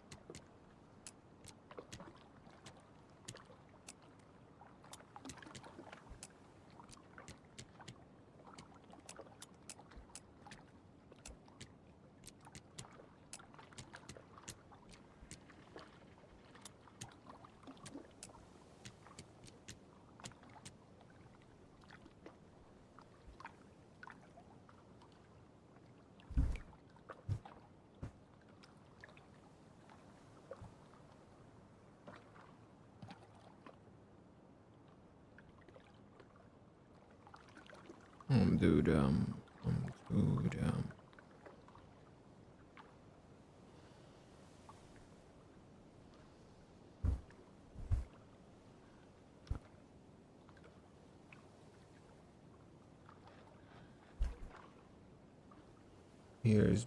here's mine. There are 3 batteries, B1, B2, B3, which have a combined charge of 106. 1600 amps. B2 has 128 amps more than B3. B1 has 2 times as much charge as B3. How many amps does B2 have?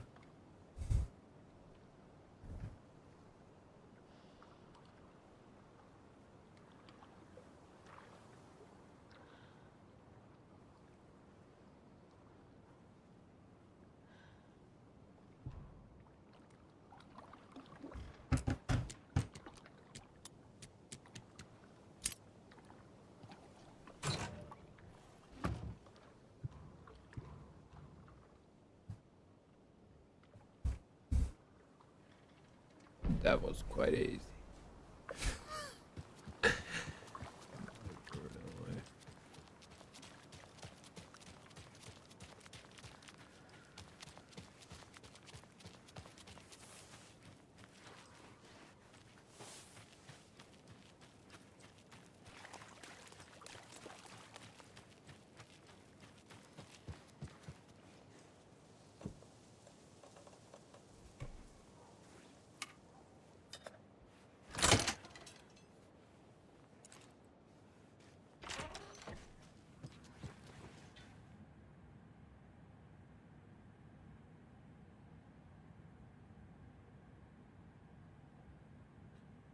I think so. I'll try add some complexity and charm. This is really great use of my masters in applied physics.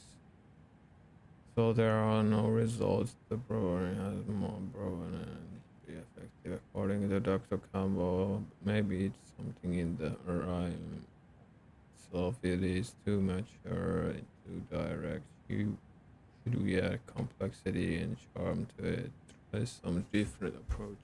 It's on. Just update you. I haven't had any success with setting the stage yet. Even the letters from the characters themselves are to no use. Do you have any tips on what should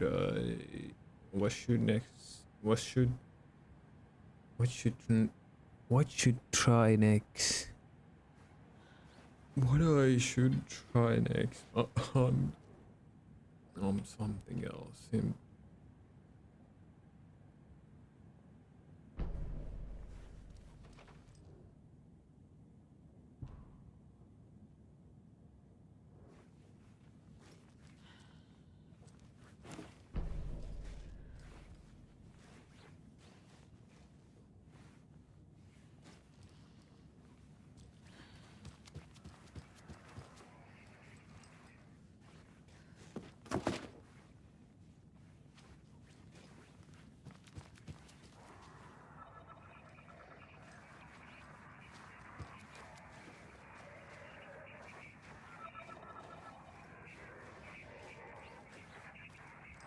More of those rhymes. That's clean.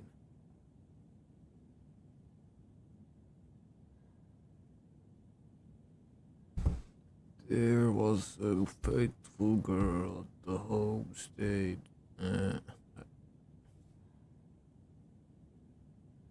At home she stayed, and there she prayed for the for her lover to return. But he collected fair maidens just as he did. There's stolen riches and broken hearts.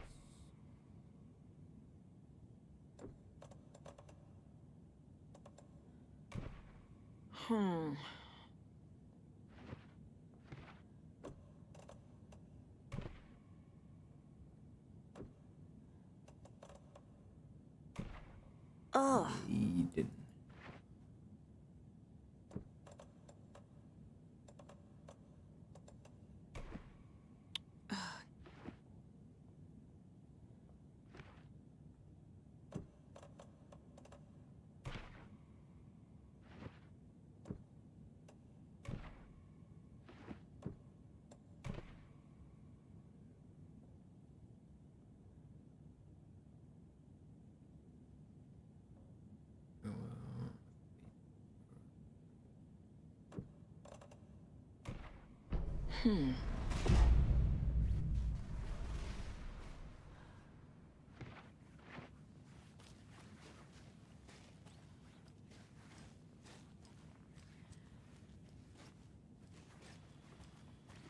Okay then.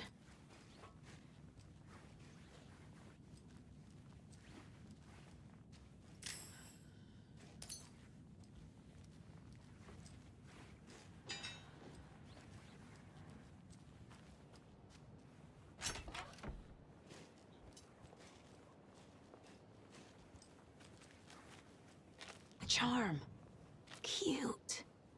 It'll go great on the bracelet Logan made for me. Huh. That was strange. Gotta keep an eye out for more of these rhymes.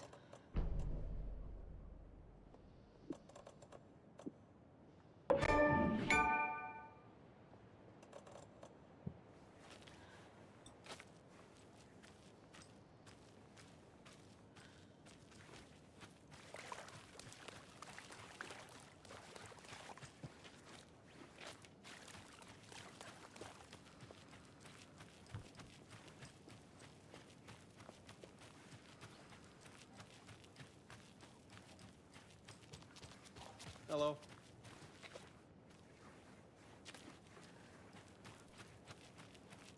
Hello.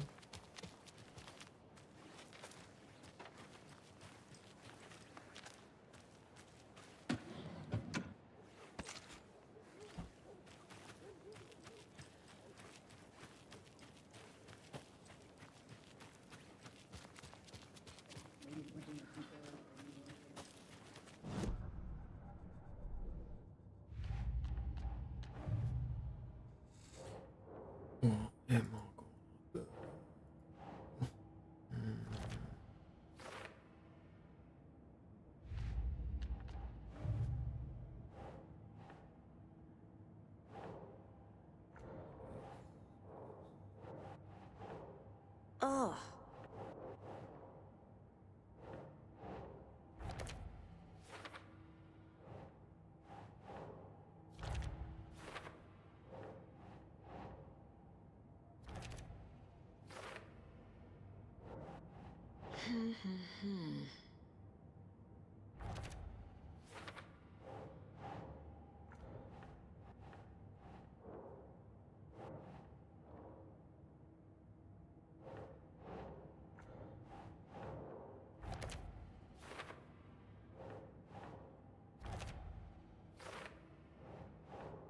Doesn't look right.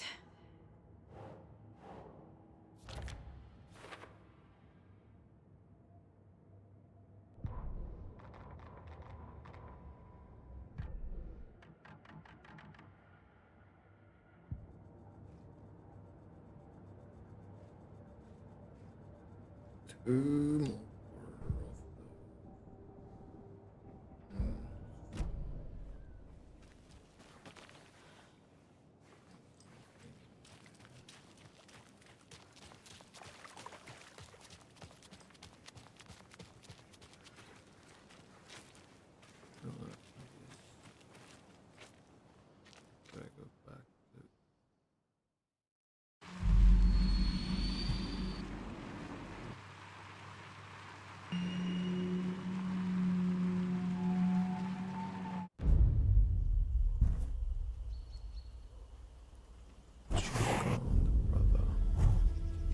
Alan Wake.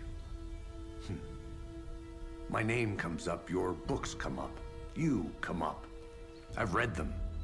There are echoes of my life in there that makes me feel like someone's been watching me.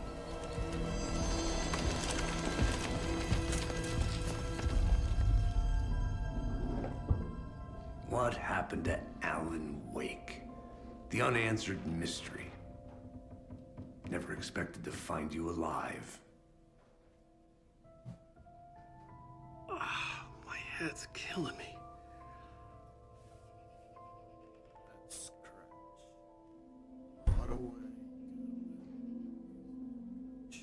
I think you like using people, Wake. Taking their lives and twisting them into your stories. And when someone gets hurt, it's kick-ass material for the next one. Shit! Spilled my coffee. Take it you're not a fan then, Agent Casey. This is not your playground, and I'm not your fucking creation. It doesn't work that way. You can't make something out of nothing, even in the dark place where the rules hardly apply. It's very complicated to make fiction come true. I saw visions of what's happening, what will happen. Dreams. I tried to use them in my writing. I understand how dangerous it is now. Even with a paralyzing amount of planning. I think I stopped writing. I think I gave up. But there's a manuscript. Maybe I forgot not to write. The dark place makes you forget.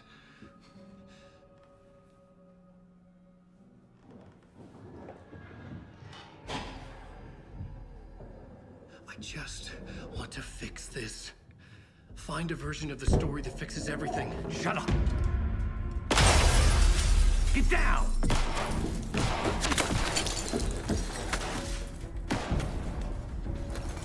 FBI!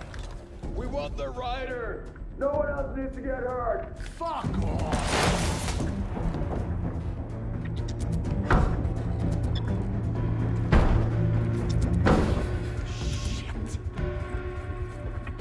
Hey, what are you doing?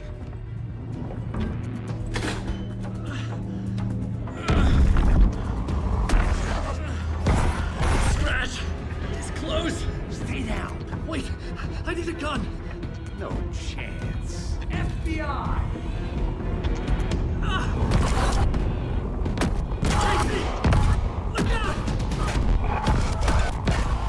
It's coming!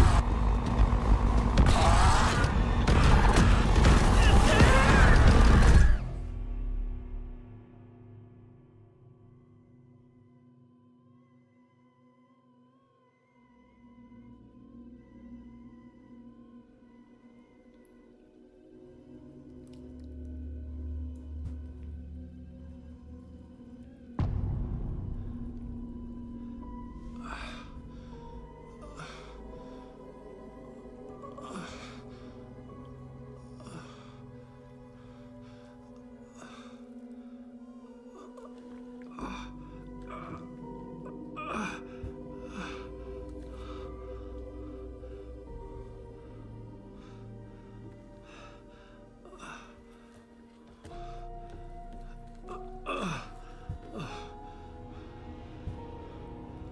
What the fuck?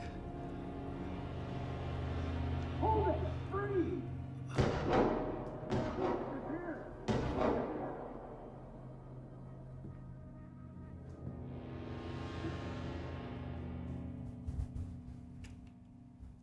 I had escaped the dark place.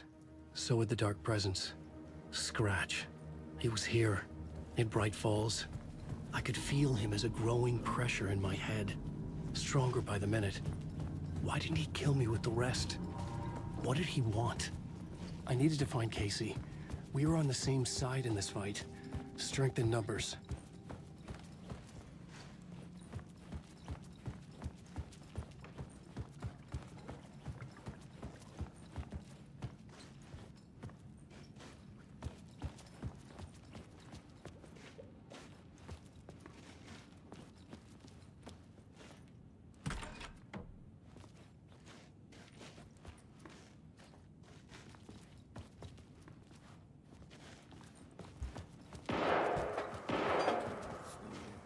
I need to protect myself. A gun and flashlight. How nostalgic.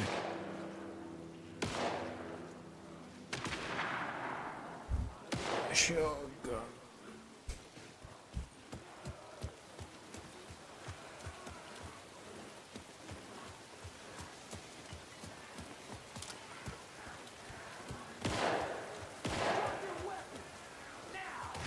That's Casey. He was still alive.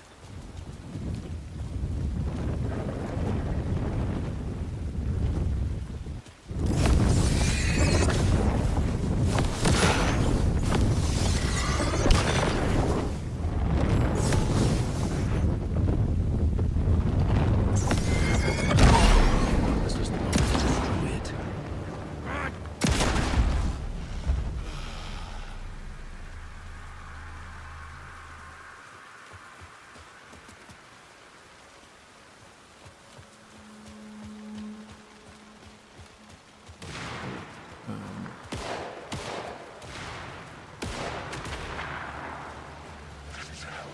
These were the cultists the FBI were after.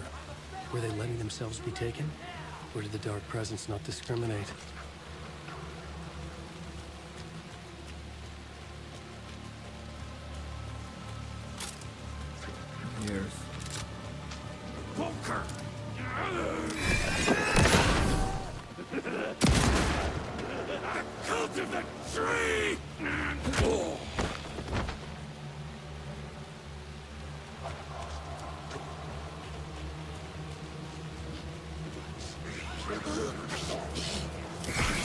head was unbearable. I was getting closer, stronger than ever.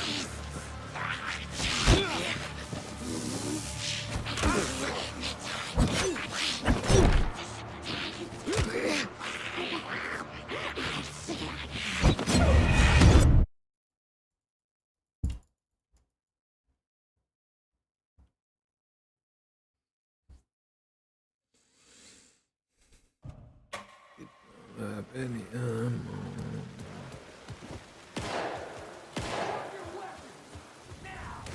That's Casey. He was still alive.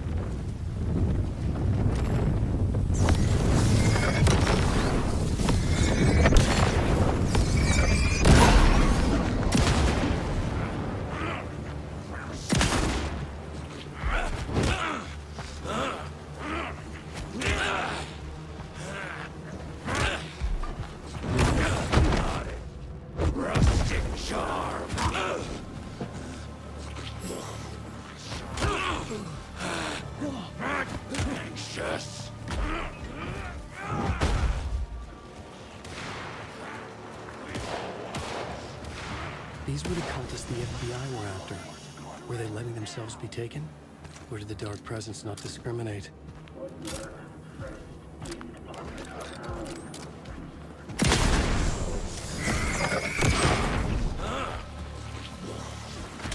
Rustic!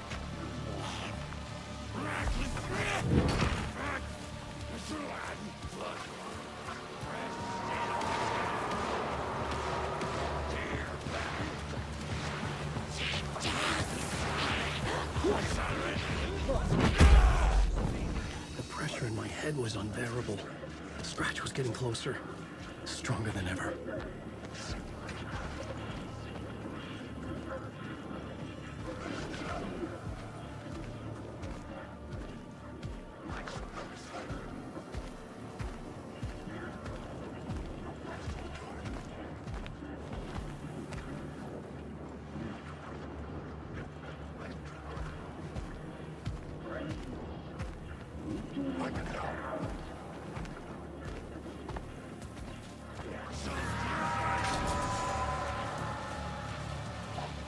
Casey!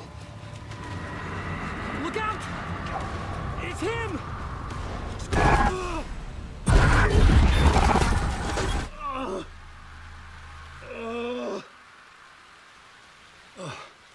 Fuck. The pressure eased off. Scratch was further away. I could think again. Casey.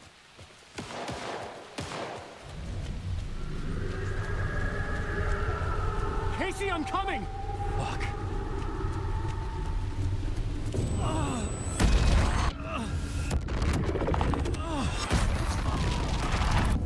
Casey!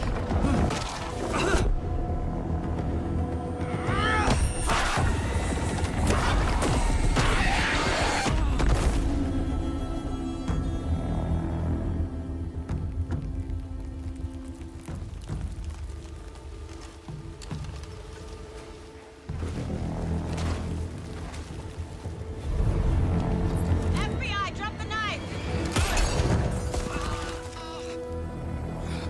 Elmo? Suggy, you don't understand! FBC! Stay down! Positive ID. Alan Wade. Agent Anderson. Agent Kieran Estevez, Federal Bureau of Control. We'll take it from here.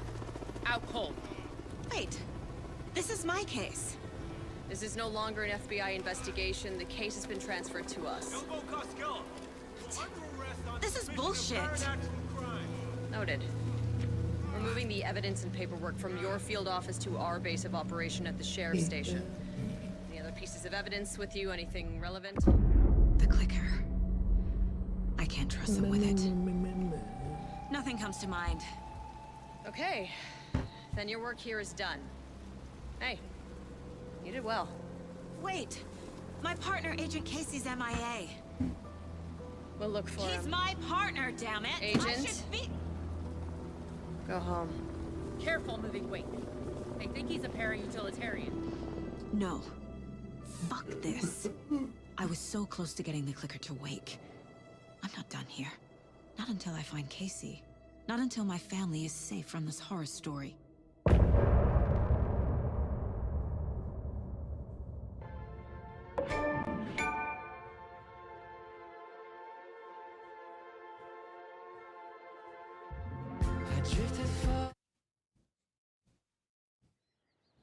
Tor and Odin were in the photo with the clicker. They might know how it works. I'm off the case, but I can...